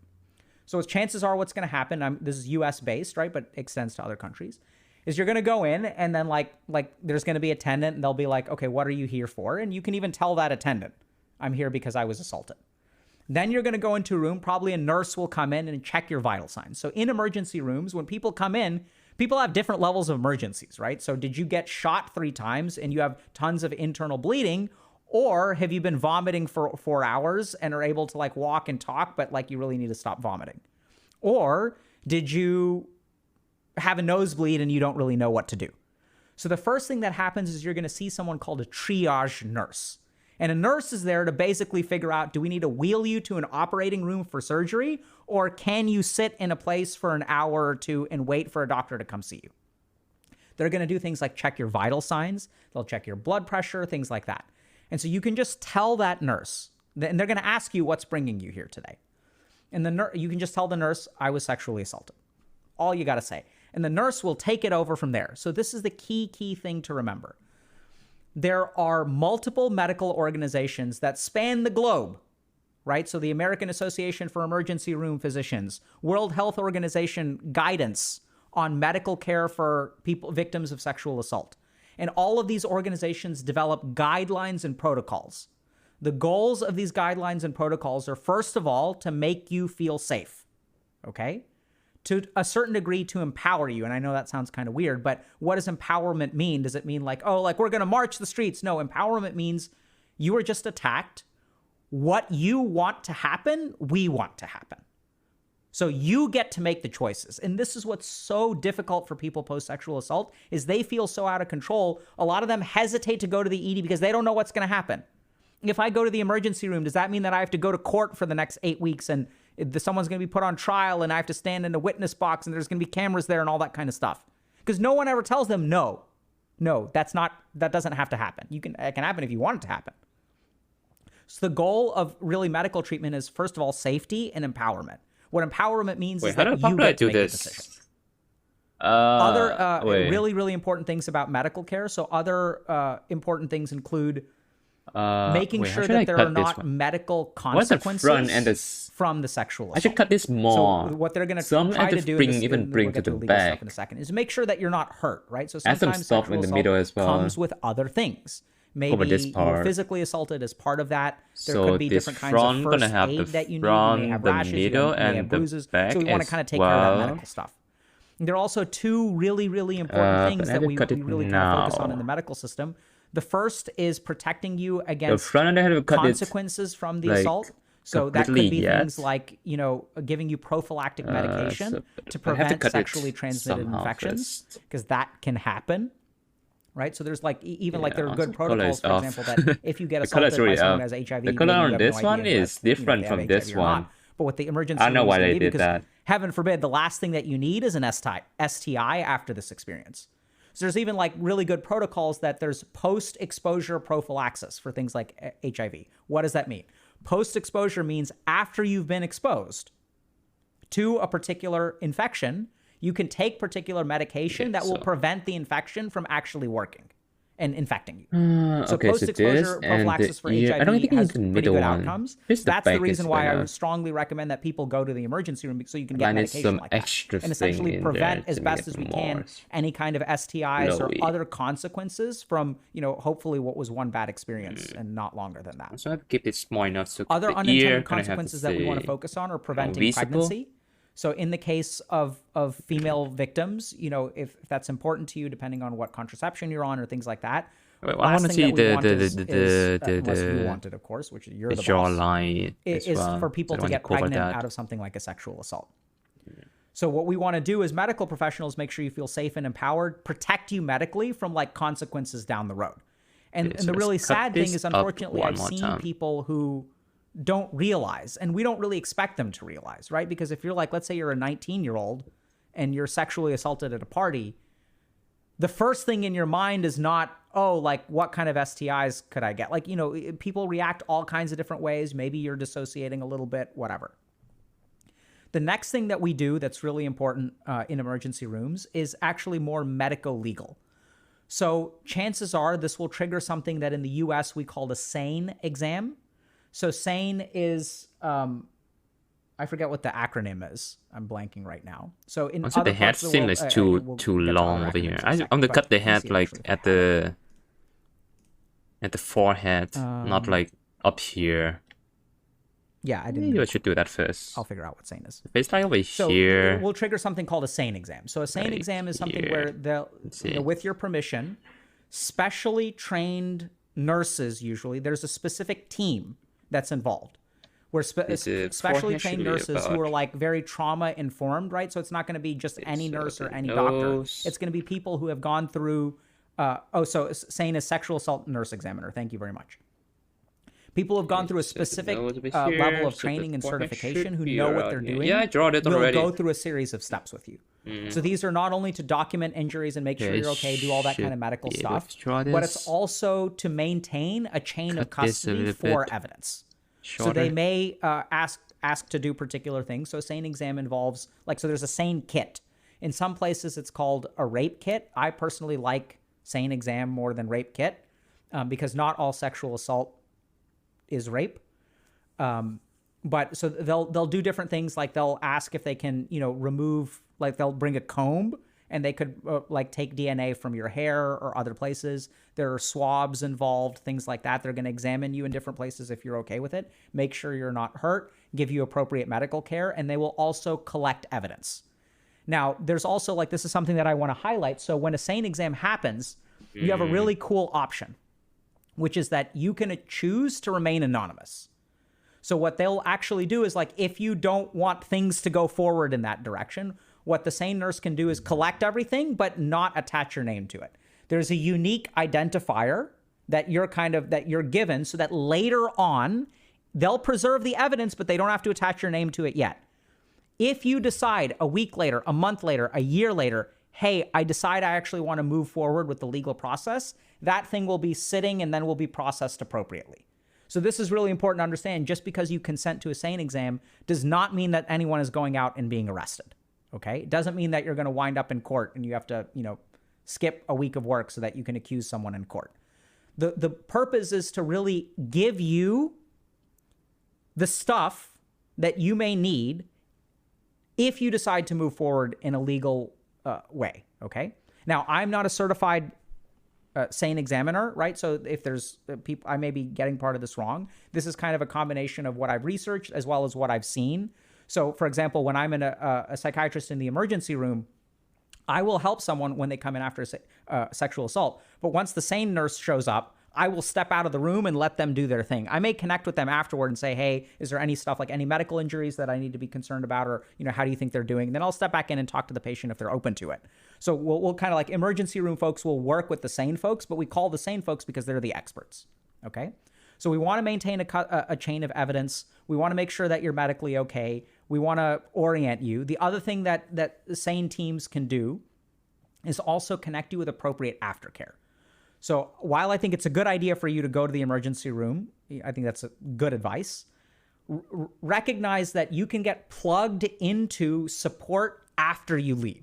So let's say a week later, you do have an upset stomach. Let's say a month later, you are having problems in your relationship. So the key, it should be another like really up awesome here, part of the not that- process is not that what we this want to do is high. give you Not gonna be resources that and high, plug though. you in to additional things should you need them. lower than So that? that's kind of like a real important goal. I've seen a difference in the people who get plugged in and can kind of start dealing with things as soon as they pop up, as opposed to people who are like, okay, like 3 months later, and I'm not blaming these people, right? Because it's hard. It's scary, and that's why we're making this video, because no one knows what to expect. 3 months later, they're like, okay, I'm having like some kind of PTSD or something, and then they call someone and they schedule an appointment, and that appointment is 10 weeks away, and then 6 months have gone by. Now you've had untreated PTSD for 6 months. You're on academic probation, or you're on probation at work because you can't sleep at night because you've got nightmares, and then things become a lot harder. So I'd strongly recommend that people go and get medical care. We're really there to help. And the key thing to remember is that ultimately you're the boss, and we're going to do or not do whatever you want. There may be some really important exceptions to that. Like, so for example, if you're acutely suicidal Skip this after one. a sexual assault, like we're not going to let you leave the hospital. You may be hospitalized in that kind of case, but it's I can really make for your this safety. ear really Generally long, speaking, so it 99% doesn't of the matter. time, and by 99% of the time, I mean think. like, I may have seen 100 patients who are in that situation. I can only think of hospitalizing one. But the vast majority, I mean, the goal is to The keep middle you one- safe, oh, empower I you, mean, and oh, mitigate yeah. the damage that's been We done, have to add a middle and one sort as of help well. support you in the next steps. Middle one and the back one. Middle one The third thing that I want to talk a little bit about is law thing. enforcement. So this is once Oh, again this can be the middle a resource one? that is a little bit the most outside of my wheelhouse. This can be the middle one over here. But it's important to remember that in law enforcement, hopefully, It is. Oh man, it's and confusing. I feel pretty good about this, by the way. I know that there's a lot of negative press and media around law enforcement. My experience with law enforcement around sexual assault has been overwhelmingly positive. Okay, so I trained in Boston, so that may have something to do with it, because the law enforcement there is particularly good. But generally speaking, I do think that there are specific officers that, much like nurses, go through a special kind of training for sexual assault victims. So this is the front. Called, the SART. The front and the horn which gonna is be Sexual behind Assault it. Response Team. So Even if hit you the call hair turn, it's gonna 911, be the other behind thing that you this. can do in addition to going to the emergency room is you can walk into a police station. You can walk into a police station or call, the police hotline or whatever. You can do it minutes after the assault, days after the assault, I need to weeks after adjust the the assault, detail or years later, after but the assault. You can go in keep the shape for anytime. now. And when you go in, they're actually going to be, you just tell them, hey, I've experienced a sexual assault. In the case of the emergency room, sometimes the SART team is combined. So the SART team can include nurses. So the goal of the sexual assault response team is to have kind of medical and law enforcement stuff kind of work together to give the victim or the survivor kind of the best experience possible. And so they may do things like interview you and things like that. And the most important thing that I kind of learned by talking to some of my colleagues who are in law enforcement is that a lot of people hesitate to engage in law enforcement for reasons that their brain tells them. Like, the assault wasn't that bad, or I don't have enough proof, right? Maybe you were assaulted and the person used gloves or used other kinds of things to where, like, you don't think there was DNA or like whatever. There are all kinds of reasons. Or another really, really common thing is that, oh, the person was someone that I knew or was even in a relationship with, right? So I recently saw that there was a court in India that for the first time declared that sexual assault is possible within the marital relationship. So prior to this ruling, like, there was kind of this idea that if you're married, like, you can't be sexually assaulted by your partner. And so, there are all kinds of things that people will believe, like, oh, if I got sexually assaulted by my husband or wife or whatever, that I can't report it because no one will believe me. And all of those kinds of thoughts, the officers that I've worked with, like, they recognize that. And it's not, you shouldn't not go to the police just because you don't think there's enough evidence. Your job is to go to the police if you feel comfortable and let them worry about it, right? So don't worry if there aren't, like, visible injuries or anything like that. Those are the kinds of thoughts that people have. But it's actually completely okay to go to the police immediately after, a day after, a week after, and don't worry about the evidence or anything like that. They'll kind of do the best that they can and whatever, is appropriate in that situation.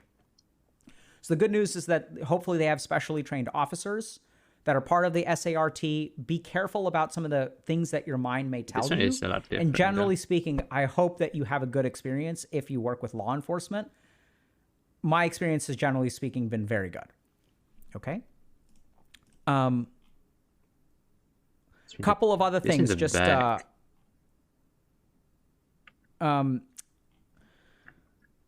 should one last thing is speaking of people won't believe me, or this is someone that I know. So 2/3 of sexual assault perpetrators are known by the victim. So that's where, like, a very common thing is oh, this person is a part of my family or something like that. And oftentimes this is kind of going back to the psychological thing. A lot of times people will choose not to report sexual assault because, paradoxically, they don't want to get people in trouble. I don't want to make a big deal about it.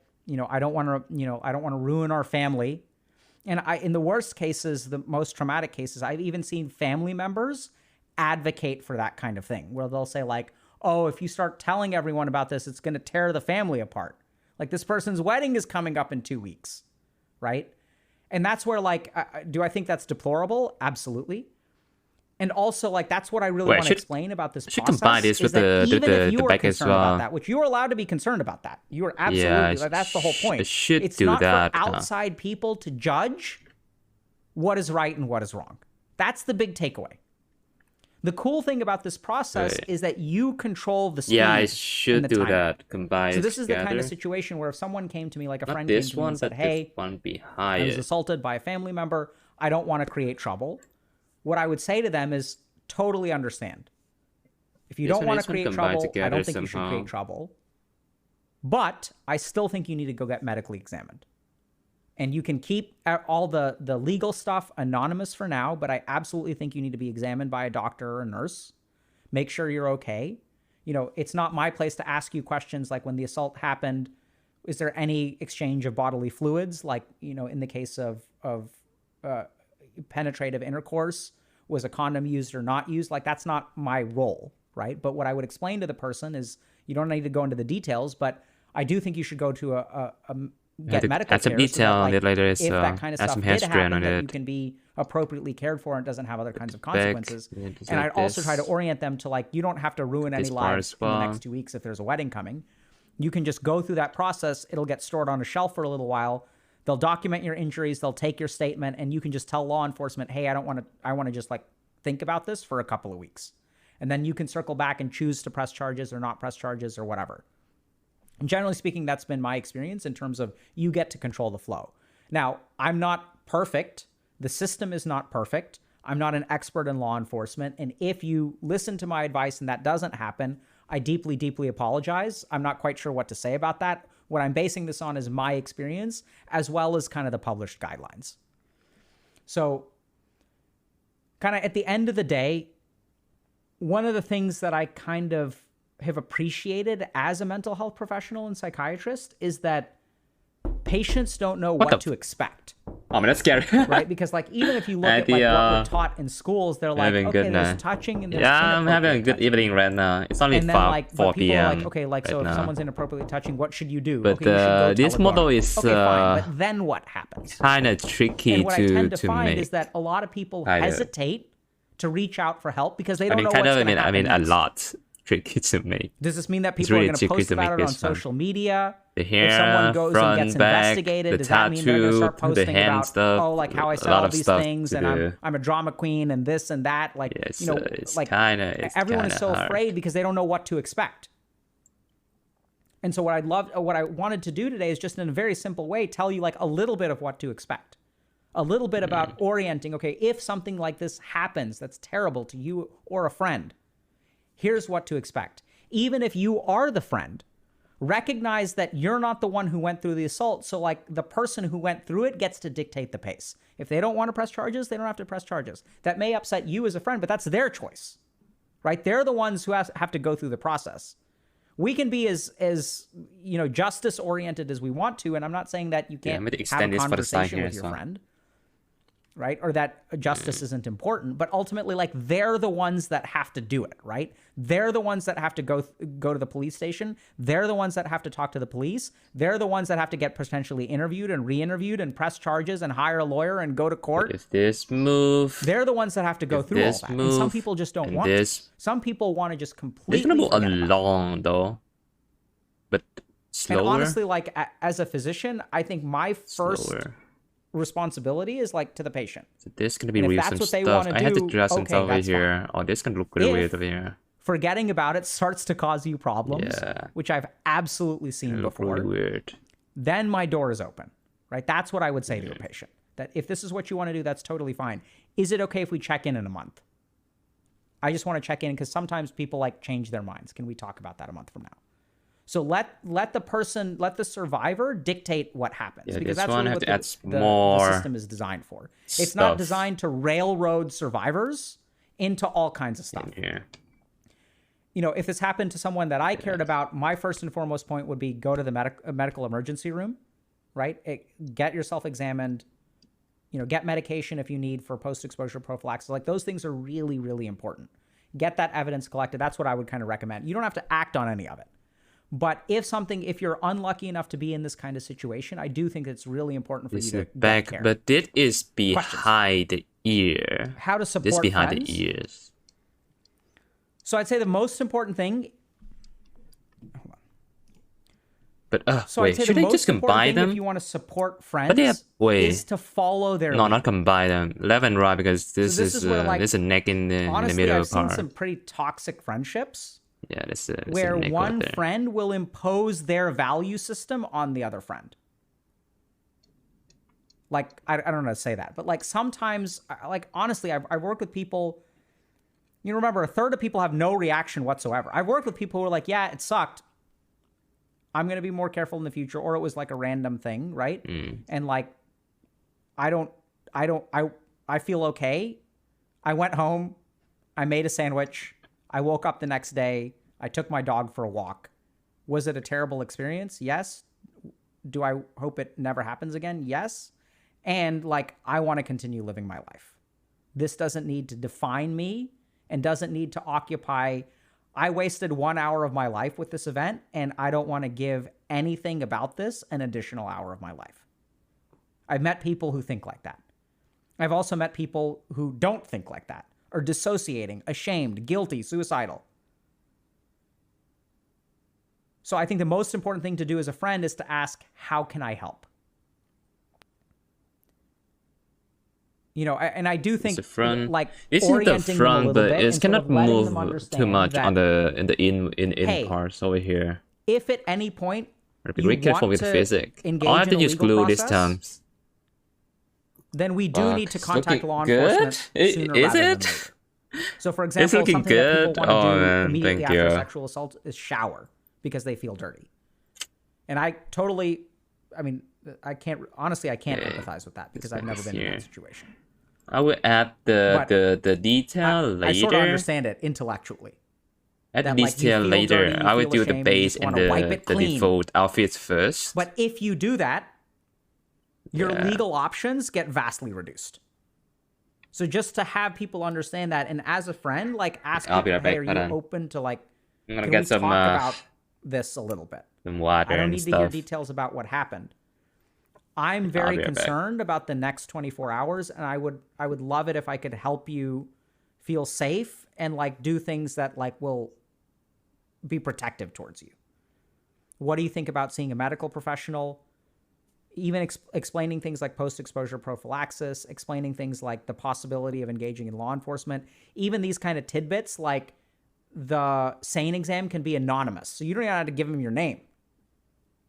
So if you never want to claim it, you never have to. It's just going to sit on the shelf for some amount of time, then maybe get thrown away. Who knows? Maybe a decade later.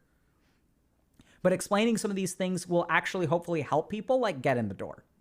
And then once they get in the door, I'd like to think that my colleagues will be able to do a good job, both on law enforcement and on the medical side. This is a fantastic question. So as a friend, follow their lead. And also, if they don't know what to do, I think it's fine to explain some of these options to them and encourage them to seek medical care. Wow, dude, this is by far the longest responses I've gotten in chat. So it's just hard for me to read them.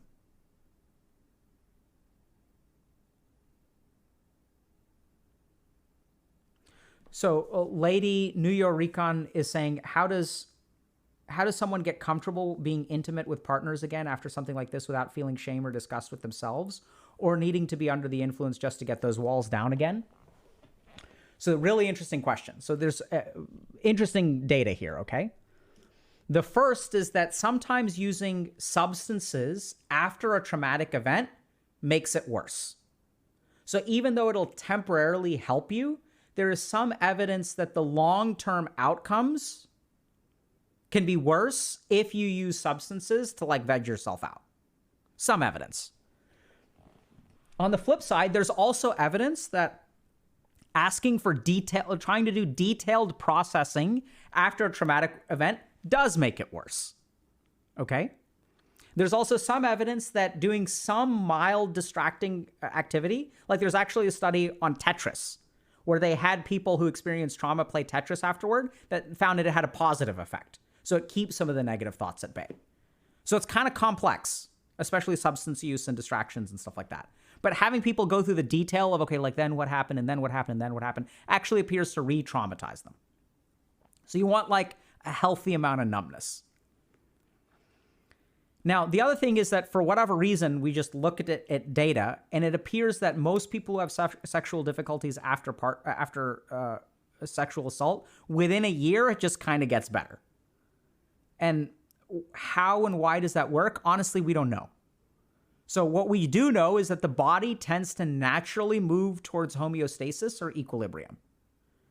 And what does that mean? It's kind of like, okay, well, like if I ate a piece of fish and I got sick, the next day, let's say I get like a stomach flu or like food poisoning, I may avoid fish for the next day, the next week, the next month, but in a year, like most human beings will start eating fish again. So we just know that when humans are hurt by something, that over some amount of time, the body naturally heals. And so that can absolutely be the case for people who've experienced sexual assault. For a couple weeks or a couple months, it's like hard. I don't feel aroused. I have difficulty, let's say with like vaginal lubrication or erection or achieving orgasm. I have those kind of difficulties. And just as time goes on, like it's really cool, but our body kind of heals. So that's very common. Now, for some people, it lingers for months, years, decades. And if that's the case, then I would strongly recommend, I mean, you don't have to wait a decade before you go see a therapist. I'd say go see a therapist right away. But we just know that sometimes things get better because that's how the human body is designed. It's designed to just kind of like keep going. And you know, that's where like therapy with these people is really to understand why you feel ashamed. Where's that disgust coming from? You know, like to validate those kinds of feelings that I feel gross after this, like, which is a very common experience, to feel disgusting. And to say, I can understand why you would feel that way. And then like, you know, sometimes, especially when it comes to like intimate with partners, like having a partner be a part of that conversation when it's the right time. Right? And there's all kinds of like intimacy building that can happen gradually and slowly with intimate partners. So when one partner says, I feel disgusting, and the other partner is like, you're not disgusting, that can be helpful, but it can also be like, okay, like if you feel disgusting, can I just hold you? We don't have to do anything. I don't find you disgusting.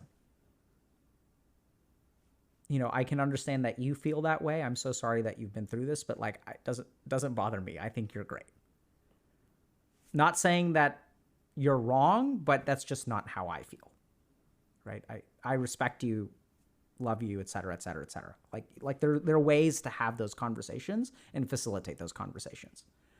And once you kind of do that in a healthy and persistent way, I've seen people be fantastic afterward, right? Like back to normal. Or even in some cases, I know it sounds kind of weird, but you see this a lot when it comes to medical outcomes. Sometimes people are even better, right? So I'm not suggesting that we go through that because the vast majority of people are not better, muted. but they just come back to normal. Hi, Jay. But what it really does is in some ways it tests the relationship, but it also like gives people an opportunity to really form a very powerful bond. That when a relationship gets through that, and when one person is feeling so disgusting and the other person accepts them, even though they feel disgusting, there's a level of like commitment and love that wasn't possible because I don't know if that kind of makes sense. Is like if you I'm the more listening to disgusting Roger I K am, and the more that you choose to love right me now. anyway, It's really nice. the more love I can feel in a weird way. I don't know if that makes sense. Is that making sense to people? So I've seen that too, where like relationships come out the other side like really strong. Not saying it's easier that I recommend it.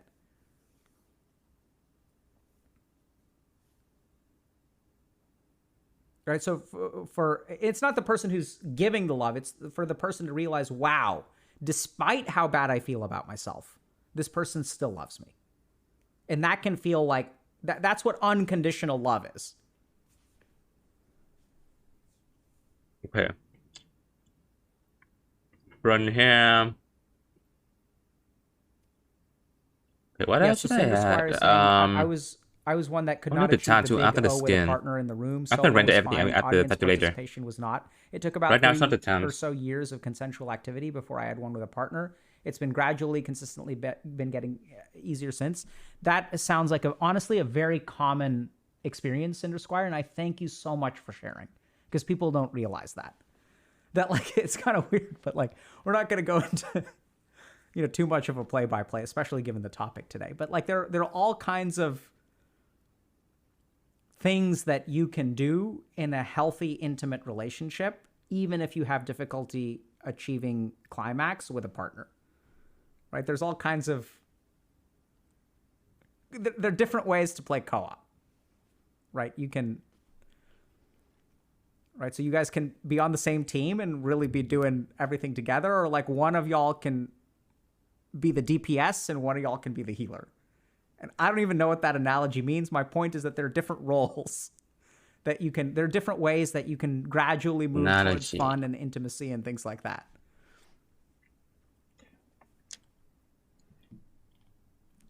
Right? Okay, let's keep going.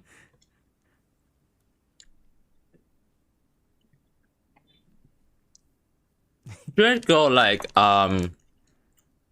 head complete everything, then go down, and I do like that, or should I do like everything, like flat color everything, render everything at the same time? Let me explain something Which should to be you. better. If y'all are playing a co-op game and there's only one winner, you're not going to keep queuing up for very long with that party. Let me tell you that. Sometimes there's just one winner, and usually those parties fall apart over time. If you want to keep queuing for a long period of time, you got to make sure everybody wins. Let's just draw on the park, like the basic park And I'm first. noticing that the tonal We'll go shift deep is in quite later. drastic. So, Yeah. Someone asked earlier about trust. So with trust, it just takes time to develop. Add the pen in here first. That's all. Do you add the pen here? I don't have to add the pen here. I should. Upsara AoE is saying, yeah, I've been in the one winner situation. That didn't last. It usually doesn't. Maybe later. Even in Maybe the case that it does, my after condolences. everything, because that is just for like. Yeah, so Miso Corny is asking a really good I don't question, know. which is, what is POS sexual assault? later. So I don't know what the official definition is, but I think of it as any kind of sexual Okay, activity. let's go to It doesn't the necessarily involve genitalia these or things penises, but first any kind before of sexual the main activity that is not outfit. consented to. Yeah, this thing. So I think like even touching that is not consensual is qualifies as sexual assault.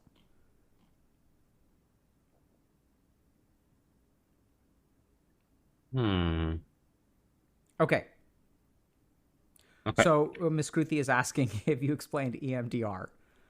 I'm going to choose not to read too much into the fact that my wife is in chat. We're talking about one-party winners, and she's asking me to explain a trauma therapy, which is her question. So I'm not going to read too much into that. But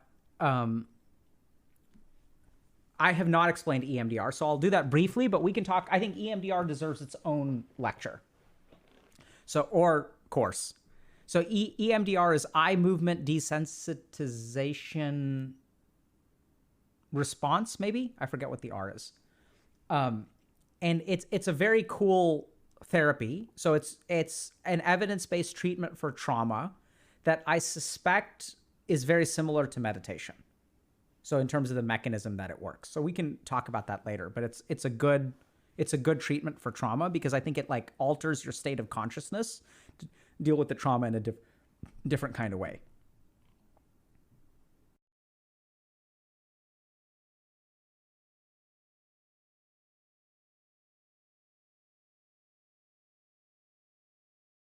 And essentially what's going on here is that I have a thought, it leads to a particular action, and since the action relieves my mental stress, that behavior actually gets reinforced. So the tricky thing about OCD is that the more that we give in to our compulsions, the stronger the compulsions become. And this is actually what's so devastating about it, is we get stuck in this cycle because the only way that we know how to fix this thing is actually by giving into it. I am seeing in your future something that is transformative, helpful, and fun. I don't know what it is, but maybe it is down in the link in the description, nah?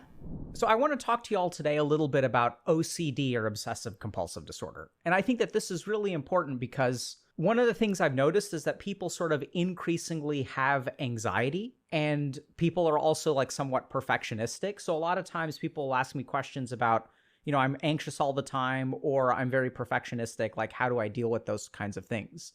And one of the things that I found as a psychiatrist is that people don't really know what obsessive compulsive disorder is. And oftentimes what we'll kind of do is mislabel it. And by mislabeling it, what we end up doing is sort of making it difficult for us to like get the appropriate treatment or help. Okay, let's start from here. I'd love to talk to y'all a little bit today about OCD. We'll And add the all other of reason that this is the important things is on because I the think hand OCD stuff. has some of the most unusual psychotherapy involved with it. So in my experience, sort of treating people with OCD, the angle I take in psychotherapy is actually quite different from how I do psychotherapy for basically everyone else. And the reason that I think this is important is because I think that psychotherapy for OCD gives us an insight into a fundamental skill that is probably the most important thing for all people. So if I had to take one skill that I teach people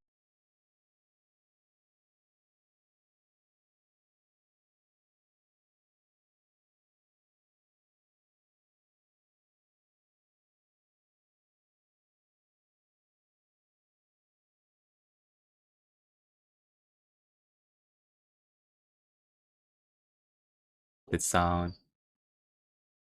Where?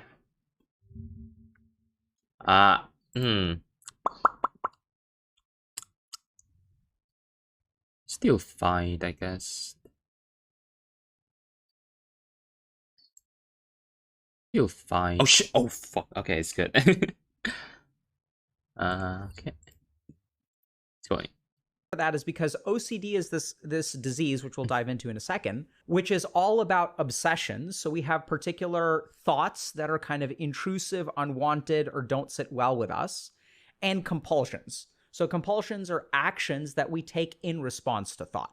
So even if you look at the neuroscience of OCD, what we sort of know about the neuroscience of OCD is it's caused by this particular part of the brain that starts with sort of where our attention goes. So it's a disorder of attention. So certain thoughts will dominate our mind. And then furthermore, those thoughts, once they start to dominate our mind, will lead to behavior. And these are what we call compulsions.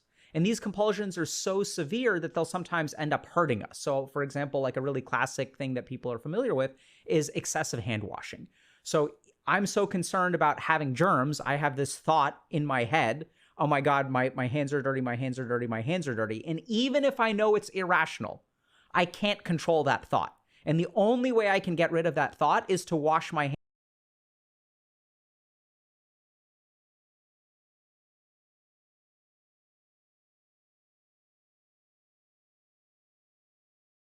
Washing, which then launches the OCD into a whole different cycle. So if we really look at OCD, what we sort of know is that in the brain, it's kind of involved in this set of circuitry that sort of dictates the connection between thoughts and actions. And specifically what happens in OCD is people have thoughts that are so strong that they lose control of their actions.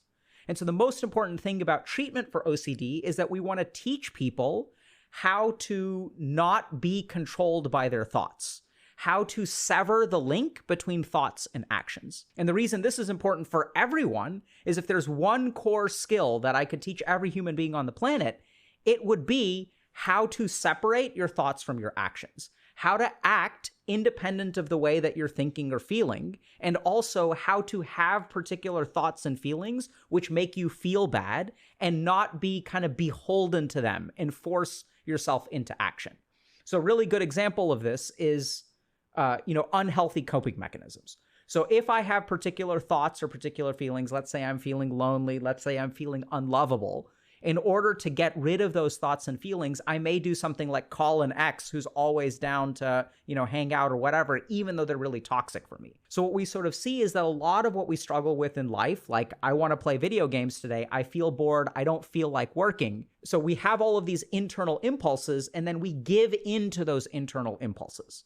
So oddly enough, I think if you had to summarize the goal of OCD treatment, it's almost to like make people disciplined. And so what that sort of means is that this is a scientifically verified technique that helps about 83% of people separate their thoughts from their actions. And keep in mind, these are thoughts that are so powerful and so overwhelming that they will lead to major problems in these people's lives. So we're going to that's part of the reason that I want to teach about OCD, and let's kind of dive into a little bit more detail. So the first question is, what is OCD? So like I mentioned earlier, OCD is characterized by thoughts or obsessions and compulsions. So obsessions are basically thoughts that have a couple of key features. The first is, generally speaking, they're intrusive, i.e. you don't want to think about them, right? So you're going about your day and you kind of like are enjoying yourself, and then suddenly certain kinds of thoughts will crop up. So good examples, like the most common forms of OCD intrusive thoughts are things related to contamination and hygiene. So sometimes people will kind of feel dirty. Other times it'll be something related to danger. So you'll have intrusive thoughts about people kind of getting hurt or having accidents or things like that. One way, and part of the reason that I think this is important to discuss is because a lot of times people will come in and will say, I'm anxious about, my kids getting hurt, or I'm always worried about bad things happening to other people. That's not really an anxiety disorder. For a lot of those people, what that really is OCD. So a preoccupation with particular people getting hurt, yourself getting hurt, bad things happening, things like that. Another really important part of OCD is that oftentimes the obsessional thoughts, the intrusive thoughts, are very like immoral in nature. So you'll have thoughts about hurting other people. Sometimes they're sexual in nature. So you sort of have these thoughts that we would kind of associate with being very immoral or being a degenerate in some way. So those are some of the really common ways in which obsessions will actually manifest. So we're concerned about danger. We're concerned about hurting other people. We're concerned about kind of, forbidden thoughts, thoughts of contamination, things like that. So the other aspect that's important to talk about actually is that the other way that people with OCD will kind of manifest is with thoughts around symmetry or organization. And this is where we have to draw a really big distinction between OCD and OCPD. So OCD is obsessive compulsive disorder, and OCPD is basically what we call being a control freak. So people with OCPD, which is obsessive compulsive personality disorder, is actually completely different from OCD. A lot of times nowadays, especially on social media, people will use statements like, oh my God, I'm so OCD. If anyone rearranges the shoes in my house, I get completely bent out of shape, or I need my bathroom organized a certain way, or I need the kitchen organized a certain way. And people who are essentially control freaks and need to have something done in a particular way, those people are OCPD. OCD, once again, is a little bit different. They may be not obsessed, they may be sort of very focused on symmetry or organization, but there's a big difference, which is that usually OCD people know, or people with OCD know that what they're asking is irrational. They kind of recognize that these thoughts are intrusive and I don't want it. I wish I could be okay with some of this stuff. Whereas OCPD people are completely fine with their OCPD. They actually want everyone to conform to their way of thinking. Their thoughts are not intrusive. They're not trying to get rid of their thoughts. They genuinely think that this is the way that things should be and everyone should listen to it. So this is a key feature which in psychiatry we call ego-syntonic or ego-dystonic. Which means, is it okay with you? Not do you good, think man. that I've this gotten is to actually draw. good, or do you actually want to get And rid of it? this model In the is case really of OCD, tricky to this is cut and ego-dystonic, which stuff. means that people So with OCD usually cut don't and like drawing the is thoughts. really They hard. don't like Texture having the and thoughts. stuff. They try to actually make the thoughts go away. And people who are This OCPD one will take a lot of time or to draw ego-syntonic, and rig as which well. means that they actually they don't think that anything's wrong with them. The They actually tattoo think that everything's gonna make wrong me with like other people.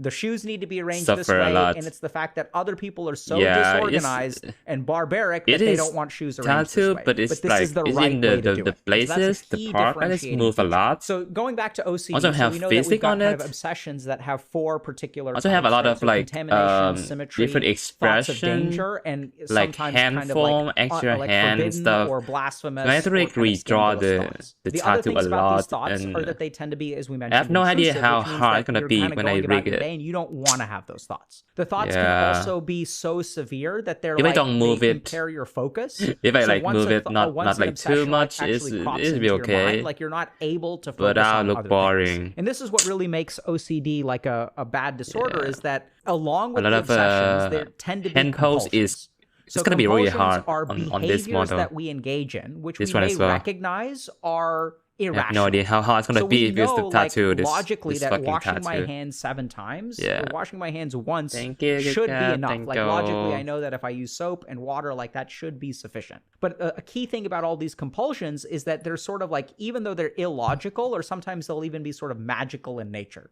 So I'll give you all an example. So I had a patient who, anytime their family was taking some kind of long distance journey, like a car ride that was over about an hour and a half or any kind of plane or something like that, they had to repeat some kind of like mental magical spell in their mind.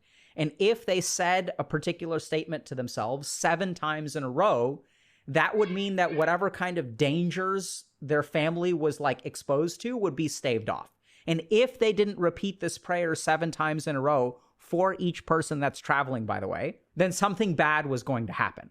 And even if you ask this person, like, hey, what do you think about that? They'd say, you know, I know Wait, it let me makes no redo sense. this Like, one. there's no way that the thoughts that I have in my head are going to determine whether a plane crashes or not. But I really have to do it because if I don't, their plane will crash. So there's some amount of understanding that the compulsions don't actually like relate to what people are doing, or it's some sort of weird magical or mystical connection. So compulsions are repetitive behaviors that we use that may be a little bit illogical, but we feel sort of out of control with them, right? We have a compulsion to do them. And the key feature here is that the compulsions actually reduce our mental stress. So if we look at the purpose of compulsions, if you talk to someone who has OCD, they have particular thoughts, and then the only way they can get relief from those thoughts, the only way they can calm down the thoughts, the only way they can go back to studying, the only way they can enjoy a movie is if they go through the compulsions. So engaging in the compulsion, whether it's a physical compulsion of like, turning on and off the stove 7 times, that's a really classic thing, or arranging things in a particular way, or sometimes we forget that compulsions can be mental in nature too, so they don't even have to be outward acts. That we have to engage in the compulsion, and then what happens is once we engage in the compulsion, then the obsession kind of calms down, relaxes, or goes away. And so this is sort of in a nutshell what OCD is, and we're going to tunnel down kind of a little bit further into understanding why this is such a problem and kind of what's going on here, okay? So the first thing that I kind of want to touch on is that we sort of know that OCD comes from this part of the brain called the corticostriatal thalamic circuit. So there's a particular part of our brain, which is, it's a circuit that's involves 3 or 4 regions. And this thing forms a circuit that basically governs attention with action and reward. So what we're thinking about, what we do, and what we end up, the benefit that we get from it. And the tricky thing about OCD is that once I have these obsessional thoughts, once I have all these negative thoughts, let's say they're like kind of forbidden sexual thoughts or something like that, I don't want them, they're intrusive, they're distracting me from studying, and I feel bad about myself for having them. So that's another thing that happens with OCD, is that people will start to make judgments about themselves for having the thought. So if I'm having like kind of forbidden sexual thoughts, I think of myself as a degenerate or a pervert. That in turn can induce things like shame and can even lead to some amount of things like suicidality. So if I'm sort of having these thoughts that I can't control, then what I sort of discover is that I feel so bad for having these thoughts. Whereas if I take a shower, if I'm having obsessive, intrusive sexual thoughts, if I shower 3 times, that'll wash away the impurity or wash away the sin.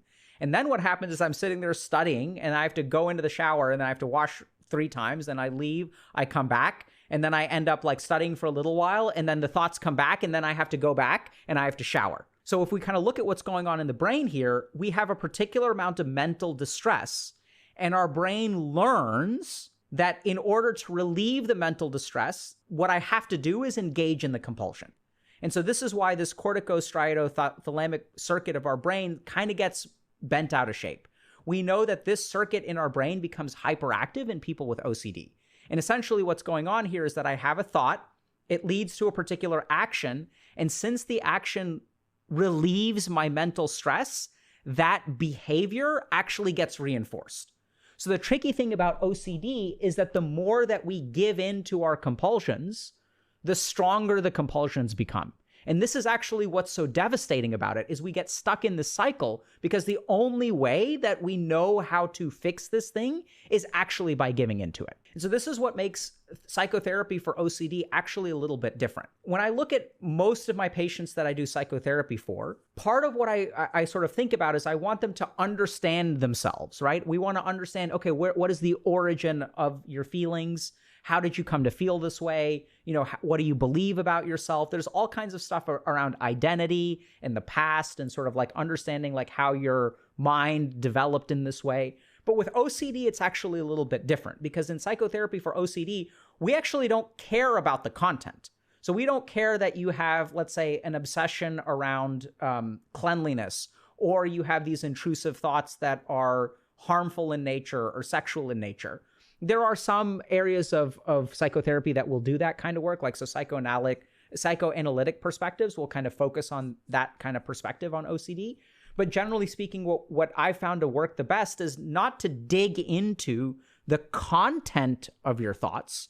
So whatever the thought is, like, we don't really care in a sense, right? So whether you're worried about cleanliness, or whether you're worried about hurting other people, or whether you're afraid that other people are going to, like, their planes are going to crash, the content of your OCD, the content of your obsessions is not actually the important thing. The important thing that we try to teach in psychotherapy for OCD is actually the ability to tolerate your negative emotions and not give in to the compulsions.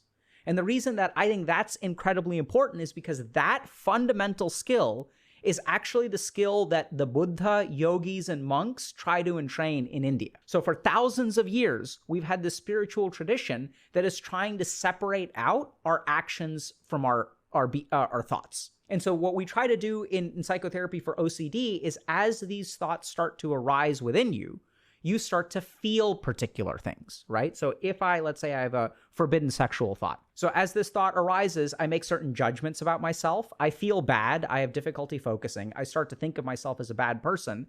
And my brain has kind of figured out that there's one thing I can do to make these thoughts go away, which is, let's say, shower 3 times. The tricky thing is that if I shower 3 times, it works, right? So if I go into the shower, soap up everything, wash everything off, and then go through that two more times, I may start to get raw skin, my skin may start to dry out, but the thoughts get relieved.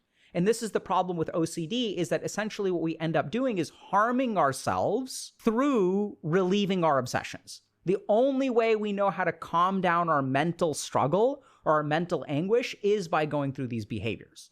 And so essentially what we want to teach is the ability to tolerate that negative emotion and not give in to the behavior. And the reason that I think this is important, even if you don't have OCD, is because this is a fundamental skill that everyone needs to learn, right? If we really think about it, what causes us problems in life?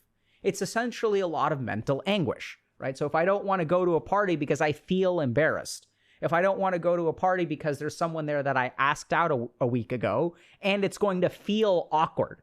So what do I end up doing? I end up not going to the party. I end up using an avoidance strategy to avoid triggering that negative emotion. And so then, and people with OCD do the same thing. One of the key hallmarks of the actual diagnosis is the development of avoidance behaviors, right? So if certain things will trigger obsessional thoughts, and then I have to go shower 3 times, then I can't watch any TV or anything like that that could trigger even a remotely sexual thought. And so then what happens with people with OCD is they start to build walls around their life, and they're not able to actually live a full life because they're so terrified of triggering the OCD that they start to avoid particular aspects. And we see that in normal people as well, that when I start to avoid negative thoughts, when I start to avoid particular situations, when I start to avoid putting myself in an uncomfortable state, I start to close off the doors of opportunity in my life. At the end of the day, OCD, I think, is something that's horribly, horribly misunderstood. You know, at the top of the list, the most important thing that's kind of relevant to OCD is that it's not OCPD. So one of the biggest misnomers is that being a control freak is not really what OCD is. OCD is characterized by having intrusive, persistent thoughts that are ego dystonic, i.e., I don't want to have the thoughts. I don't think they're good thoughts. I don't think they're logical thoughts. I wish they would just go away. And the second consequence of OCD, or the second piece of it, is some kind of compulsion, that our brain figures out that we can either go through a mental process or a physical process, some kind of action. Even if the action is mental, like repeating something to myself over and over and over again in my head, I can engage in some kind of action that will relieve the obsession. The reason that I think this is really important is because if you actually ask someone who has OCD, what do you feel? They'll describe anxiety. So they'll describe, oh, I feel really worried, I'm terrified. They'll describe a lot of anxiety and fear. So a lot of times what they think is that they've got an anxiety disorder or their anxiety is really bad. Well, truly what it is OCD. The other problem with OCD is that as human beings tend to do, we develop our own intuitive adaptations to the OCD. And the problem with those adaptations is that those adaptations actually cause oftentimes more damage than the OCD itself. If I'm kind of triggered by particular things in my surroundings, that triggers kind of the obsessional thoughts, and then the only way I can get rid of them is the compulsions. The best strategy for me is to avoid big parts of life in general, because then I don't have to, if the thoughts don't get triggered, then I don't have to worry about the compulsions, and it's the only way that I can feel safe. The other big problem with OCD is that oftentimes this whole cycle leads to a lot of shame. So this is where people with OCD will come into my office and they'll describe to me, oh, I'm depressed, I'm suicidal. But the more that I do a diagnostic evaluation in them, the more I discover, oh, this is not a mood disorder. This is actually a consequence of untreated OCD, which is intense shame for these intrusive thoughts that we never asked for, But since I'm having these thoughts all the time, it must make me a bad person, right? I must be a degenerate. And the only thing that I can think of is to take my own life to provide relief and protect the world from how awful I am. So OCD oftentimes masquerades as lots of other things. The last thing to consider is that in terms of psychotherapy for OCD, I think it's really important because the skills that we teach in psychotherapy for OCD, I think, are the most generalizable to the rest of the population. And what we really kind of target or focus on is this idea that if you feel mentally unwell within your being, that there are always actions in the outside world that you can take. And those actions that you take in the outside world can actually relieve the mental distress within, right? So if I'm feeling mentally unwell, or if I'm bothered by the asymmetry of my workplace, I can spend 15 minutes organizing everything, and that makes me feel better. The problem is that every time I do that, what I'm essentially training my mind to do is to solve internal discomfort with external actions, right? I'm training my mind that the only way to get rid of this internal feeling is to act in a particular way. And we see this a lot in our community. Let's say like I'm procrastinating, right? I feel bad about myself. I feel bad that I'm not studying and I should be studying and I want an A. And the only way I can manage these emotions is to engage in some kind of unhealthy behavior. So I'm going to spend the day gaming. I'm going to procrastinate and binge watch some anime. I'm going to do something. I'm going to spend some time on Twitter or social media. I'm going to do anything but the work that I need to do. And so if you look at like this fundamental idea of, okay, if you do this, what is your brain? What is your corticostriatothalamic portion of your brain? What does that circuit learn about the solution to feeling bad on the inside? What it learns is that, oh, the next time we feel bad, we should actually just start playing a video game because that's what fixes our problems, right? That's what leads to a relief. If you think about it, there's a reward circuitry involved here. I'm feeling bad, and if I engage in a behavior, that behavior gets reinforced because the reward is really good. I don't feel bad about myself if I start playing a video game. And so what we actually end up doing is reinforcing the negative behavior. And that circuit seems to be what's hyperactive in OCD. So this has been a kind of a really quick overview of OCD. There's a lot more that we could talk about in terms of the details of like what psychotherapy for OCD is like. The neuroscience of OCD is really fascinating. Even psychoanalytic perspectives on OCD are really fascinating. But this is kind of a quick overview that I really wanted to share with y'all to really help you understand a little bit about what OCD is, why it's so devastating, and a little bit about even how treatment for OCD can be useful for every human being on the planet. I saw that so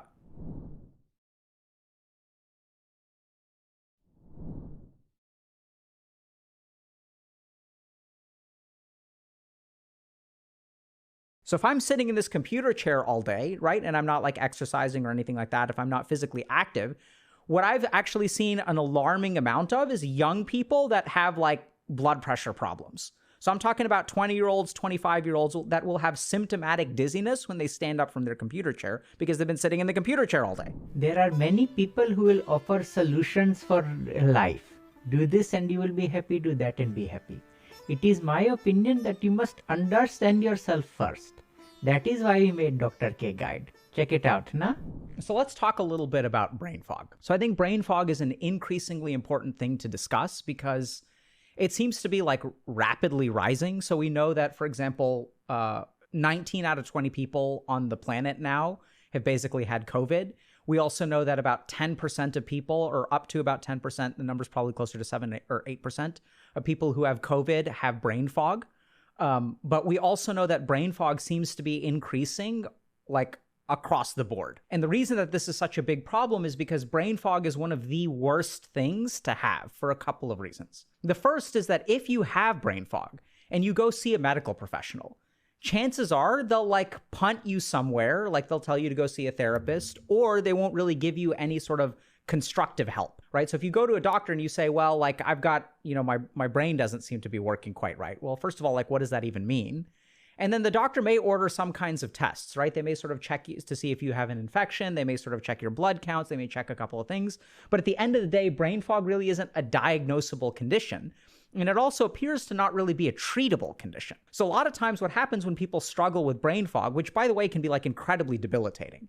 So when we talk about brain fog, what we're sort of talking about is like difficulties with concentration, difficulties with short and long-term memory, usually more short-term memory, so people are incredibly forgetful. People tend to find that they require a lot more effort to do like basic cognitive tasks. So studying is harder, work is harder. It just seems to be kind of like incredibly debilitating without sort of having any kind of like, smoking gun in terms of what's causing it. So oftentimes we sort of accept that like, okay, yeah, like if I've got the flu or COVID, that's the reason it's hard for me to work.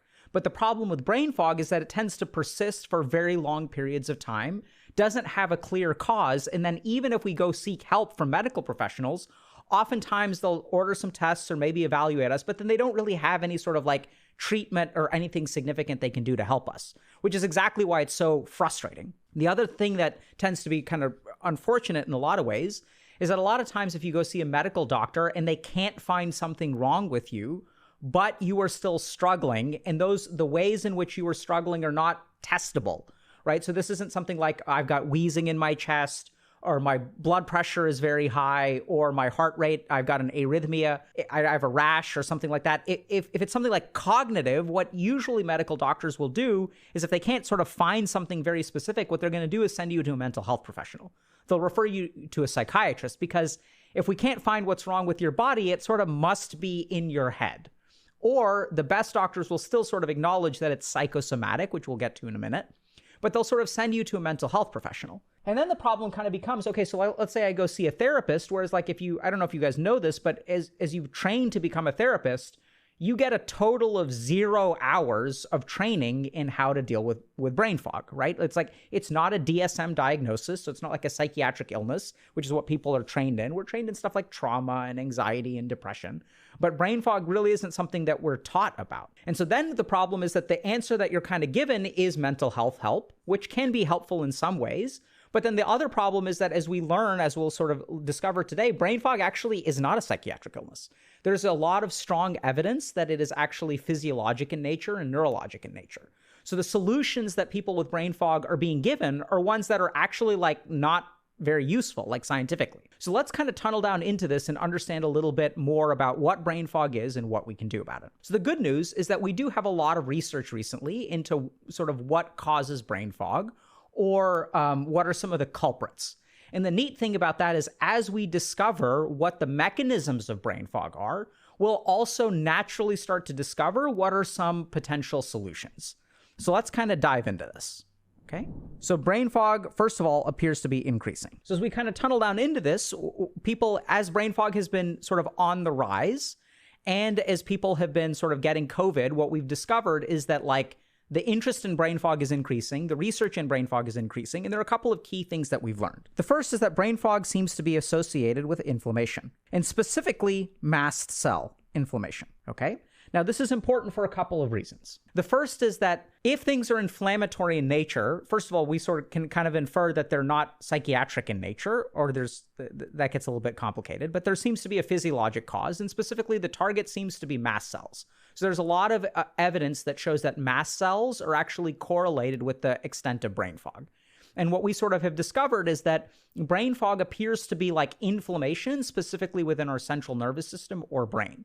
So I don't know if you guys have sort of felt that, like, if you get the flu or COVID or some kind of infection and you have this whole body inflammation, or if you have something like lupus, what you're going to experience is some amount of cognitive impairment, right? You don't feel quite as energetic. It's hard to study. It's hard to focus. Your short-term memory will be negatively impacted.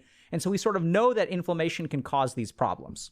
And we also know from lots of research that mast cells seem to be implicated. The other thing that's kind of interesting is that this inflammation also seems to be associated with obesity. Now, I know that there's a lot of tension on the internet nowadays around fat phobia and things like that.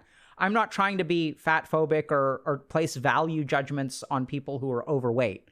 But what we do know, this is something that a lot of people don't realize, is that adipocytes, or fat storage cells in our body, are not just storage. They're actually endocrinologically active and immunologically active. So what that means is that the number of adipocytes, or the size of adipocytes that we have in our body, correlates with a certain amount of inflammatory activity or correlates with some amount of endocrine activity. So we know that these are not just benign storage parts of our body, they're actually physiologically active and can actually lead to inflammation, okay? And we also know that obesity is actually correlated with brain fog. A couple of other things that we sort of have discovered is that when it comes to the mast cells are actually either on themselves or right next to the mast cells. We have these things called CRH receptors. And CRH is essentially a stress, it's not a stress hormone itself, but it's a signal that causes the release of a stress hormone. So what we sort of know is that here we've got our CRH receptor, and let's say here's a mast cell. And so when CRH comes in over here, it activates the mast cell.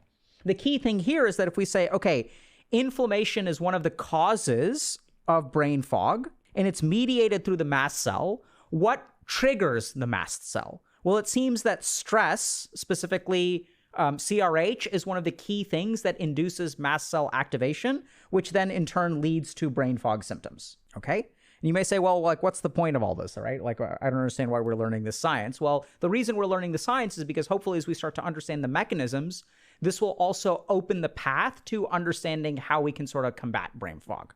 Okay. The next thing that's kind of really interesting is that brain fog is also associated with a condition called POTS. So POTS is postural orthostatic hypotension syndrome, which is essentially a condition that has to do with low blood pressure, specifically that is postural in nature. So if you want to get kind of a quick understanding of what it feels like to have POTS, if you are laying down in bed and you jump upright out of bed. First of all, don't do this if you've got blood pressure problems because you could fall over. But if you jump right up, what you'll sometimes notice is that if you stand up suddenly, you'll start to get a little bit of dizziness. And what was responsible for the dizziness is that as we stand up, the blood flow to our brain actually decreases. And it takes a few seconds for our heart and our vasculature to kind of adjust to the effect of gravity. Because remember that when we're laying down, right, so we're not really fighting against gravity. But when we stand up, now our heart and blood vessels actually have to pump blood this way to sort of get to to increase cerebral perfusion or to get blood flow to our brain. So some of y'all may have experienced that if you stand up suddenly, you'll feel dizzy for a second or two, and then your body essentially compensates. What happens in people with POTS is that their ability to compensate is somehow impaired. So when they stand up or sit up, they tend to have low blood pressure, which impacts their cerebral blood flow. The key thing here is that we know that brain fog is associated with low cerebral perfusion, which is a fancy way of saying we know that people with brain fog actually have less blood going to their brain, okay? So it requires more blood flow to complete particular cognitive tasks. So the other way to kind of think about it is if you've got one person with brain fog and one person without brain fog, the amount of blood that this person needs to complete a memory task is higher versus the amount of blood that this person needs is relatively lower. So people with brain fog, there seems to be something around cerebral perfusion as a cause of brain fog. Another thing that's really interesting is that as people have sort of looked at certain chemical compounds, and they've essentially found that flavonoids, and specifically something called luteolin, seems to reduce inflammation, has a neuroprotective effect, and appears to improve brain fog, okay? Now we got to talk about flavonoids and luteolin for a second. Something has been happening recently with our diet. So we know that, for example, people are eating more processed foods, which is a part of the problem. But one of the reasons why I think that brain fog is actually getting a lot worse is because of the way in which our food is actually grown. So over the last, let's say, 20 to 50 years, we've started to use a lot of fertilizers. And I'm not like anti-GMO or anything like that, but we have selected for vegetables. And so flavonoids are oftentimes found from green leafy vegetables. So the rate at which vegetables are being grown is actually increasing. So it used to take, let's say, like 6 months to grow a crop of spinach. And now we've really accelerated their growth rate using certain kinds of genetic modifications and fertilizers. And the result of that is that, sure, it grows really quickly, but the nutrient density is actually decreasing. So we know that with some kinds of food specifically, so in some ways the nutrient density is exactly the same that it used to be, but in other kinds, there are some kinds of nutrients which the faster you grow the plant, the less the plant kind of absorbs particular things or is able to create particular things. And so what we're actually finding is that there's a correlation between rapid growth of a plant is inversely correlated with its nutrient density. And this is something that I sort of discovered kind of in an interesting way. So I went hiking last year in Alaska and I found some wild raspberries. And the wild raspberries were like really, really small. They're like nowhere near the size of like the raspberry that you get, at a grocery store. And so we were picking wild raspberries and eating them, and like they were super sour. Like they didn't taste, they didn't look as beautiful. They sort of like tasted like incredibly sour, but there was something oddly delicious about the wild raspberries that when I went back and like got my supermarket raspberries, like sure, they were big and they were juicy and they were sweet, but there was something that I could almost like tell a difference between like the nutrient density between the wild raspberry and the one that I could get at the supermarket. So there is some evidence that as, we're sort of having more and more rapidly growing foods, that there's a correlation with sort of a decrease in nutrient density. And this becomes really, really important because when it comes to absorption, we only absorb about 10% of flavonoids from our diet. So what that means is that our body is very, very inefficient at absorbing some of these compounds, which in turn means that if we're reducing the nutrient density from our foods, it makes it like sort of like since our absorption is so low, if we kind of cut the nutrient density in half, we're ending up with a lot less of these compounds in our diet. And then as a result, we're sort of having less of this inflammatory protective effect and neuroprotective effect. A couple of other things that we've sort of found that are associated with brain fog are poor sleep. So about 90% of people with brain fog will report having poor sleep or insufficient sleep. And then the last thing that's kind of interesting is that we also know that dehydration appears to be correlated with brain fog as well. And in one study, 88% of people who had brain fog qualified or reported some degree of dehydration. So this is kind of interesting, right? Because now we're starting to see that, first of all, and I want to show you all one other thing just directly from a paper. There's also some evidence that, just to kind of, the last thing is, what about things like depression? So there's actually some studies that have specifically examined psychiatric comorbidities and brain fog. And what they've actually found is that psychiatric comorbidities are not associated with the cognitive impairment of brain fog, at least in certain inflammatory conditions. This is a paper about chronic fatigue syndrome. So we know that brain fog that's sort of caused by these like sort of mysterious inflammatory conditions appear to be not psychiatric in nature, which is really, really important. And I think this is actually what's really unfortunate is because like a lot of times doctors will send people to mental health professionals to deal with brain fog because they sort of don't know what else to do. And if we can't figure out what's wrong with you, let's send you to a therapist because they'll be able to sort it out. But as we take a look at this, what we actually find is that there's a lot of physiologic sources of brain fog. So now let's take a look at these 6 things and try to understand a little bit about, okay, like if these are the causes of brain fog, and that's, we're not quite there yet. So this is just some evidence that implicates these are some of the mechanisms. What does that tell us about why brain fog is getting worse? Now that we sort of know these are the things that are involved with brain fog, what's going on in our society with all these things? The first thing is that obesity is on the rise. Okay, so what we're going to do is just take a quick look at these and very simply try to figure out, is this getting worse in society or not? Is obesity getting worse? Absolutely. Is general inflammation getting worse? Absolutely. Is stress getting worse? Absolutely. Now, here's an interesting one. What about blood pressure, right? Is blood pressure on the whole getting worse? And what we actually discover is that as we are getting to a more and more sedentary lifestyle, what we're starting to do is have a deconditioned cardiovascular system. So if I'm sitting in this computer chair all day, right, and I'm not like exercising or anything like that, if I'm not physically active, what I've actually seen an alarming amount of is young people that have like blood pressure problems. So I'm talking about 20-year-olds, 25-year-olds that will have symptomatic dizziness when they stand up from their computer chair because they've been sitting in the computer chair all day. And so we're seeing that this kind of stuff, this sedentary lifestyle, is actually getting worse as well. The other thing that we sort of mentioned already is that there's, let's say, vague, non-conclusive, but strongly suggestive data that our diet as a whole is getting worse. And this isn't just about processed foods. This is also about the lack of nutrient density in a lot of our fruits and vegetables. Is sleep getting worse? Absolutely, right? So as technology usage gets worse, we've got issues with blue light, impaired melatonin production, low quality sleep, right? Not to mention all these other things like lack of physical exercise and stress and stuff like that, that sleep on the whole is getting worse. And what about dehydration? Are we as a whole getting dehydrated?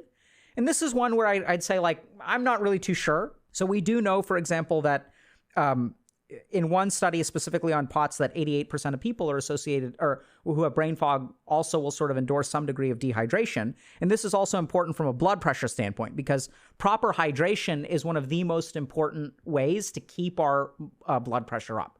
Specifically, when someone has been in like a car accident or something like that, to keep blood going to people's brain, what we'll sort of do is use 2 wide bore IVs to pump in saline or blood products into people. So one of the ways that we maintain blood pressure in the brain is by actually like injecting people with saline, right? So we sort of like give them bunches and bunches of fluid, and as we increase their fluid, it maintains their cerebral perfusion. So what we're sort of seeing in society today is, I think we're seeing an increase in caffeine intake, which is dehydrating. And this is especially a problem for people with brain fog. Because what we sort of found is that some people will treat brain fog with things like stimulants, but what I've really found is that a lot of people who are struggling to focus, what are they going to do? They're going to drink coffee, right? So we see that brain fog is oftentimes associated with a higher level of caffeine intake. And generally speaking, a lot of our diet has become unhealthy and people may not be drinking enough water. It kind of depends on who you are, where you are. But one of the things that I've definitely seen with brain fog is an increase in caffeine intake that's almost compensatory, that can result in some amount of dehydration. And as we get dehydrated, what we're actually doing is potentially making our blood pressure worse. Okay? So now the question becomes, all right, so if this is like what's associated with brain fog, like the quick question is, okay, what do I do about it, right? And this is where the sort of frustrating thing, sometimes when you go to a medical professional and they don't know what's wrong with you, is they'll tell you to just be healthier, right? They'll say, okay, if you've got brain fog, like, why don't you just do the diet and exercise, right? Just exercise more, diet more, spend less time on your screen, just get better sleep. We're kind of given these like general like ideas about, you know, like what you should do to get healthy. Like those are just the generally healthy things to do. And it can be quite devastating because a lot of people will have brain fog and they'll go to doctors and they'll go to therapists and people aren't really able to help them much. The good news, this is good or bad news depending on how you look at it, is that a lot of times, you know, when people have brain fog, they actually end up in my office because, you know, so prior to doing this whole healthy gamer thing, my primary area of interest was actually evidence-based complementary and alternative medicine. So I was focused a lot on sort of scientifically valid meditation techniques, yoga techniques, herbs, things like that. So I had a clinic where people would refer their patients to me who were interested in like more natural remedies. So what I sort of found as a clinician is that when people would get referred to me a lot, right? So what would happen is like some doctor would be like, okay, oh yeah, like this person is complaining of these vague stuff. Like let's send them to Dr. Kanoja because Dr. Kanoja handles these people well. So there's a psychiatrist, this person has something wrong with their head, right? So let's send them to a psychiatrist. So they would come to me. And the thing is I'm a psychiatrist, right? So I'm a psychiatrist. So I'm trained in evaluating people for mental illness. And as these people come to my office and I kind of evaluate them and they've got this vague like brain fog sort of stuff, what I sort of quickly conclude is that I don't think this person has mental illness. I don't think this person is like ill in their mind. I don't think they have anxiety. I don't think this is depression. This isn't bipolar disorder. It's not like their mood is very bad kind of is the root cause. Oftentimes what we'll see in brain fog is that their mood is bad, but that's secondary to being unable to do things. So it's hard for me to study. It's hard for me to work. You know, I'm not doing as well. I'm not progressing. My energy levels are low. I can't think. I can't concentrate. That's what causes the low mood. It's not like the low mood comes first. It's a consequence of. So then I'm kind of stuck in this situation where these people are coming to me for help. And it's like, you know, I'm kind of the last stop, right? On the train to nowhere, let's say. And so I'm sort of trying to figure out, okay, how am I going to help these people? And the good news is that actually, like, I've had really good success. I can think of maybe 1 or 2 patients. And if you're watching this, I'm still sorry about not being able to help you substantially. But for the most part, I'd say about 80 to 90% of the people that I've worked with who have brain fog, I've actually been able to help pretty substantially. And it wasn't like I therapized them. What we actually found is that by targeting all of these different dimensions, it can be actually, you can sort of figure out a good plan to sort of improve your brain fog. So a couple of other things. So another medical disclaimer that this is something that what I'm going to share with y'all now is stuff that I have found useful in my clinical practice. I myself used some of these interventions. Like, so I had pretty bad COVID about a year ago.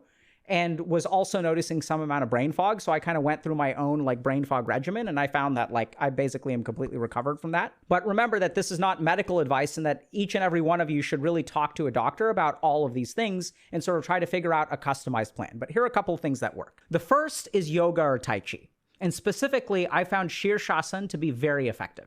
So Shirshasana is a headstand pose. So it's this particular asana where you're upside down, right? So it's a yoga posture where you're upside down. It's definitely something that requires some degree of training, so I wouldn't try that at home. You really need a good teacher to teach you how to do it. But Shirshasana is literally like you're just doing a headstand, right? So your head is at the bottom and your feet are at the top. And the cool thing about Shirshasana is that it really trains your body to maintain blood pressure to your brain. So it really like wreaks havoc on your cerebrovascular system and your vascular system, not in a negative way, but it sort of trains you to be like upside down. And as you're upside down, it trains your body a little bit to handle blood flow a little bit better. So Shirshasana or any kind of yoga or Tai Chi, I think will probably be effective. There's also good evidence that yoga and Tai Chi have like anti-inflammatory and stress-reducing effects. So I'd recommend yoga or Tai Chi. Specifically, probably slightly more recommend yoga over Tai Chi. And that too, some of the yoga postures that you should do are ones that have postural changes. So bending down and touching your toes, doing the hand above your head, maybe doing something like downward dog or Parvatasana or things like that. But yoga is actually really good at like having your body move in particular ways that require you to maintain blood pressure. So yoga or Tai Chi is number one. Second thing that we have to consider is obesity. So this is where some amount of exercise is actually really important, but we're going to tunnel down into what kind of exercise. So it's not just reducing obesity for its own sake, although we do know that adipocytes are pro-inflammatory, right? So we talked a little bit about that. But specifically, the kind of exercise that we want to do is going to be cardiovascular in nature and ideally has you using your legs. And why is that? So there are a couple of really important things to understand about sedentary lifestyle and the impact of sedentary lifestyle on specifically our leg muscles. Our heart is here, okay? And our heart pumps things. And generally speaking, our blood tends to pool at the bottom of our feet, right? Because of the effect of gravity. So there's one really interesting thing. If you look at your body, what you'll sort of find is that even if you look at the back of your hand, okay? It's kind of out of focus. But if you look at the back of your hand, you can see veins, right? Even if you look at like your head or your neck, you can see veins. So veins tend to be pretty peripheral when it comes to the top half of your body. But if you look at your legs, it can be very hard to see your veins. And the reason for that is because a lot of times our major veins in the legs are actually on the inside of the leg. And we actually rely on our skeletal muscle, the muscles in our legs, to pump blood back to the heart. So anytime I walk, the contraction of the skeletal muscle, anytime I take a step, is actually helping blood come back to the heart. So one of the things that I found is that with a sedentary lifestyle, we're walking less. As we're walking less, we're getting more blood kind of pooling in our lower extremities. So we're seeing increases in stuff like varicose veins and stuff like that. And all of that is associated with a sedentary lifestyle. So any kind of exercise specifically that involves walking and a high level of cardiovascular like workout is actually really good. So this is one of the situations where, I wouldn't recommend specifically like bench pressing. So bench pressing will increase your cardiovascular weight, but like getting gigantic muscles on your arms is not actually, or your chest is not actually what we're really shooting for here. What we really want to do is engage that skeletal muscle in our legs and ideally start to exercise and get to a decent heart rate, right? So essentially cardiovascular activity using the legs is what we want to target. So that'll also have the added effect of hopefully reducing our obesity and a couple of other things. The next thing that we want to do is really think a little bit about our diet. So remember that there's actually studies that show that, let me just show you all a quick paper. So brain fog, inflammation, and obesity, key aspects of neuropsychiatric disorders improved by luteolin. So we know that some of these flavonoid compounds, specifically something called luteolin, which I think is extracted from usually olives, and this is potentially another reason why the Mediterranean diet has like positive anti-inflammatory effects is because of the prevalence of olive oil. So you may have luteolin in the Mediterranean diet at a high level as well. So people can also supplement with luteolin, but this is definitely something that I would encourage you to talk to your doctors about because luteolin can be biologically active with other compounds like medications and things like that. But we sort of know that supplementing with flavonoids and luteolin can actually have a positive effect on brain fog. So the other simple way to kind of think about this, though, is that if you eat nutrient-dense greens, that'll also do the trick.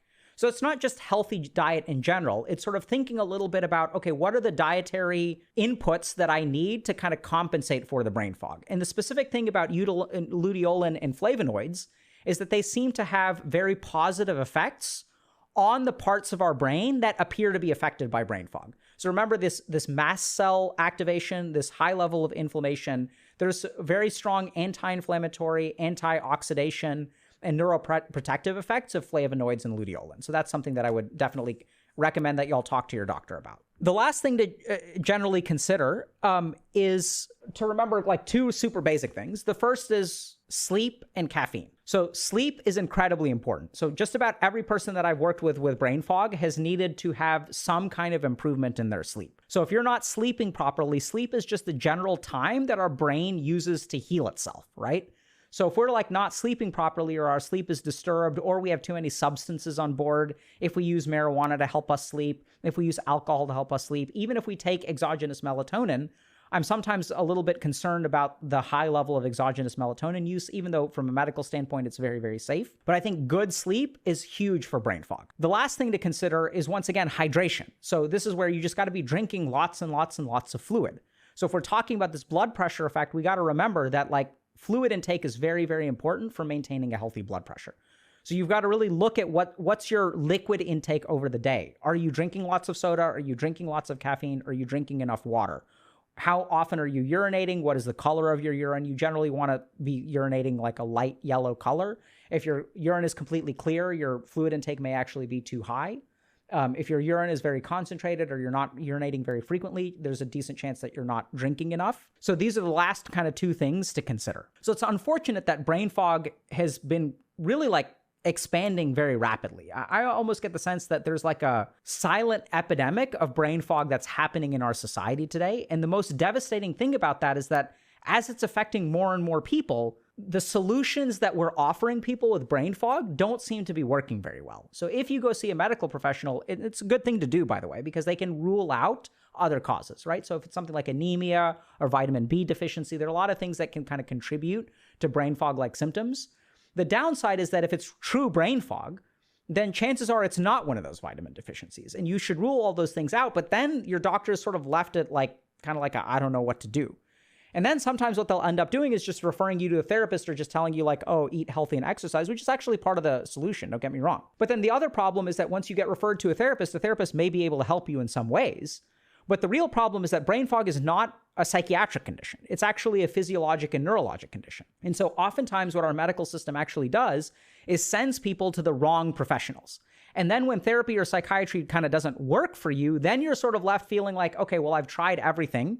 Whereas it turns out that you started with the worst thing, right? Because it's not a mental illness. And then people feel really, really hopeless. Then you kind of come back to your doctor and you say, hey, the therapy isn't working. And then they're kind of like shrug their shoulders and we don't really know what to do. So my hope today was to share with y'all a little bit about, what are the mechanisms of brain fog? What are we starting to understand about it? And some of the stuff that I found to be somewhat useful for some of my patients, as well as for myself in terms of my own post-COVID recovery. Remember that your mileage may vary and that this is absolutely a situation where you want to talk to a medical professional first to get evaluated for all kinds of these other things, right?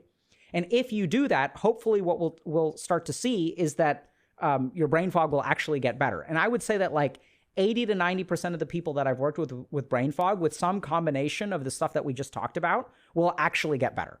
So hopefully that helps you.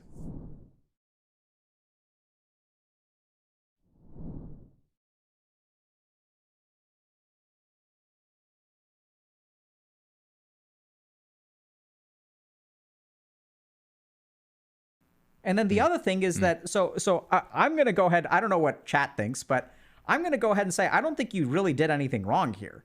Cool. So what do you go by, my friend? Sorry, can you repeat that? What do you go by? What do you want me to call you today?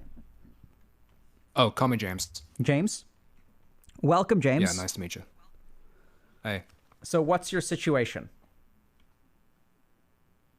Well, I was seeing a girl and I was kind of a little bit stressed and annoyed because I didn't know where my boundary was between going to her place and not. At a time, I felt like I wanted her to kind of try push on our behalf. But we broke up recently. It was pretty rough, not gonna lie. Sorry to hear that, man. Thanks. Is that it? Oh, I don't know which situation you want me to explain, the push for change or how the breakup actually went. Oh, well, so generally speaking, I think that... So what's your understanding of what we're doing today? Am I the asshole? Yes. So what... I mean, so far what I've heard is that you were in a relationship and y'all broke up. So I'm not seeing any asshole behavior there. Is there anything that you're concerned about that you may have done incorrectly? Yeah. I feel guilty and I feel like the asshole even though she broke up with me. And okay, so why don't you, can you tell me a little bit about what's your understanding of why she broke up with you? So when I went to see her, I flew from Dublin to Croatia to see her. I was on pain medication for some sinus issues. Things were clear. I was like, oh, okay, cool. But then suddenly they got very, very bad very quickly. I was like going through horrible headaches, stuff like that, stressing her out a lot. How were you stressing her out? Well, I could see that, like, she almost didn't know what to do. She was a bit overwhelmed. There was a time in a restaurant where she got frustrated because I was about to faint. Yeah. She was getting frustrated because you were about to faint? What made you want to faint? Or not made you want to, but what was causing your near fainting? So I later found out that I was actually taking a bad reaction to the pain medication. I was told they didn't have a certain substance. They did. And that was causing me to feel faint, feel dizzy, slurred speech, terrible, terrible stuff. I was trying to ask for help and she didn't really take me anywhere. And I saw her getting frustrated and I felt guilty. What kind of help were you asking for? To see a doctor. I see. So you were asking her to help you see a doctor? Yeah. And what did she say? The first time she called her mom to talk. Her mom was then talking to me like, do you need to see a doctor? Are you feeling okay? And I was like, no, I don't know how I feel right now. It just feels bad. Yeah. I then got shouted at by her mom actually later that day. You got what by her mom? Her mom then started shouting at me and blaming me once my girlfriend went to the bathroom. What was she shouting? What was she blaming you for? What was she saying? Saying like it was irresponsible of me to come. I shouldn't be playing with my girlfriend's or my ex's feelings. Like if I was sick, I should never have tried to come. What are you doing here? Like you're not strong enough, that sort of stuff. What do you think about that?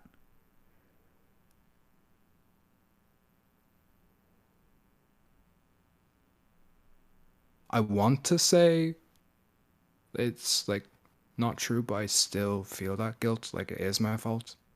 And what do you think like is I your thought fault? I felt better. Well, like if I didn't get sick, if I took care of myself, maybe things would have been different. I thought I was okay, but I didn't know something like this could have happened. Okay. And so what do you think is responsible for the way that you were feeling when you were in Croatia? What do you think is responsible for your sickness? Physically or... How do you understand why you were sick in Croatia? I mean... Sorry, words are kind of catching me. I have feelings though, just not the words. They're hard. That's fine. Take your time.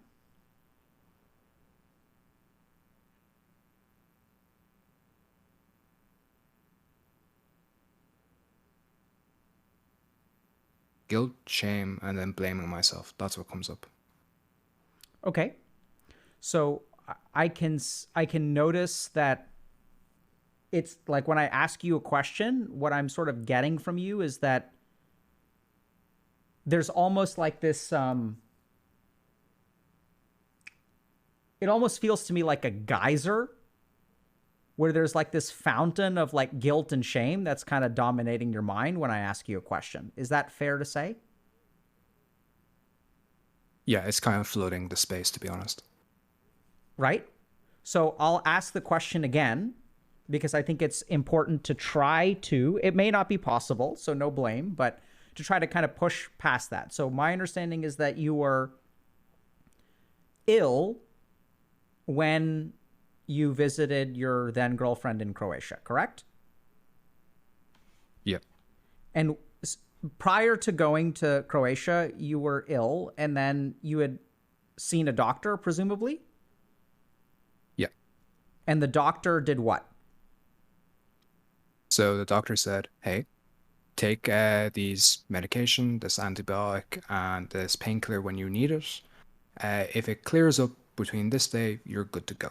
Okay. So did the doctor tell you not to travel to Croatia or anything like that? One doctor said be cautious about it. The Okay. other doctor said if you're feeling good on that day, things have cleared, there should be no reason why you can't. And how did you feel that day? On the day I left, I almost felt fantastic. Like Okay. my nose was clear. There's no So head would you things. say I was that like, you "Oh, followed the this is great." doctor's medical advice? I say so. Yeah. Yeah. Sounds like it to me, right? So if your doctor didn't say don't travel and they said be cautious about it, and if you're feeling good on the day you have to leave, then you're fine to go. Because if you take antibiotics and painkillers, and then when you got there, what stressed your girlfriend out? So at first, I just kind of had like a pain in the head, and I was like, oh, I'll just take a painkiller, not realizing me taking the painkiller was going to cause the effects later. So I was kind of drowsy, not really present, trying to be. I kind of felt like I was like that kid being driven around in the backseat of your car, and you're like, okay, we have to take care of him now. Okay, so you were ill, and what's your understanding of like what caused the way that you were behaving? Well, now I know it was that bad reaction to the pain medication. Okay. So, and then the mom starts yelling at you, right? Yeah, that was after visiting a restaurant the first time. Now, Ugh. earlier when you were first sharing the story, you said something about boundaries. Can you tell me a little bit about that? Yeah, so like 2 weeks probably before, there was a situation where me and my girlfriend or ex needed to talk about something important. But prior to that, her dad had decided I'm not welcome in their shared apartment. I was finding that very difficult because we didn't have space to talk really about important things unless it was in a public cafe, in a shopping store. Yeah. So what I'm confused. What is that? So but y'all are long distance, right? No, actually, I was going to visit her while she was visiting family, but she does like live 2 hours away from me regularly. I see. So I'm confused. So her dad was not okay. How old is she? 20 something, and she pays for half the rent, half of everything in the apartment. So y'all, but y'all don't live together. No. And so I'm confused. So the dad doesn't want you to visit her at her apartment? Yep, I wasn't even allowed to pee in the house. Traveled 2.5 hours to get there and was told to go in a shopping center. and that was upsetting. And so what was the way? It sounded like you pushed a boundary. Apparently so. And what was the boundary that you pushed? I don't know. My girlfriend wasn't very communicative.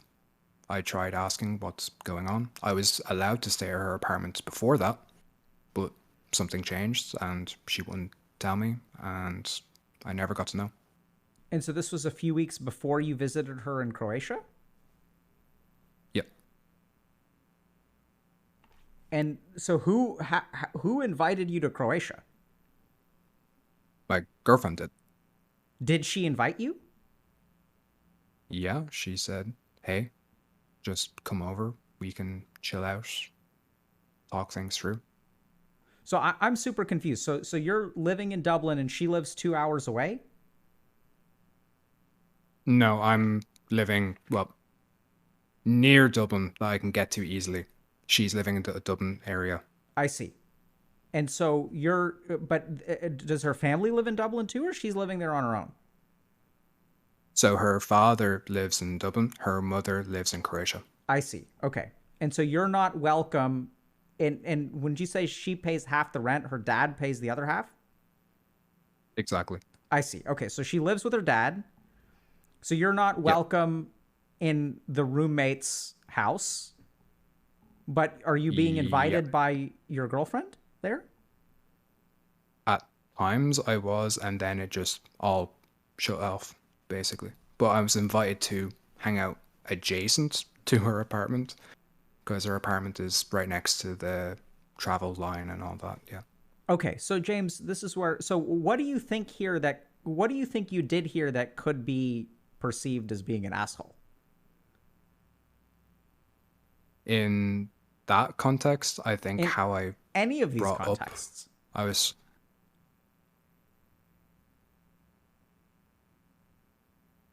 My mind went blank there. Sorry for interrupting. I should have let you finish.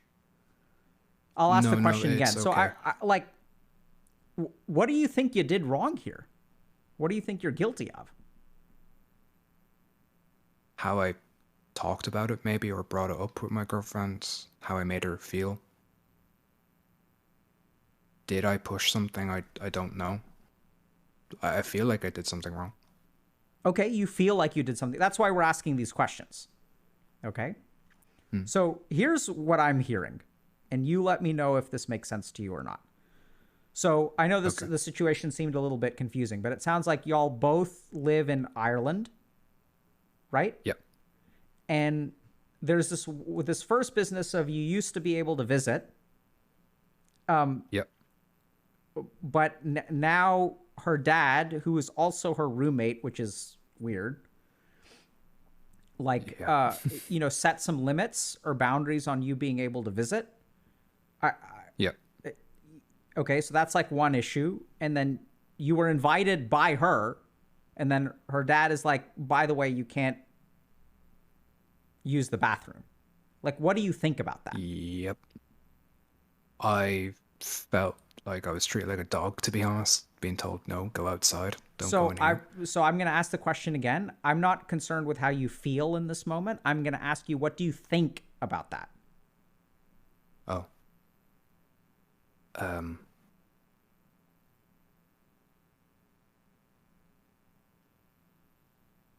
I think...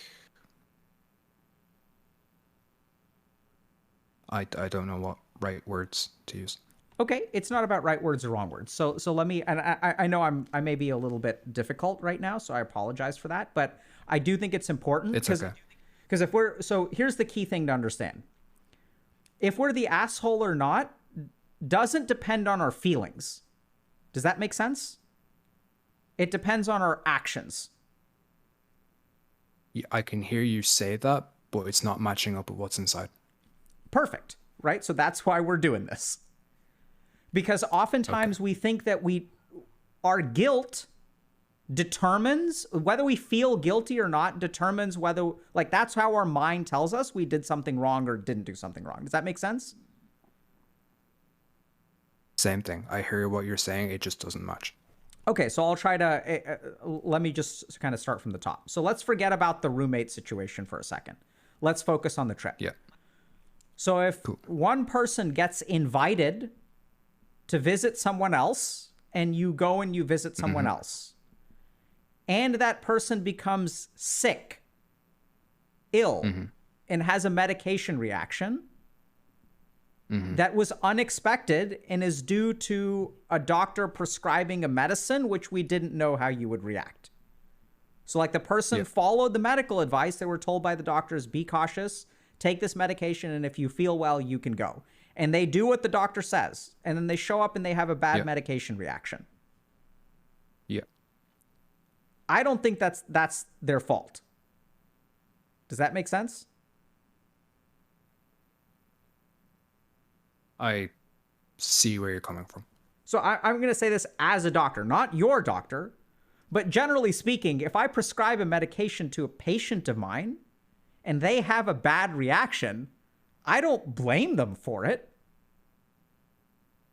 Does that make sense? Yeah. Right? So like there's one reaction called anaphylaxis, which is like when people can't breathe. Okay? It can be potentially fatal.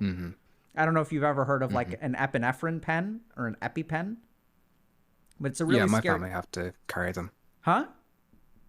My family have to carry them Yeah, sometimes so you're familiar with my this. cousin or so if stuff like someone that. needs an very. EpiPen, as a doctor, I'm not like, screw you, asshole.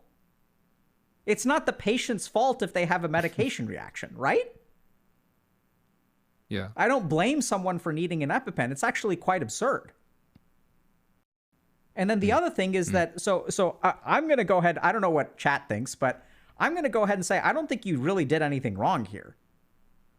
Like, because what I'm hearing is that you had a medical reaction that was unforeseen and more importantly, unanticipatable.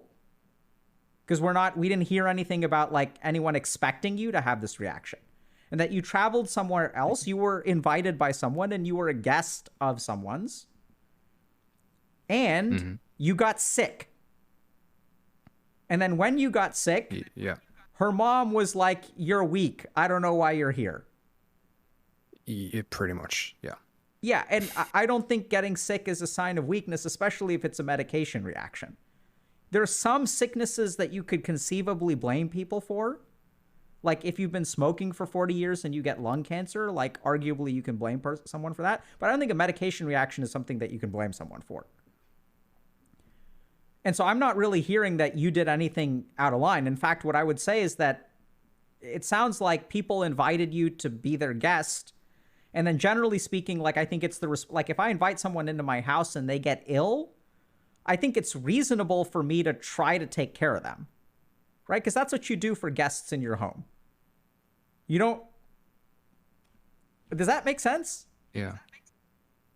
Like if you have like a friend visiting you for Christmas and then they get the flu or something and they're like, hey, can you take me to go see a doctor? What do you think the right move is? Oh, doctor, immediately. But hold on, James. What if you don't like them? What do you think the right move is there? Doctor. But you don't like them. Is it still important to take them to the doctor? Yeah. Absolutely, man. So I think, where does the mismatch come from? I think the mismatch comes from somewhere along the way. I'm not quite sure why, but somewhere along the way, like people are blaming you for this and you're happy to take it. So what I'm noticing is that they're blaming you and you're feeling guilty, which is not a mismatch. Does that make sense? The problem here is that there should be a mismatch. Does that make sense? Okay. Because her parents are blaming you and you're feeling guilty. Yeah. That's not a mismatch. Do you understand that? Actually, I don't. Sorry. So like if I blame someone, even if I'm wrong, forget about right or wrong for a second. If I blame someone, and even if they're not wrong, if they feel guilty and they apologize, do you get how there's like harmony in this situation? It may be incorrect, but I'm blaming someone and someone is happy to take the blame. That's what guilt is. Okay. You see what I'm saying? Like, you're feeling guilty and they're No, thinking yeah. you're an asshole, so like y'all are kind of okay with that. It's wrong, but there's agreement. Okay. I see. You see what I'm saying? Like, just because everyone agrees doesn't mean that anyone is right. But what I'm kind of noticing here is that, like, you're feeling guilty and they're blaming you, and people who feel guilty can't push back against people who blame them. Does that make sense? I get you. What are you hearing, James? What are you understanding? So someone feels guilty. That matches with someone blaming them. Spot on. So they don't push. Absolutely. Because there's the match. Absolutely. It's fit into place. And if one person blames another person and the other person feels guilty, does that mean that a guilty person made a mistake? Could it though? It could. You're correct. It could. But it's not a definite yes. You get that? That I do, yeah. So I think the problem here is that, so first of all, I don't think you're the asshole unless we're like missing something. Like, unless you're showing up, like pressuring your girlfriend into going or things like that, then I think it's a whole different ballgame. So if we No, hear... It was just... Yeah? Sorry, you were saying? No, go ahead. Oh, no, it was just me turning up. I felt good on the first day. The second day I was starting to feel bad. I was just getting worried and stuff like that. The episode happened. I asked, hey, I need to see a doctor. Didn't get to see one. Then the mom was very, very harsh. I was overly stressed out. I didn't know what to do or think. Yeah, so I mean, I don't think you did anything wrong here. It sounds to me like, honestly, like you had a bad reaction to a medication. And then if anything, the one thing that sort of maybe makes sense to me is that maybe the reason you feel guilty is because your girlfriend is stuck between you and her parents. What do you think about that? That is not something I thought about. Right? So her parents clearly don't like you, but she does. Yeah. So I think what we're sort of seeing here... Huh? Well, no, we're broken up now. Yeah, She cut it ex-girlfriend. off after, But I think what we're Yeah. kind of like, what I'm... And sometimes this happens where essentially like she's not able to set appropriate boundaries with her parents. So she wants you to come over, but she's not like, she can't go all in on that. And then, so you get pulled in and then they push you out. It's like, this is absurd, dude. If my roommate or my kids, if my kids invited someone over that I didn't like, I would still let them use the bathroom in my house. Yeah. Like that doesn't, I don't think, you know, I mean, I think if someone was invited to my house by someone else in my house, I would let them use the bathroom.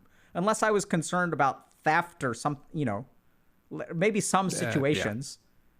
But I want to say, like, even if there was a convicted felon who was invited to my house, I would let them use the toilet. Like, I wouldn't have them go down the, like, unless I had a plausible threat of them being behind closed doors and, you know, if they were going to, I don't know, like, flood the toilet. I can't think of a reasonable scenario in which I would not let someone use the bathroom. And like you said, you felt like you were treated like a dog, which is what you were treated like. I mean, I think the assholes here seem to be her parents. What do you think about that?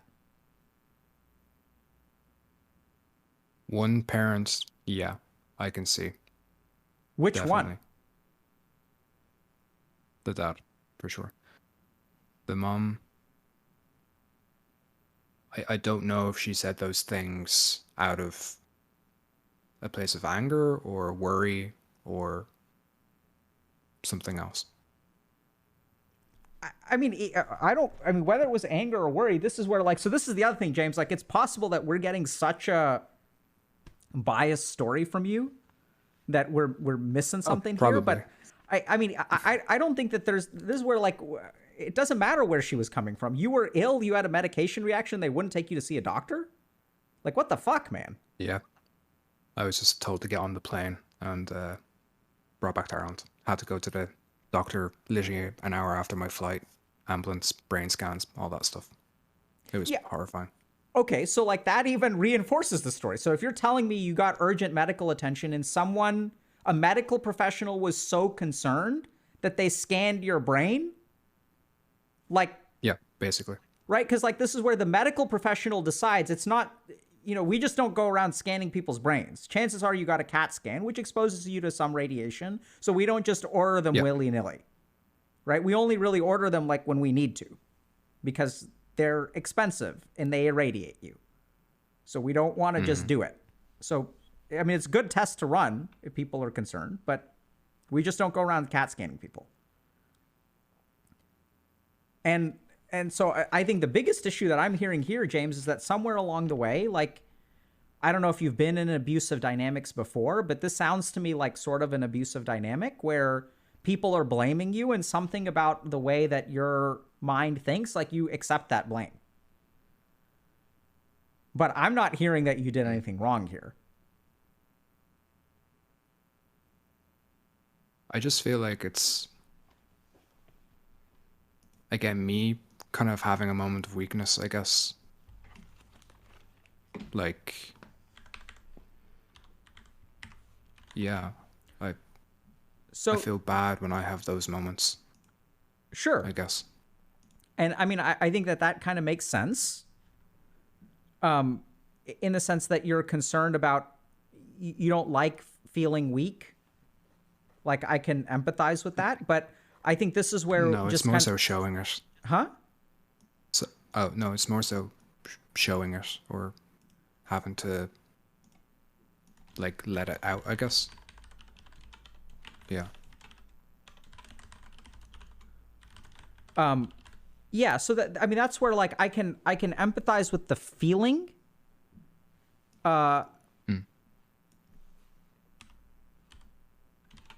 But I think this is where I also don't think that I don't think that being ill is a sign of weakness. It can feel that way. But I mean, you got sick, dude. Yeah, I got sick. I don't think that makes you weak. I mean, you're welcome to disagree.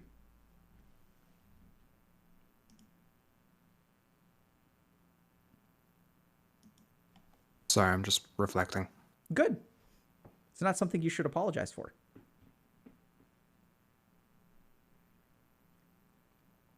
Mm-hmm. Anything you want to add or any questions? I mean, so I think Twitch chat is pretty confident. 80% of people... Oh, I haven't been checking Twitch. I forgot we were live, shouldn't. Actually, you to be shouldn't honest. check Twitch.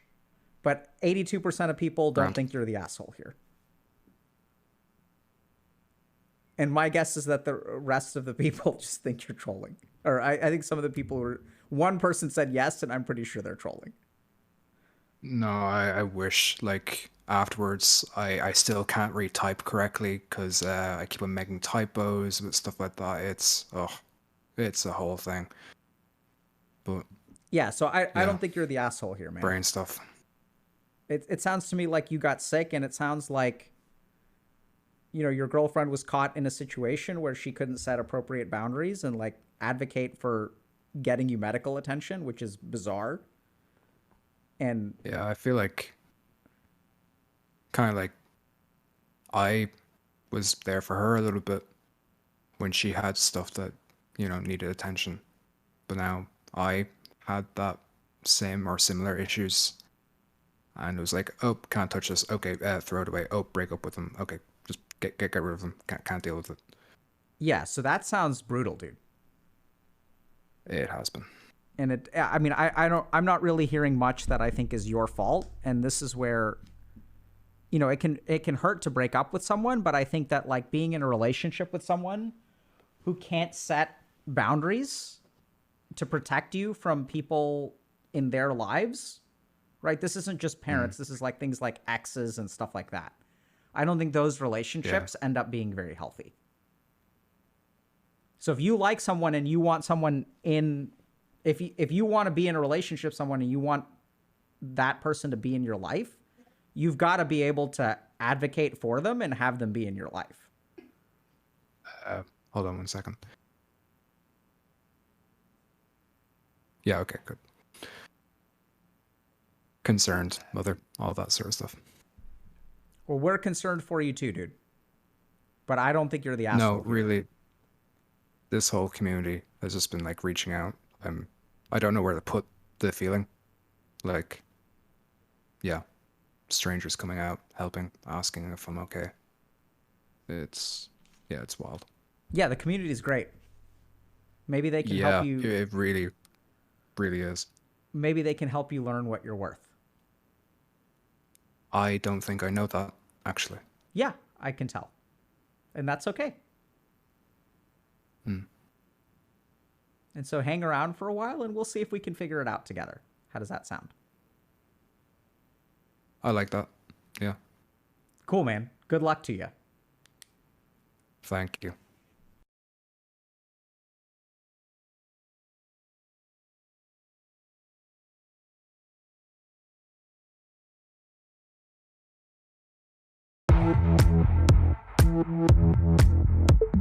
My name is Dr. Alok Kanoja, and you might know me as Dr. So if I get feedback that I'm not doing very well in sales or that some of my clients are complaining about, for example, my attention to detail or my tardiness in responding. So if we look at what happens during feedback, when I get that kind of feedback, I feel bad about the people who are deciding. They don't seem to be operating in this really inefficient way. Like they seem to actually kind of like be relatively happy. They kind of make a decision. They sort of stick with it. How does that work? What's going on there? Hello, Sarasaraswan Mango Prasad here. If you want to get control of your life and understand how the mind works, check out a DIY guide to mental health. The link is in description, huh? Does Dr. K have any videos on indecisiveness? The answer is yes. I have a lot of videos. And we're going to keep making videos until y'all become decisive. So today we're going to talk a little bit about indecisiveness. And let's understand, like, why is indecisiveness like such a problem, right? Because we know that there are kind of two kinds of people in life. There are the indecisive people like myself who have a couple of options. I can do A or I can do B. And I don't know, there's like A has these pros and these cons and B has these pros and these cons. And like, I don't know how to make a decision. I don't know how to make a decision. And then as we're indecisive, we procrastinate. As we procrastinate, the decision sort of becomes harder, and then we're forced to choose. We always end up choosing anyway. But in that window of time in which we were indecisive, something is lost. We're not quite sure what is lost, but it definitely feels like something is lost, right? And on the flip side, we've got the decisive people. These are the people who are like, they just like make a decision, right? They're like, oh, like they're not struggling with indecision. Like they're confident, they're decisive, they just make decisions, they just go for it. They're just living life. Because that's what it is, right? A decisive person is out there actually living life. And an indecisive person is sitting back there not living life. We're trying to live life, but we just can't figure out which way to live it. And so it's really challenging because we're trying to figure out, okay, how can I become this decisive person? Like, how can I start just like living life instead of like stressing out about like what's the right decision and what's the wrong decision?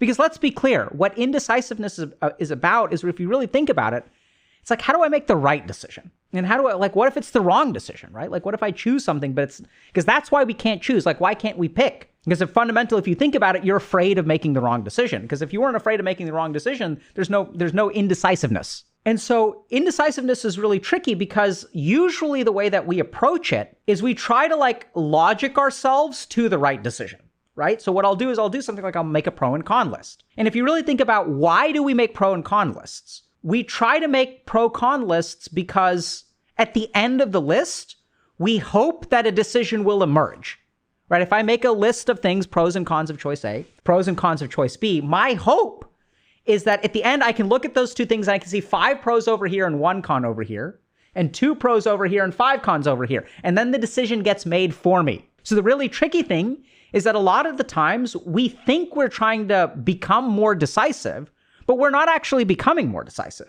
What we're actually hoping to do is work our way towards not needing to make a decision. We're working our way towards the decision being made for us. Because if we make a pro and con list, if we talk to enough people, if we do enough research, then we will find the right answer. And then I won't have to make a decision because the decision will sort of be made for me. Does that kind of make sense? That a lot of the ways that we deal with indecisiveness is that we try to bypass the problem. We don't want to commit to making a decision and making it a wrong decision. We're trying to trick ourselves into not making a decision at all. And so it's kind of strange, right? But now we can sort of see why indecisiveness persists, because we're never actually tackling the indecisiveness. What we're doing is trying to set up a situation where we never have to make a decision to begin with, because it's so clearly the right decision that we don't have to overcome whatever that thing is. And so now if we really want to understand, okay, how do I become more decisive?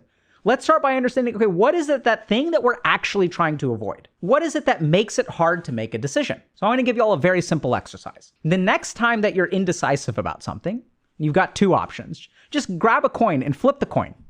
And if it's heads, you're going to choose option A. And if it's tails, you're going to choose option B. Easy, right? If you're indecisive, just flip a coin and let the coin decide. Now, if you are even thinking about that, and if you actually do it, what you'll notice is actually something really, really cool, which is that the thought of flipping a coin is terrifying. Actually flipping the coin, you're not even going to listen to what the coin says. Do you guys see that? As you think about flipping the coin, or as you actually flip a coin, what you'll notice is this feeling that starts in your gut and kind of comes into your throat, makes you kind of want to vomit. No, you don't want to do it that way, which is interesting, right? If you really stop and think about it for a second, you flip a coin, it's not what you wanted, so you flip again. Wait, hold on a second. But then do you want to, since you didn't like the first one, are you going to go with the second one? It's like there's something weird going on inside you. And so anytime you look at indecisiveness, what you're actually going to find is what's at the root of it is actually a fear of regret. Because what makes a decision hard to make?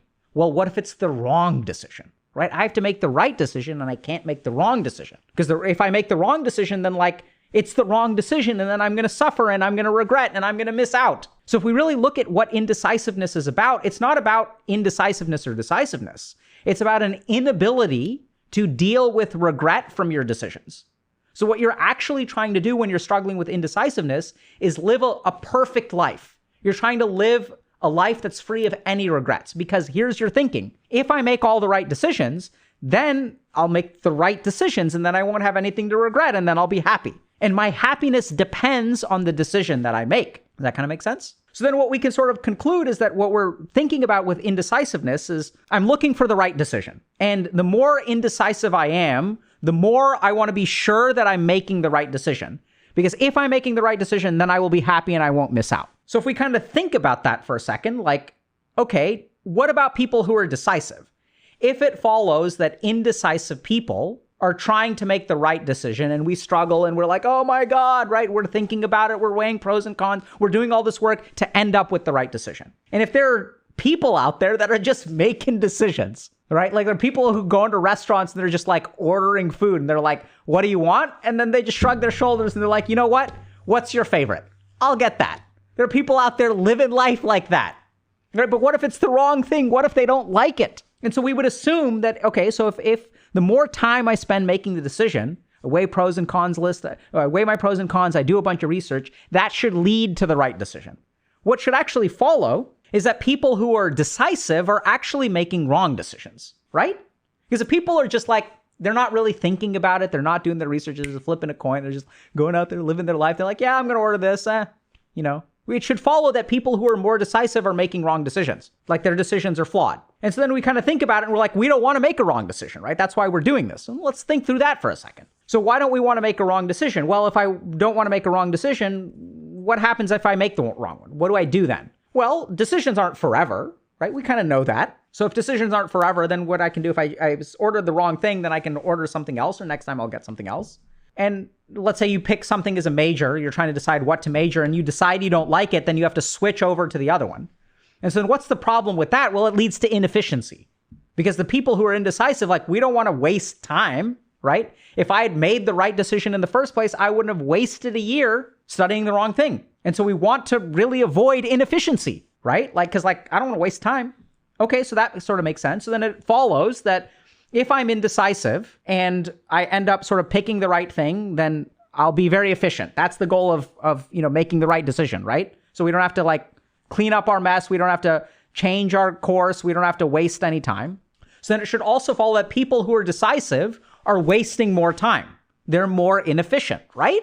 It kind of makes sense. Like if the whole point of indecisiveness is to make sure we make the right choice and make sure that it's efficient, then the people who are decisive should be making wrong choices all the time. They should be course correcting all the time. They should be living really inefficient lives that are filled with mistakes and regret. But is that actually how they live? Do you feel like people who are decisive are screwing up left, right, and center? Do you feel like they're incredibly inefficient? They start one thing and then they do something else? Like, how does it feel? Well, no, it actually doesn't. This is what's kind of weird, right? It's like, wait a minute, hold on. The people who are deciding, they don't seem to be operating in this really inefficient way. Like, they seem to actually kind of like be relatively happy. They kind of make a decision. They sort of stick with it. How does that work? What's going on there? Because these people who are, decisive, they're sort of less afraid of regret, right? They're kind of okay making a mistake. But then why aren't they making mistakes all the time? And so that's where like we really have to tunnel down and understand this. As we look at people who are more decisive, we begin to see that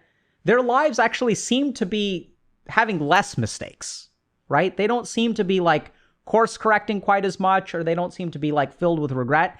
And like, let's try to understand a little bit about what's going on there, right? So how is that? If they're just sort of randomly choosing, or maybe it's not randomly choosing, but if they're choosing without doing all this research, then how is it that they're not making mistakes? And I think something fundamental has happened. And our society is getting way worse in this way. And fundamentally what's happened is we've started to assume that the rightness of the wrongness of a particular course of action comes from the decision. We've started to kind of surrender control of our ability to shape the outcome. We've started to think that the rightness or wrongness comes from the decision as opposed to what we do with the decision. And a great example of this is online dating, right? So if you look at like online dating, what we're sort of, everyone is trying to make the right decision. It's kind of like we're kind of looking at people and we're trying to find the right person. Because if I can check all the boxes, then my relationship will be good. We're trying to make all that decision making up front. We're trying to find the perfect person because it's the perfect person that leads to the perfect relationship, right? I need to find the one. But actually, if you look at people, and this is what's sort of interesting about growing up being Indian, is, I come from a culture where arranged marriages happen. And the thing about arranged marriages is you don't get to pick the perfect person. Like you sort of try, your family sort of tries, but there's this attitude of like making the decision work.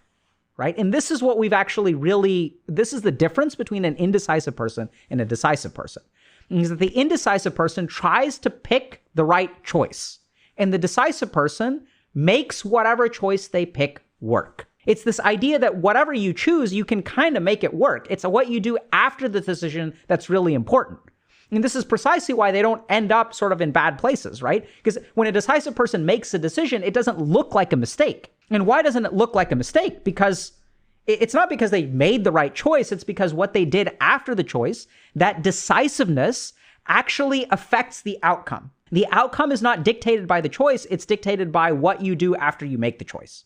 So a great example of this, one of my favorite Dota 2 players, this professional Dota 2 player, is this guy named NoTail. And my favorite quote from NoTail is he kind of says that sometimes your team is doing stuff that's stupid. Like half of your team is making a stupid play. And sometimes the only choice that you've got when your team is making a stupid play is to actually make it with them.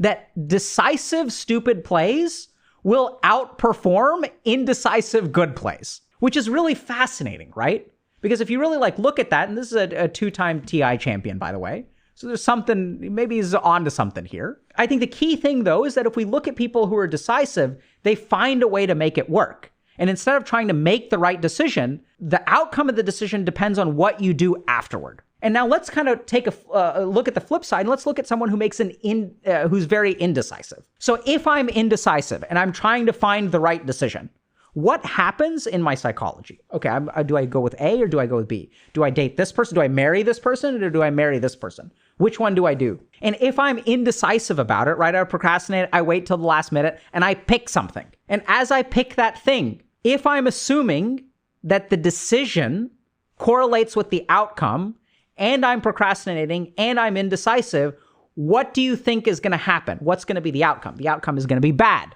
And what does the indecisive person conclude when they pick something and the outcome is bad. What they conclude, and this is what's crazy, is I made the wrong decision. They get PTSD from making the wrong decision. Oh my God, and then you regret, right? I should have chosen the other thing. If I had chosen the other thing, everything would have been fine. So now you're traumatized by this. The next time that you have to make a decision, what happens? That trauma is front and center. I don't want to make that mistake again. I'm afraid of that regret. I made a mistake. Now you're indecisive again. You don't know. You make a bunch of pros and cons. You try your level best to get other people to convince you which one is right, because then you don't have to make the decision. You don't have to be indecisive. You want to make it a slam dunk, right? But you're still indecisive and you end up picking something else. And now this time, because once again, you're indecisive about it, what ends up happening? You make the decision. You hope it'll work out this time. But let me ask y'all something. If your strategy in life is, I hope it'll work out for me, what do you think your outcomes are going to be? They're going to be crap. And so again, you screw up. The outcome is crap. It's inefficient. You have to make a change. And so once again, you're like, oh crap, I made the wrong decision. The fear of regret increases. Minor trauma. The next time a decision rolls around, I got to make the right decision because I've made the wrong decision 2 times in a row. And so the cycle repeats itself and you become more and more and more indecisive. And it all tunnels down to, first of all, what is it that makes it hard to make a decision? The fear of regret, the fear of making a mistake. Secondly, it's the indecision itself that correlates with the poor outcome. It's the idea that I can make the choice, and if I make the right choice, I can mentally check out, bros. I found the perfect person. I found the perfect person on the planet, which means that my relationship will be successful because I found the one, right? It's about picking the right thing. It's not about how you play out the relationship. And so if you're really struggling with indecision, a couple of things you need to understand. The first is that it's the fear of regret that's actually that resistance. You're afraid of making a mistake. Second thing you've got to understand is that mistakes are completely normal. There's no way to avoid making mistakes. And you're like, I don't know which one is right for me. There's no right for you or wrong for you. Like anytime you go to a restaurant, I'll tell you how I struggle with this. Kind of bizarre, but I really like tacos. And I struggle. There's the gigantic problem I struggle with every single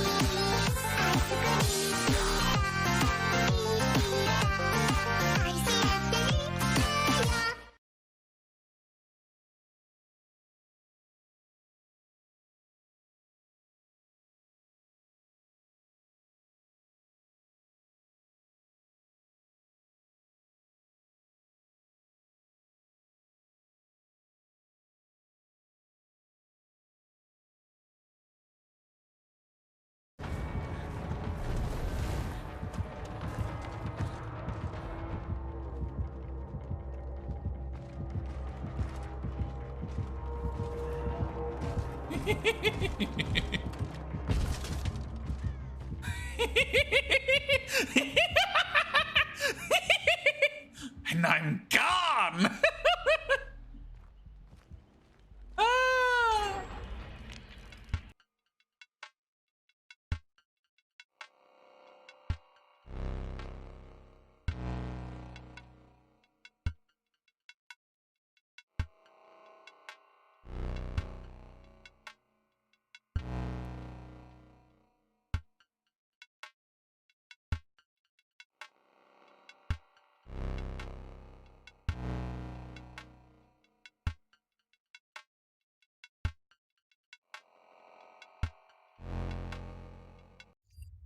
day.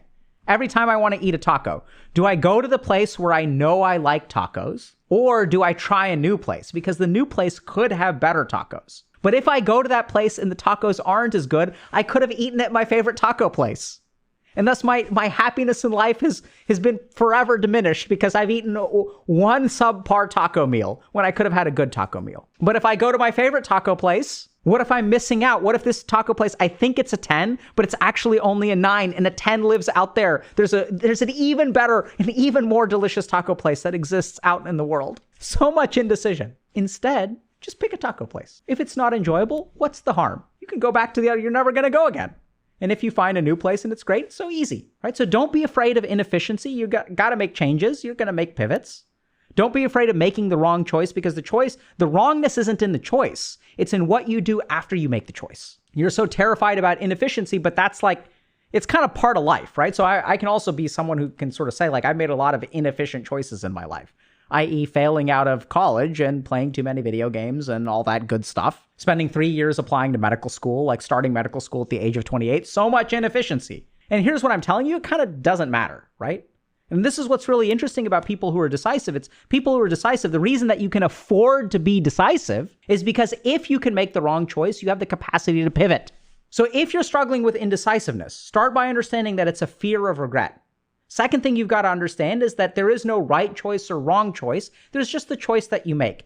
Each choice is going to have advantages and disadvantages. It's what you do after you make the choice that makes it the outcome a good outcome or a bad outcome. And it's even baked into our language, because we'll say, is this the right choice or the wrong choice? Like, the rightness and the wrongness precede the choice. Do y'all see that?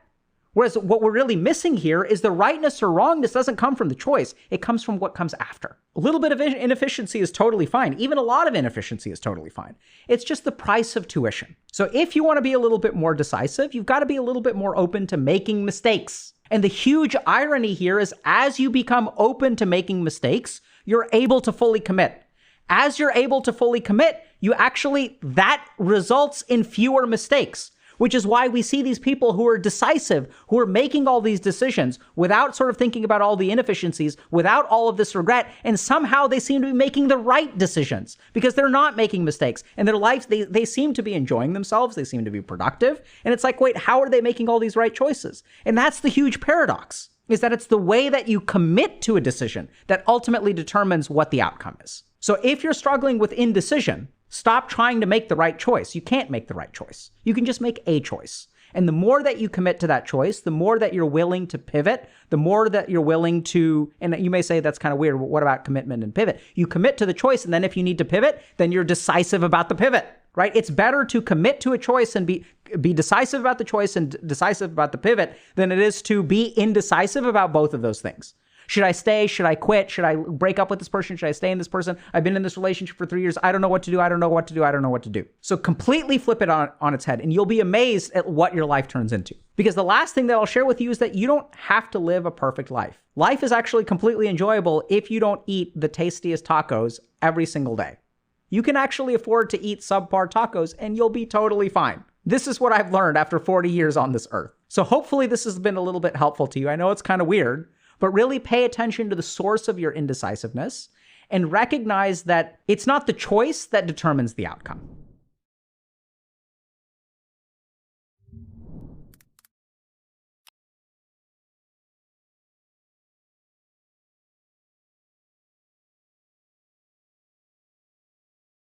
We don't really acknowledge this. I think consent is incredibly important, but most of the advances in relationships don't happen with explicit consent. Perfect. And what do you go by, my friend?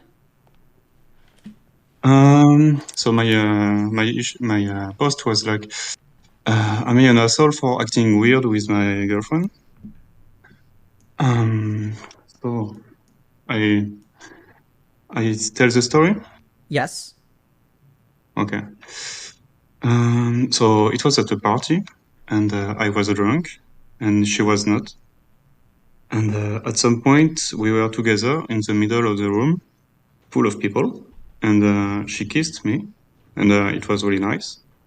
But after the kiss, I untied her hair, and I said something like, make me happy. And I left to do something else, grab a drink, or I don't remember. But I did this because I am really uncomfortable to show love and affection in public. Like kissing in public, pretty uncomfortable for me. So to me, it was like out of my comfort zone, and I wanted her to do the same. So I untied. Yeah. What do you mean by you wanted her to do the same? The same meaning what? Same as getting out of the comfort zone. I see. So you felt uncomfortable, and so you wanted to make her uncomfortable? Somehow, I don't know if out of the comfort zone is uncomfortable, but yeah, probably, yeah. Okay. All right. So then, Yeah, so you pulled, you removed something from her hair. Yeah, that was tied, and Okay. And Okay. yeah. And then you left the room? Yeah, but not really far away, just like a few meters away. Okay. But yeah, in my head it was, when I'm drunk, everything seems more classy and just better, but it's not. Alcohol does do that sometimes. Yeah. And so then what happened?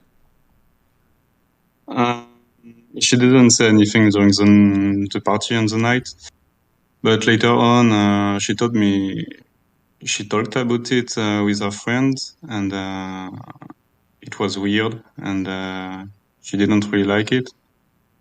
And it's something that made her decided to break up. So after a few times after this, we broke up. When you say a few times after this, what does that mean? What were the times? It's 2 weeks. Okay. So and so you said you pulled something out of her hair. Like, did it hurt her in some way? No, just no. Just like removing like a clip or like a a hair tie or something.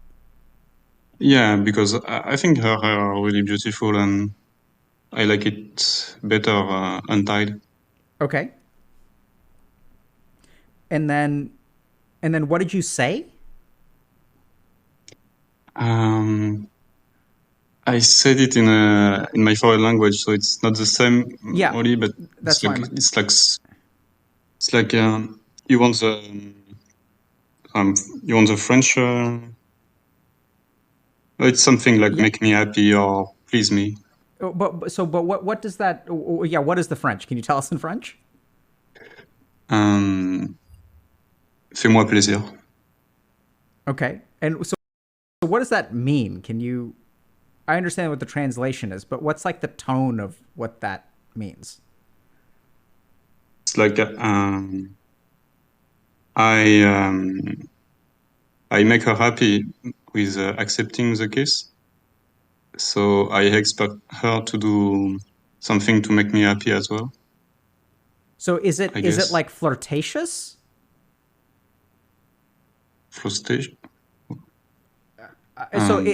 So I mean, is it like a nice thing to say, or a mean thing to say, or a playful thing to say?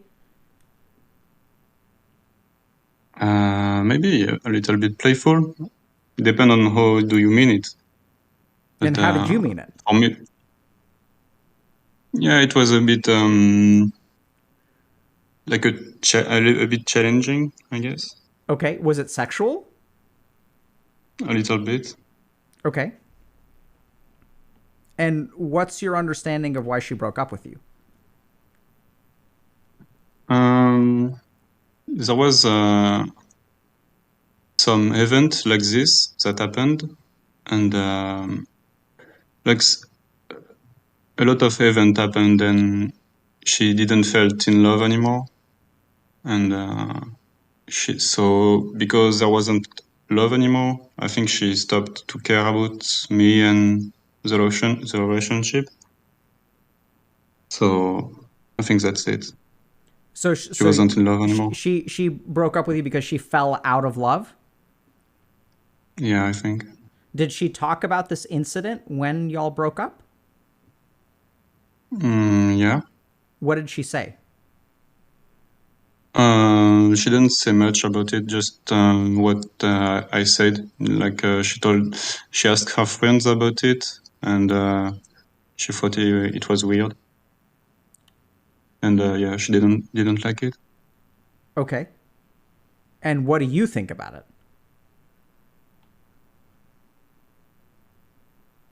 I agree that it's weird. Of course, I wouldn't have done it if I wasn't drunk. But it's not so bad, I think. Help me understand why you wouldn't have done it if you weren't drunk. Oh, because it's I am a little bit shy, so if I wasn't drunk, I'm not sure I would accept the kiss. And yeah, if it's too ballsy for me, maybe in front of people doing this. I see. So accepting the kiss you wouldn't have done. What about the words that you said and the pulling the stuff out of her hair? Yeah. This is what I was talking about. I wouldn't do this either. Okay, so you wouldn't have done any of it. No. So and maybe. What do you think about it now that you're? I'm presuming that you're not drunk right now. Now that you're you're no longer drunk. What do you think about what you did? Yeah, just like I said, I think it's stupid. Like it's really weird. I mean, it's not something I will do. What's weird about it?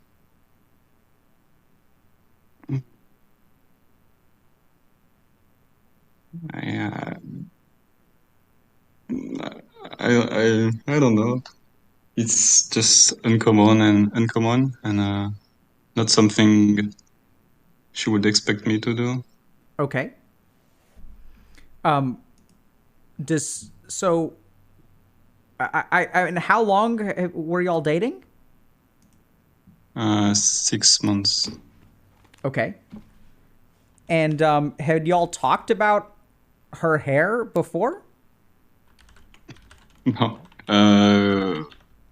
Not really, but I think she knew that I liked her hair.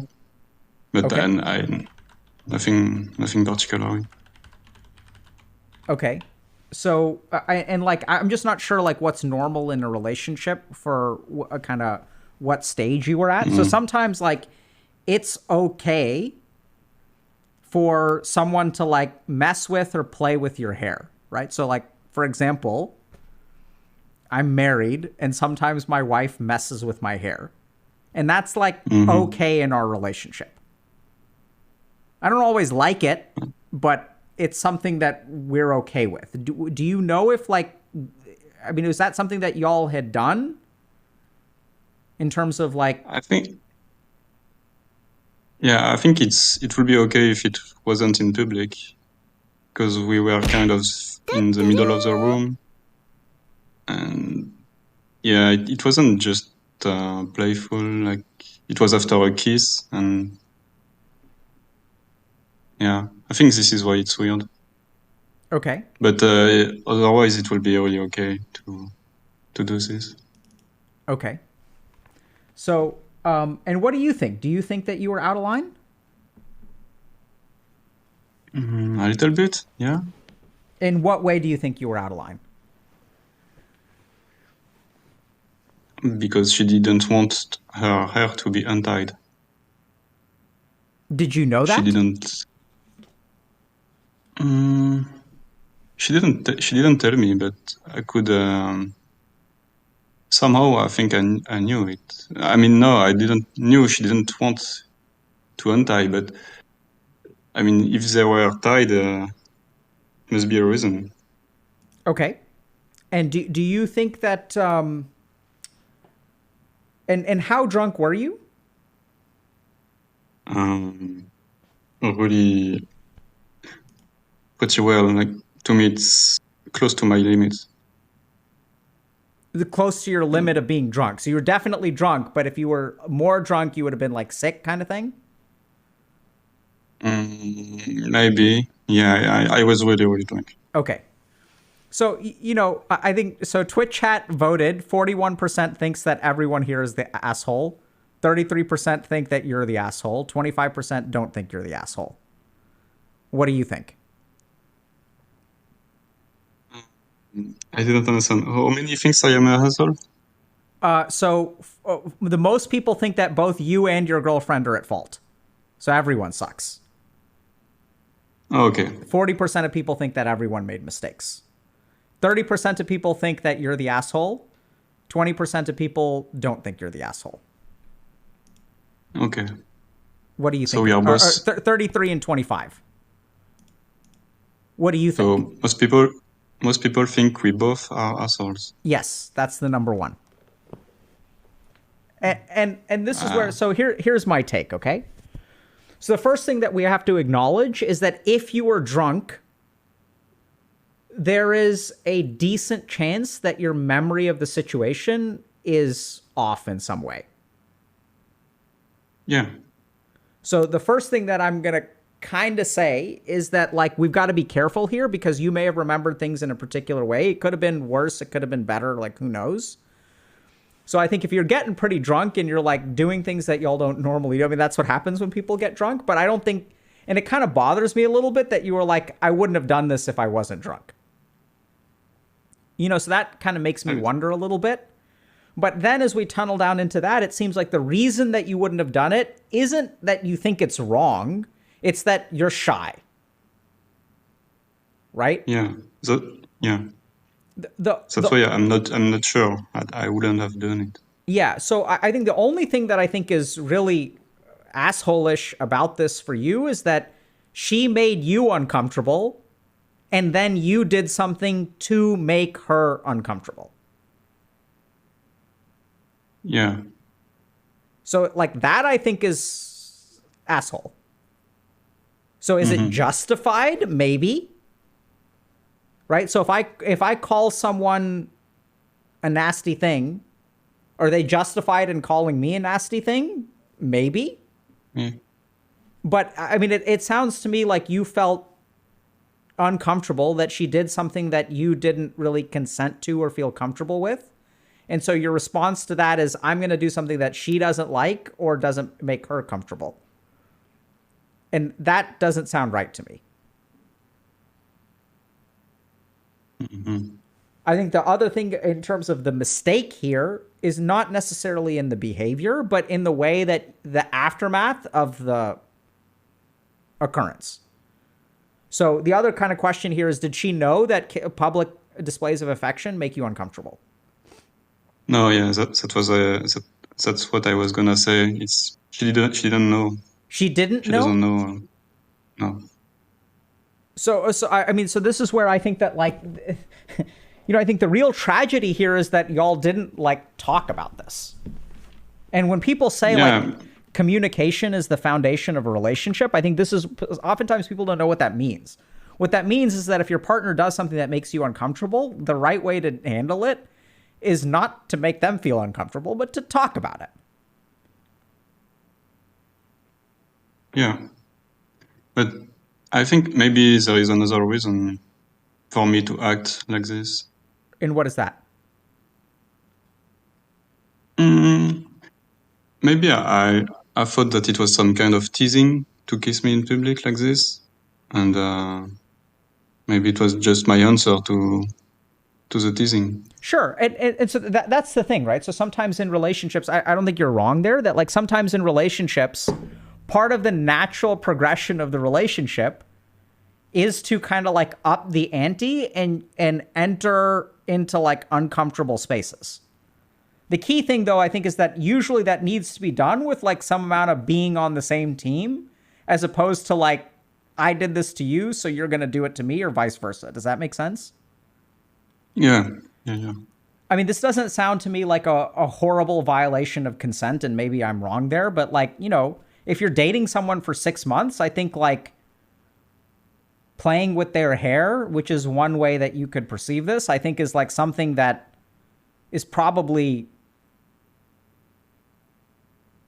okay. I mean, presuming that, you know, presuming they haven't made it clear one way or the other. But the honest truth about relationships, and I think this is something that we kind of like, you know, we don't really acknowledge this. I think consent is incredibly important, but most of the advances in relationships don't happen with explicit consent. So simple things like, for example, do you mind if I eat a French fry off of your plate? Like sometimes a lot of stuff happens in the comfort of relationships that happens kind of like subconsciously. And like, it's not like we ask for permission for every single thing. Is it okay if I kiss you? Like, that's a good thing to ask consent for. Is it okay if I kiss you for 1 second, 2 seconds, 3 seconds? Do you have to ask for consent every time you kiss? Like, generally speaking, in relationships, we don't do that. Like, there's a certain amount of like navigating things forward, and that can absolutely get people into trouble. Don't get me wrong. I do think we should probably be having more conversations around consent, not less. But I think the real mistake here, the only two things that I really thought that one thing is that if she didn't know you didn't appreciate it being kissed in public and y'all have been dating for 6 months, then, I think if y'all kiss in private, at some point that starts to become public unless you lay a boundary for her. So had you laid some kind of boundary?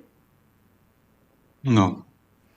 So then I think the only real asshole thing that I think you kind of did here is that she made you feel uncomfortable. And based on what you're kind of sharing with us, there was a part of you that was like, she made me feel this way, so I'm going to make her feel this way.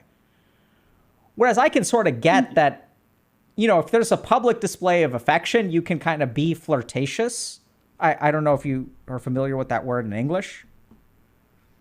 Yeah. And so this sounds to me like within the normal bounds of flirtation. Like if your partner kisses you in public, touching her hair in some way and making a suggestive comment, especially depending on the tone and stuff like that, may be completely acceptable.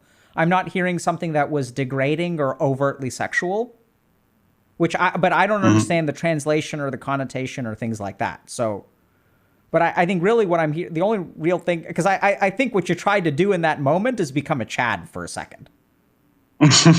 Right? Like your girlfriend kisses you in public and you're like, Chad mode, baby. But it sounds like you're not really practiced at that, so it may have come off a little bit cringy and creepy. And, that's unfortunately part of like, even Chads stumble from time to time on the road to Chadhood. But along the way, it's perfectly reasonable that as you're stumbling, you may be an asshole somewhere in there. Yeah. What do you think? I think maybe my understanding about why I did this might be wrong. Like, I justify myself with saying that I did this to make her uncomfortable, but I don't know. Like, I'm not sure because I was drunk and I don't really know why I did this. Yeah, so I mean, but like that's kind of the tricky thing. So I think the other mistake here is getting really drunk. Yeah. Right, which like at the end of the day, you're still responsible for your behavior when you're drunk. But I'm also not hearing that your girlfriend's friends thought it was weird, but I'm not even hearing that she really found it to be like violating or anything like that. A little bit, I think. When you say you think, what do you base that on? When she told me about it. So what did she say? I don't remember everything, but because she told her friends about it, I think it was something big for her. Okay. I mean, yeah, so, I think it's kind of an edge case, but I definitely think there are things here that you could or should have done differently, like just to be on the safe side. But, I mean, we're not, we're talking about removing some stuff out of someone's hair. Now, this is like what would cross over into asshole territory if she likes her hair a particular way and you like it a different way, and then you consistently turn her hair into something that you find enjoyable or like pleasing to look at as opposed to what her preference is. But that I'm also not hearing, because it's not like you guys had conversations about hairstyles and stuff. It sounds like you just tried something and it sort of didn't work out. Yeah, that's not something I will do. So, and furthermore, the drunkenness, it's not like I wouldn't do it because I'm a moral person and when I become drunk, I'm immoral. It sounds like really the drunkenness removes the shyness. Which, is... Yes. So, I mean, I think it's kind of an edge case, but The real tragedies here, I think, is that you didn't really talk about it, and also that, you know, there wasn't any kind of serious conversation afterward, which there probably should have been. And then probably like getting super drunk like doesn't help. Yeah, I came to the same conclusion. Yeah. Like, so, you know, my sense is you were probably a little bit of the asshole, but just a little bit. How does that sound to you? yeah, I think I agree. Yeah, Yeah. I think the same. Cool. Yeah, thank you. You're very welcome. Good luck to you, my friend. Good luck to you too.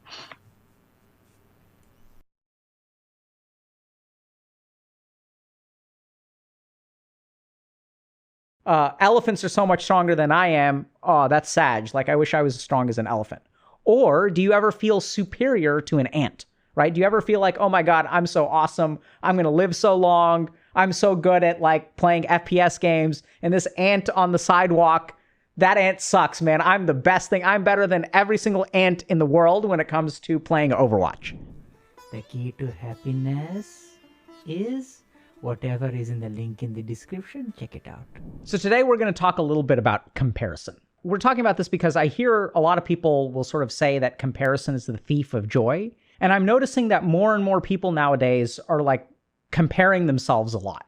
And it almost seems like an epidemic. Like there's something almost addictive about comparison, right? Like you're kind of going throughout your day and you kind of see that someone else is doing something and you're like, oh, why can't I do that?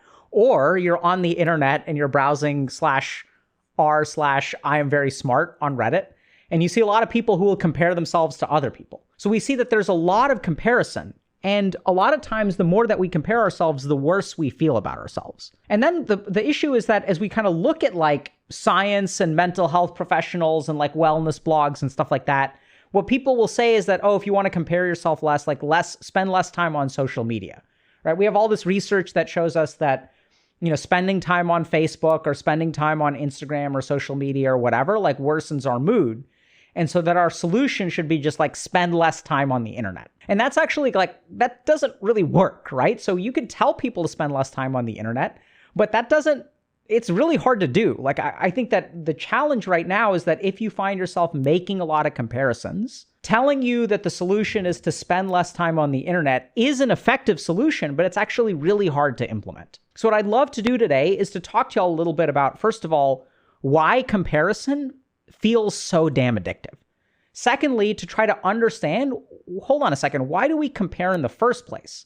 And once we understand why the brain has evolved the capacity to compare and what comparison does, then we'll gain some insight into it and try to understand a little bit about how to compare less. So let's start by understanding a little bit about why we compare in the first place.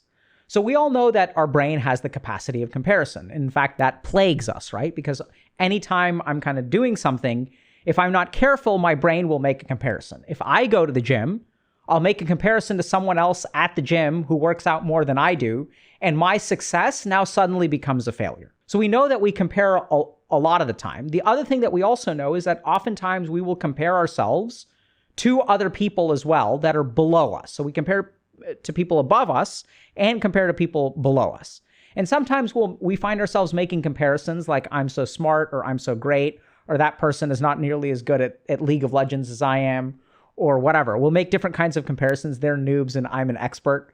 The reason that I'm stuck at this rank is because I'm surrounded by noobs, but it's not like I'm bad. I'm the only one who actually knows how to play the game properly. I'm stuck in the trench, right? It's a curse of being in the trench, and there's nothing I can do about it. So we make a lot of comparisons. And it turns out that there's actually like a really interesting theory from psychology called social comparison theory that actually looks into why we make comparisons. And social comparison theory basically says we make two kinds of comparisons, and they each serve a different purpose. The first is something called an upward comparison. So this is when we sort of like look at someone who's better than us in some way, and we make some kind of comparison. Now, when we look at upward comparisons, they actually have a very, very important function. The reason we do it is because it helps us in some way. And generally speaking, when we make an upward comparison, the advantage of that is we get an opportunity to think about what we could be doing better to mimic that to improve our own lives. So when we make an upward comparison, we say, okay, this person is more in shape than I am. Maybe I need to start doing a little bit more of what they're doing. Or if I get a B+ on a test, or if I get an 85 and someone else in the class gets a 90, then I can start to think a little bit about, well, this person is better at studying than I am. What can I do to get a 90 next time? So one of the reasons that we make comparisons is to sort of look at people who are doing a little bit better than us so that we can learn techniques to improve our own life. The second reason we make comparisons is something called a downward comparison. So this is when I think of myself as really awesome, and I pick someone who's below me to make a comparison. And if you look at that, essentially what's happening there is it's an emotional coping technique. So when I feel bad about myself, what I can sometimes end up doing is comparing myself to someone who's beneath me. And when I compare myself to someone who's beneath me, I feel better about myself. So downward comparisons are essentially an emotional coping strategy. The problem with both of these things is that sometimes they can kind of get out of hand, right? If you actually look at the way that we make comparisons, that's not actually in effect what oftentimes happens. I can get stuck in this situation where I find myself comparing to other people who are better than me all the time. And sometimes that part of our brain, that circuit in our brain, can get hijacked and no longer be productive. The goal of an upward comparison is to try to figure out, okay, what can I do differently? But paradoxically, what can happen is as I compare myself to other people, instead of sort of creating a roadmap for progress, what it can actually do is destroy my motivation.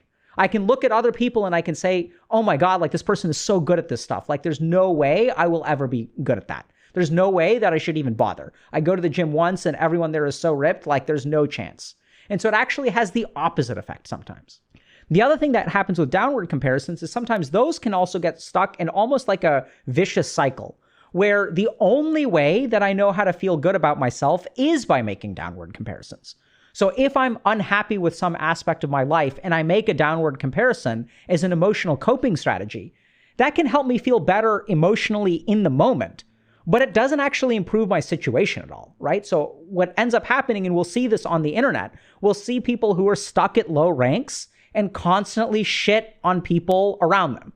And you'll kind of see this a lot where these are people who are criticizing and pretending to be better than everyone around them. But those people actually stay incredibly stuck in their own life. They don't actually make progress. So we know that there's sort of two kind of psychologically plausible reasons why we make comparisons. We know that, for example, they can be used as a roadmap for our own progress in the case of upward comparisons, and they can be used as an emotional coping strategy in the case of downward comparisons. The challenge is that both of these comparative models can actually get kind of out of our control. And in one case, what we can end up doing is making comparisons that don't actually give us a way forward. In fact, make us feel so inferior that they actually shatter our motivation. Or we can get sort of stuck in this cycle of using consistent downward comparisons, i.e. being arrogant on the internet.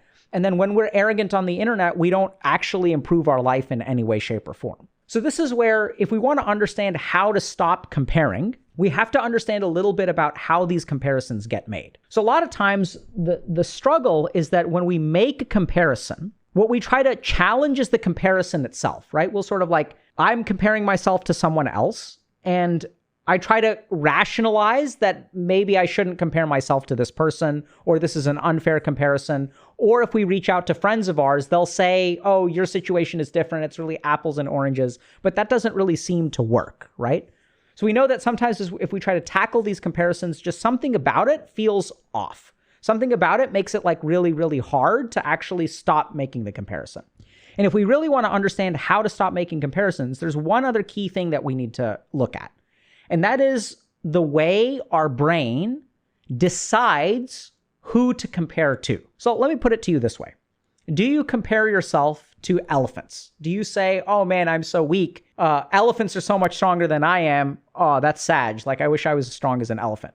Or do you ever feel superior to an ant, right? Do you ever feel like, oh my God, I'm so awesome. I'm going to live so long. I'm so good at like playing FPS games. And this ant on the sidewalk, that ant sucks, man. I'm the best thing. I'm better than every single ant in the world when it comes to playing Overwatch. So obviously, like, no, right? We don't compare ourselves to like elephants and ants. We don't compare ourselves to dinosaurs. We also don't compare ourselves to a lot of other human beings, right? We don't oftentimes compare ourselves to, let's say, heads of state. Like I don't feel inferior to, let's say, the president of the United States or the head of state of a different country. So there's something weird about how our mind decides who to compare us to. And if we really want to dismantle the comparison, one of the things we can really understand is that process of how our mind decides who we compare ourselves to. So essentially what our brain does is kind of like puts us in a particular league. And what it does in terms of the comparisons it makes is it tries to compare us to people that we perceive in our league. So we may compare ourselves to schoolmates, for example, or people who are in the same grade. We may compare ourselves to siblings. We may compare ourselves to friends, right? So these are people that in some way my mind sort of says, me and this person belong in the same bucket. So it'll oftentimes, historically, it's been things like school, colleagues, family members, things like that. Oh, my older brother became a lawyer, so now I need to become a lawyer. My 2 older siblings both went to Harvard, so now I have to go to Harvard. The comparisons that we tend to make tend to be something related to us. Now, this has become a problem more recently if you kind of look at why is comparison growing so much and why is it so hard to deal with. And I think a lot of this actually has to do with the change in the way that we kind of utilize social media. So if you look at what social media does, is it takes what used to be a distant figure, right? So like it takes someone like, let's say, the president of the United States. And now using something like social media, we begin to see intimate parts of their lives, right? We begin to see like what they eat. I mean, I don't know if the president does this, but we get to see like, what they're eating for dinner or like, what they're wearing that day, or in terms of like friends or content creators. We know that there's this parasocial relationship that's developing. Even friends of yours or people that you're connected to who may not even be friends, but people you're connected to on Twitter or Instagram or Facebook or whatever, we suddenly have access to people's lives in a way that we never have. And now that we have this increased level of access, what we tend to see is that people tend to make comparisons with people they've never met, right? Like you'll watch someone who makes like YouTube videos, and at the end of like watching their YouTube video, like a content creator, you'll start to feel bad about yourself. You'll start to feel like, oh my God, like why can't my life be like this? Why is this person's life like this? And I think this is really important to understand, but I think somehow social media has tricked our brain into thinking we're sort of in the same league with them. And this doesn't mean that we're not in the same league in an objective sense. What I mean is that as we start to see the inside of people's lives, our brain sort of like it checks some of the boxes for comparison. And then what ends up happening is once these people sort of enter our league for comparison, then what ends up happening is we start comparing ourselves to them.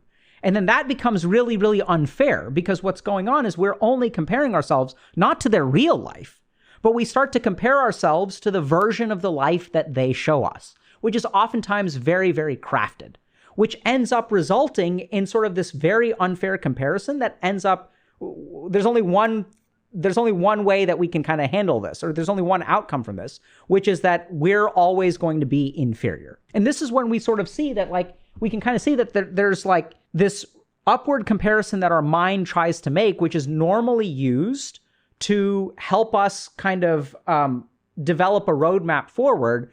We can't really do that when it comes to a parasocial relationship with a content creator or someone who's like, big on social media, because there's no like real like A to Z, right? In terms of like becoming or achieving what some of these like large internet personalities have. So that's one of the things that I think has really changed, and one of the reasons that I think comparison has gotten a lot worse. Now, in terms of what to do about it, there are a couple of things that we can consider. The first is that anytime you make a comparison, start to ask yourself, why did my brain choose this person to make the comparison to? What is it about this person that makes me feel like this is a fair comparison? Because we've already said it's not fair for you to compare yourself to an elephant, right? It's not fair for you to compare yourself to an ant. So what is it that makes my brain think that this is a fair comparison? And as you tunnel down into that, you'll discover a lot of different things. Hopefully what you'll discover is that in a lot of ways, this actually isn't a fair comparison, or that the comparison that you're making is not complete in some way. So you may compare yourself to, let's say, a content creator or something like that. But then like you have to remember that content creators, I mean, this is their profession. They have staff, right? They have mods. They have a lot of people to support them. As you tunnel down into the fairness of the comparison that you make in terms of the selection of the person, what you'll discover is that hopefully there's something about that comparison that is a little bit unfair. And if you really think about it, we don't critically choose who to make comparisons with, right? Our mind automatically picks someone.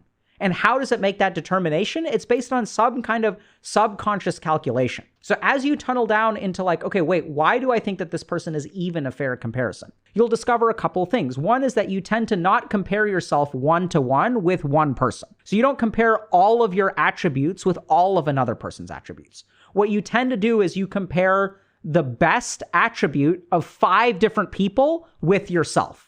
So what you're actually doing is not making a one-to-one comparison. You're comparing that person's relationship to your relationship. This other person's financial situation to your financial situation. This third person's physical fitness to your physical fitness. This fourth person's ability to cook with your ability to cook. And so as you make these kind of unfair comparisons, you end up feeling worse about yourself. And you end up sabotaging what upward comparisons are actually for, which is to develop a roadmap to move forward. The second thing to understand about comparisons, and if you really want to tackle them, we're going to actually take a step away from science for a second and go into yogic psychology. So what I really love about yogic psychology is that it tends to be focused on the individual. So one of the basic problems with science is that we can learn a scientific principle. Like we know that there are upward comparisons and downward comparisons. But the challenge is that knowing the scientific principle doesn't correct our behavior automatically, right? Like I can know that human beings do this. I can know that human beings use particular defense mechanisms. I can read about cognitive biases. But just because I understand the science of it or I study this stuff in a book doesn't mean that I myself change. What I like about the yogic system of psychology is that it's actually not based on objective truth and science. It's actually based on subjectivity. So it's all about kind of application within you. So the key principle that we're going to be talking about when it comes to yogic psychology is the ahamkar, or the ego. So the ego in the yogic model of the mind is something that makes comparisons. So if we think about our ego, it's our sense of self. And we can't really have a sense of self without a comparison to another person. And you may say, well, hold on a second, like how does that work? Like, of course I can have a sense of self outside of comparison to other people. Well, let's think about that, right? So if you view yourself as tall or you view yourself as short, you can't be tall or short without someone else being short or tall. If you view yourself as successful, that has to be in comparison to a failure. If you view yourself as a failure, that has to be in comparison to a success. So all of the attributes that we think about is our own identity. I'm a man, I'm a doctor, I'm a father, I'm a son. All of those things have a relational component, right? A doctor is one profession, but it's not all of these other professions. And if you're Indian like I am, or you're East Asian or South Asian, you will have found that there's a very clear comparison that gets made with a value judgment based on profession. I don't know if y'all kind of feel this way, but a lot of times when I'm meeting people and they kind of ask me what I do for a living, one of the things I found is it's a shortcut for them to bucket me, right? When they ask me what I do, it's some way to bucket me into like how much respect they're going to give me for the rest of the conversation. So all of these attributes of the self or our identity are actually comparative in nature. And the ego or the ahamkar, one of the key aspects, one of the things that the part of the mind does is actually make comparisons. Now, how is that useful for us? The key thing to remember is that since the ahamkar or the ego is the part that makes the comparison, the more active our ego is, the more comparisons we're going to make. And if we go back to the upward comparisons and downward comparisons, we'll kind of see that, right? Because the more egotistical I am, the more downward comparisons I make, the more egotistical I am. And the more upward or unhealthy upward comparisons I make, once again, that's going to be a lot that has to do with ego. In this case, though, it'll be low self-worth, right? So when we make upward comparisons that make us feel bad about ourselves instead of using them productively, that all has to do with my self-esteem and my sense of self-worth. So the key thing here is that the yogis actually give us a very, very useful way to disarm the ahamkar or disable the ego. And the key thing about the ego is it's actually a defense mechanism. So the reason that we make, and this is based on yogic psychology, okay? So this is correlated by science, but y'all will see what I mean in a second. So the reason we make comparisons is actually to protect ourselves from negative emotion. Anytime our mind feels negative emotion, it actually activates the ego to protect us against it. And we sort of see this with the downward comparison, because if I'm feeling bad about myself, research into psychology shows us that we make downward comparisons as emotional coping strategies. And the yogis would say the same thing. So they'd say that if you want to stop making comparisons, what you actually need to do is forget about trying to make the comparison. What you need to focus on is your internal emotional state, and specifically your negative emotions. And there's a really, really good example of this. If you look at people who go through a breakup, one of the things that you'll find is that you feel really, really bad about yourself, right? And then sometimes you do something that's kind of weird, which is that you'll go and you'll stalk your ex's social media. And you'll see all the things that your ex is doing, and you'll see all of the potential mates that they're with, all of the potential partners they have. You'll see them out there having fun. And then what you'll do is you'll make 1,000 different comparisons with those people.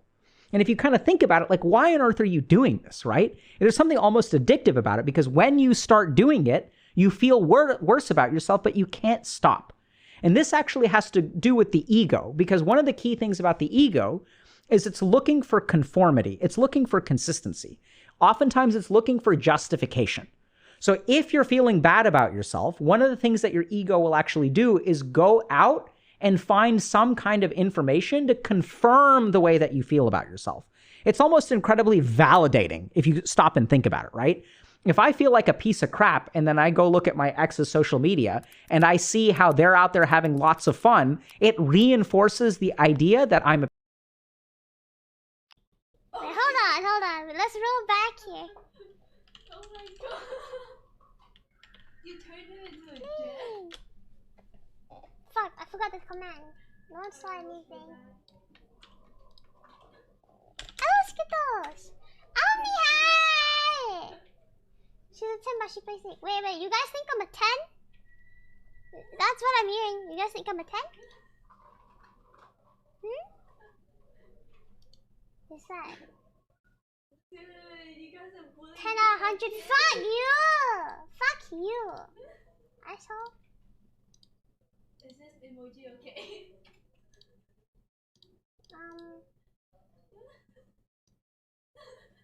a piece of crap. It's actually incredibly validating, even though it's painful, which is exactly why we do it. So if you want to stop making these comparisons, what you really need to do is focus on that negative emotion and try to understand, okay, what can I do to like process that negative emotion? What can I do to let go of that negative emotion? What can I do to accept that negative emotion? Because if I let the emotion activate my ego, then that'll change my behavior and cause me to make a lot of comparisons. So at the end of the day, comparisons are something that are oftentimes uncontrollable. We tend to find that we make them kind of very, very addictively. We tend to find that when we make comparisons, it tends to rob us of a lot of joy, right? So like even when I make a success, when I do something well, a comparison can turn a success into a failure by comparing it to someone else. So if I get an A- on the test and someone else gets an A+, suddenly my achievement becomes a failure, which is really bizarre. And it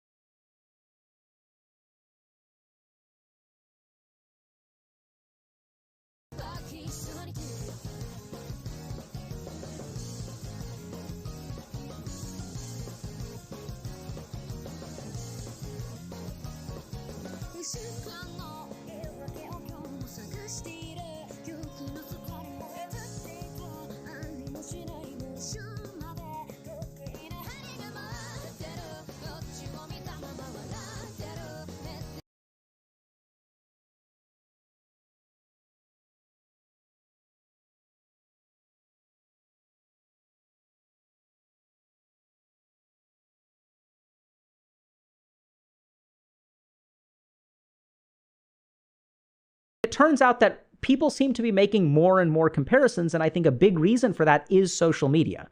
As we use a lot of social media, it sort of activates the part of our brains that allow our brains to make comparisons with these people.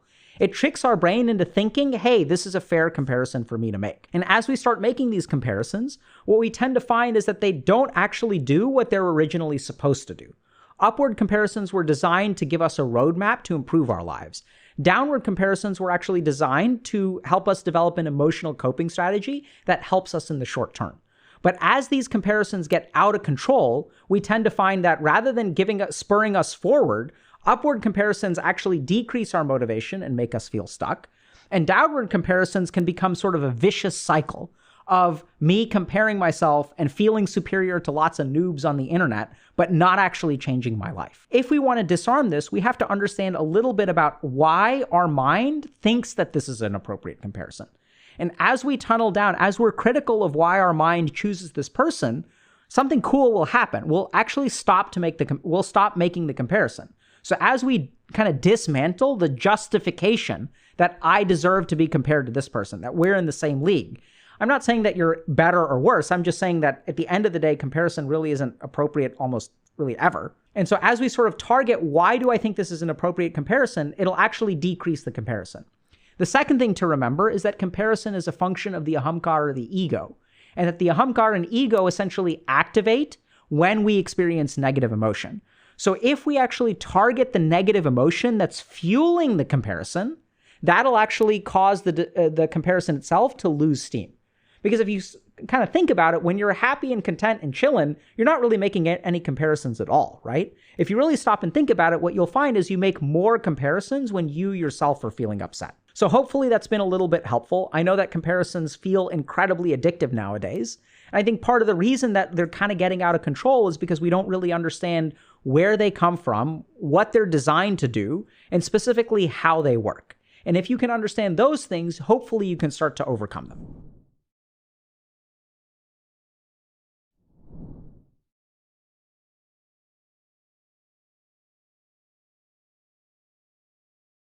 You can't go back to the playground as an adult and try to make friends with 7-year-olds. You can't start going to places where young people are that you're way older than them and start to learn those basic skills. There are many people that will tell you this is secret to happiness, that is secret to happiness. But if you want to know how to live the life, you must understand how your mind works only. So check out Dr. K Guide, link is in description, huh? I missed out on normalcy, and it sucks. I've missed out on every normal thing a person learns or goes through, and it sucks. I've missed out on socializing during my teenage years due to being homeschooled, which left me socially inept when I moved on to college. I don't have any cool or funny stories from then, and based on the way things are now, I don't think there will be any cool or funny story to tell when I am old. Hell, I learned how to ride a bicycle just this year. There's only bad experiences for me to share, like getting cheated on, having to let go of a girl I loved, and even though I went through all this, I'm still a virgin. I look around and I have no clue how people are the way they are, in that they can actually be happy and have fun despite the things they go through. I mean, everyone around me are in relationships, and some of them are getting set to get married, and it feels like I'm just being left behind, like I missed a really important train. They all have some fun story or experience to share, while I really don't. There's really no point in me being. I don't bring anything to the table, and my friends are all busy doing their thing. I still have no clue what I want to do, and it all feels very pointless to me right now. I seriously feel very hopeless and lonely. Even existing is depressing. I missed the train to normalcy, and it sucks, and I feel like a friggin' loser. Thanks for reading me venting. So, my heart goes out to this person. I think I was this person at one point in my life. I think many of us have kind of struggled to be this person. And the hardest thing is that we sort of know that in life, there's like a normal way to live it, right? You sort of board this train, and if you board the train early enough, it sort of sets you up for the next step. So if I had friends in high school, in let's say when I was growing up, now I know how to form relationships. If I know how to form relationships, I can go into high school, I've got some social skills, and now that I'm in high school, and if I've got social skills and I make friends, then I'll start interacting with people of the opposite sex or people that I'm attracted to. And then I'll sort of learn how to socialize with them a little bit. And maybe if I don't even have a girlfriend or that doesn't really work out very well, I get some experience or a boyfriend. And then now when I go into university or college or I move on beyond high school, I've leveled up enough, right, to where I can do the next phase. And if I do well enough in college, then I've kind of set myself up to succeed in my job. And even if each level is a little bit of a struggle, boarding the train to normalcy means that I've got a fighting shot at the next level. Sure, high school is a little bit difficult. College is even a little bit more difficult. Maybe entering the professional world is a little bit difficult, but I've been leveling up the way that I'm supposed to. And sometimes what happens is we miss the train. And once we miss the train, then things become really, really challenging because, like, even if you try to go back and make up for it, the world doesn't sort of see you. The world doesn't kind of like forgive that, right?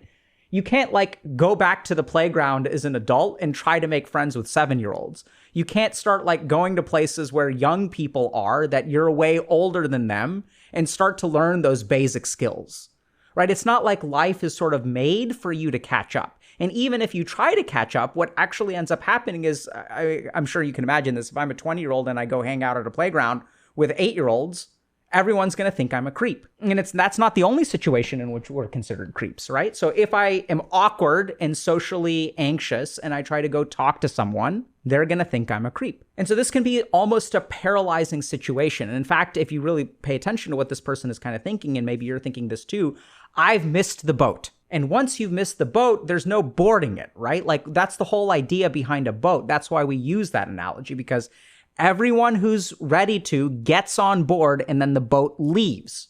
And you're left behind, you can't catch up. If you jump into the water and you start swimming, you're never going to catch up. That's the whole idea, right? Because this is the way that life is we do one thing and then we do the next thing and then we do the next thing. And this is growth and this is development and this is healthy. But what if we missed it? We start to feel a little bit hopeless. And if we really want to understand how to do this, we have to realize that there's actually something really, really, really important that is a critical skill that we need to learn. It's probably the most underappreciated skill out there. And because we don't even sort of think about it as a positive. In fact, if you were to learn this skill, most people would think that this is absolutely idiotic to be able to learn how to do this.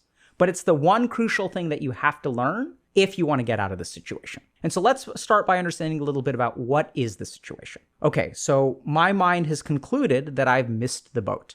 Right? So if I've missed the boat, then there's no catching up. All of the steps that I need to take, the boat has left. So there's like no like way to go back in time and fix it. Although maybe if you're like me, you wish you could go back in time and fix it. You dream of time travel. And if you could live your life again, you would do everything right. Or not even everything right? You wouldn't make that one crucial mistake that got you off on the wrong path. And if you could have just boarded the train at the right time, then all of the other things would have gone well. So let's understand a little bit about why your mind thinks that your situation is hopeless. So as you look around at all the normal people, your mind is a pattern generating machine. It's deductive, it's analytical. And by the way, I see this problem more in people who have high IQ. So they're able to do analysis, right? So you analyze all these other people and you kind of conclude, okay, these are the steps that it is required to become successful. I have all these friends. They're all getting married. The reason they're getting married is because they started dating. They started dating because they learned how to socialize. And your mind kind of engineers the formula for success. And it's a very, very good formula for success, right? There's a lot of data to support that formula for success. And then we kind of look at this and we conclude, okay, this is the right way to succeed. We have overwhelming data that this is the right way to succeed. And then you look at your own situation and what is the natural conclusion that you come to?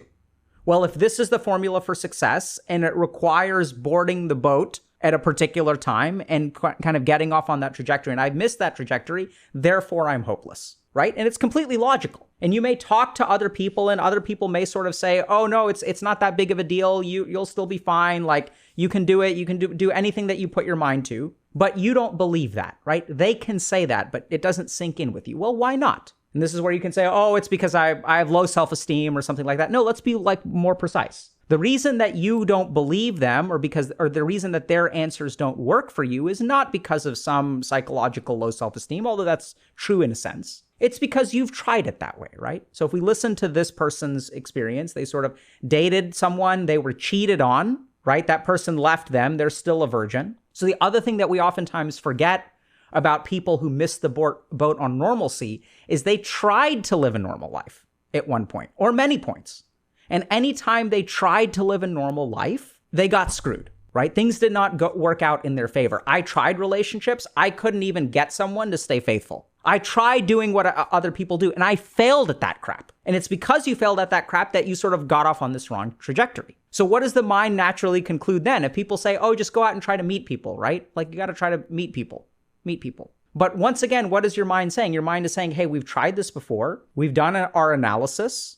We've sort of recognized that this does not work well from us, right? Because that's what the mind does. The mind learns from experience. So here we have our experience, which is filled with difficulty and failure, which is not like, it's not wrong, right? That may not be a cognitive bias. Like those are actually your experiences. If you dated someone and they cheated on you and then you were devastated afterward, like that's actually like your reality. And then your mind does analysis of other people and it concludes, okay, these people have lived normal lives. And then what your mind does is it sits down with all this data and it comes to a conclusion.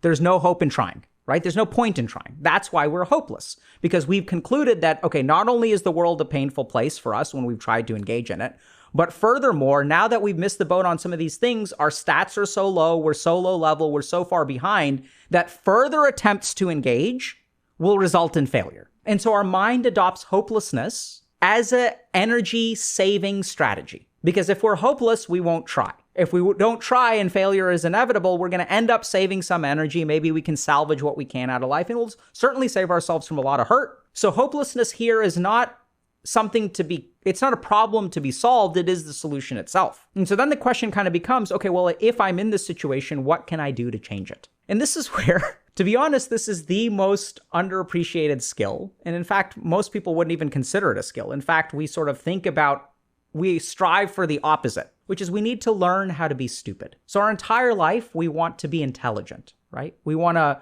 figure out the most important things. We want to be problem solvers. We want to be right. We trust our intelligence. We try to boost our IQ. We take supplements. We read books, all to be smarter, smarter, smarter, smarter, smarter. And what we really need to do in this situation is to be dumb, to be absolutely idiotic. And you may say, well, hold on a second. What do you mean by be stupid? Why would I want to be stupid? Because let's remember that all of the conclusions that your mind comes to are because of its brilliance, right? Because you've analyzed all the lives of other people, and here's the logical conclusion you come to. You've analyzed all of the experiences that you've had, and here's the logical conclusion you come to. And if someone tries to tell you otherwise, you have 1,000 reasons why they're wrong.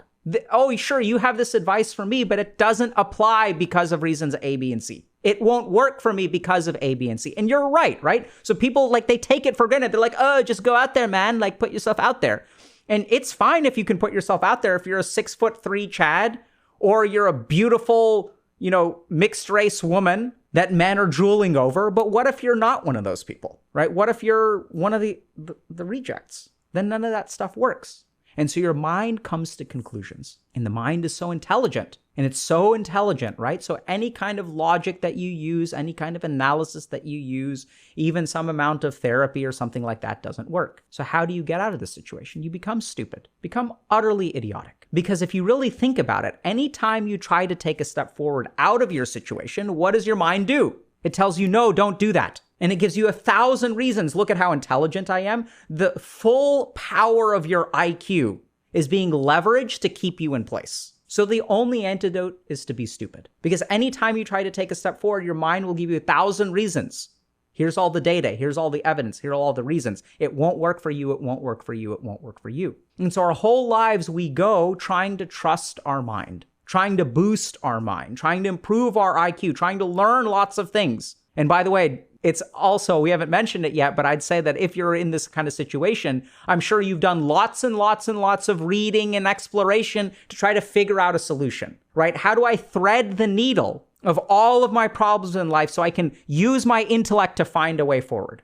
And the more that you use your intellect, you have one option. You're like, oh my God, this is it. I found the magic bullet. And you do it. And what happens? It doesn't work. And now that you've had one more failure, you add that onto the pile. That makes you more hopeless. Now you have to thread an even finer needle. You have to walk an even more dangerous tightrope, because now you've got one more failure weighing you down. And I know it sounds kind of bizarre, but there's actually very good evidence of this scientifically as well. So when I work with my patients who are psychotic or who have anxiety disorders, the key feature that I teach them is to learn how to distrust your mind. Learn how to be stupid. If you have all this data that shows that the FBI is following you, I was walking down the street and there was someone in a car. And the second that I walked by, they turned on the car and they drove away. I was driving down the highway and I exited off the highway and there was one car that followed me. And then I turned right into a gas station and that car turned right into the gas station too. See, I have all of this data. So what you need to learn how to do is distrust your mind. Your anxious mind tells you, oh my God, this is going to go wrong, and this is going to go wrong, and this is going to go wrong, and this is going to go wrong. And if you try to argue with the person with anxiety, what happens? They're going to win. So what you need to learn how to do is be stupid. And what does it mean to be stupid? Being stupid means for the 1,000 reasons that your mind is telling you no, just even if it's right. Oh, it's so smart. Look at how high your IQ is. Be stupid. And let's be honest, even if you're super hopeless about yourself, and even if you feel terrible about yourself, there's still one other question, right?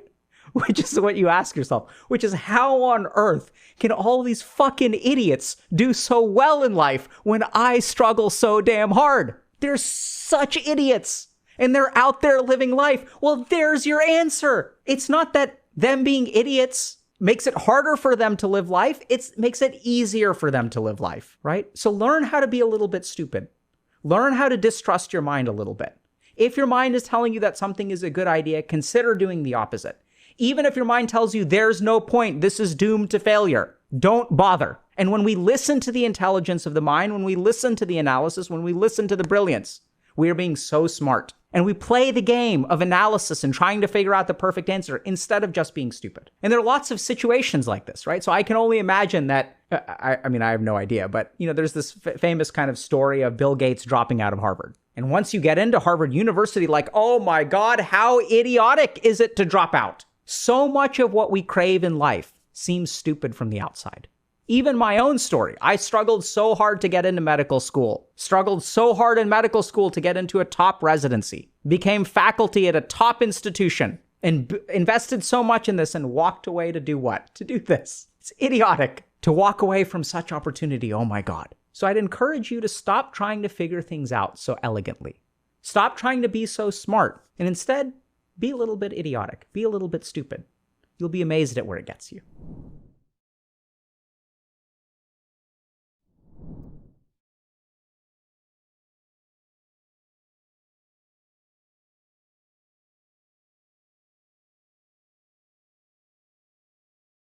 And so paradoxically, the more we invest in this, I'm going Shadow Flame. My bad. Oh, that was so stupid. From me, I mean. That Yasuo is very good. I almost have my second item as well. FF, for fuck's sake. Do I want to FF? Take time to reflect. Do I? We can go on June. We still... Your turret has been destroyed.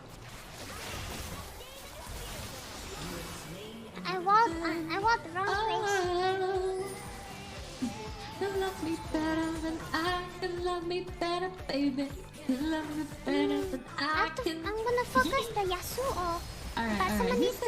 Oh, his dream. wind wall's gone. His wind wall's gone. Girls, sleep well. Elsie, thank you so much for sticking by. I appreciate it. Night night. Have a good rest. Anyone else who feels like who feels like, I guess, requesting subs anyway. It's fine. Just like tuck in the name. I didn't know this song. Let me listen to. I thought you were winning. Well, I was winning my lane.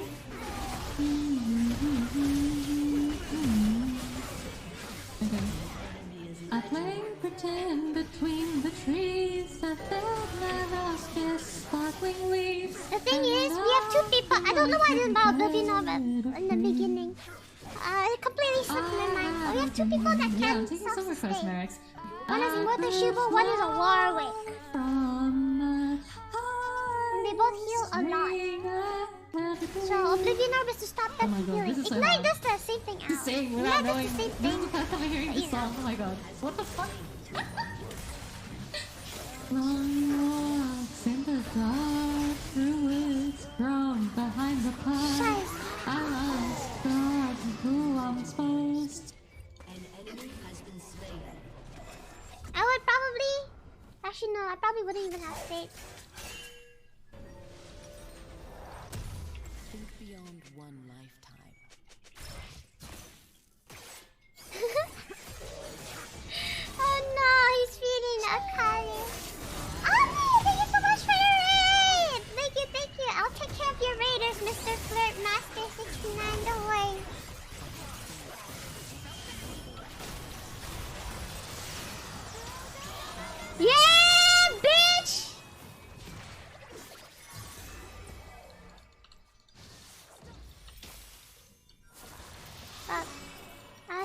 start chasing.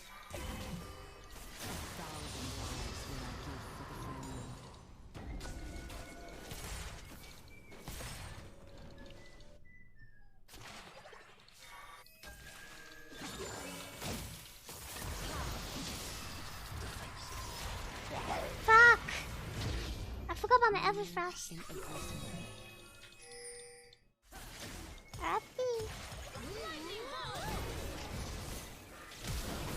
Ah.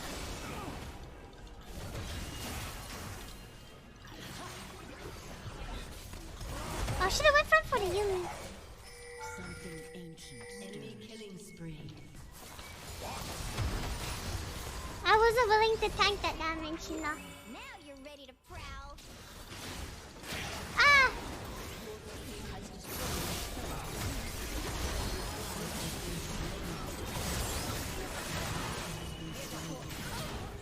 Terrible. Enemy triple kill. Aced.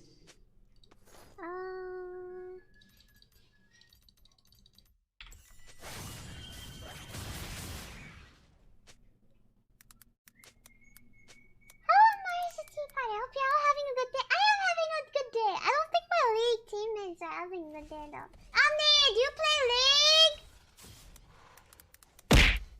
I really don't want to FM, but I don't think we're winning this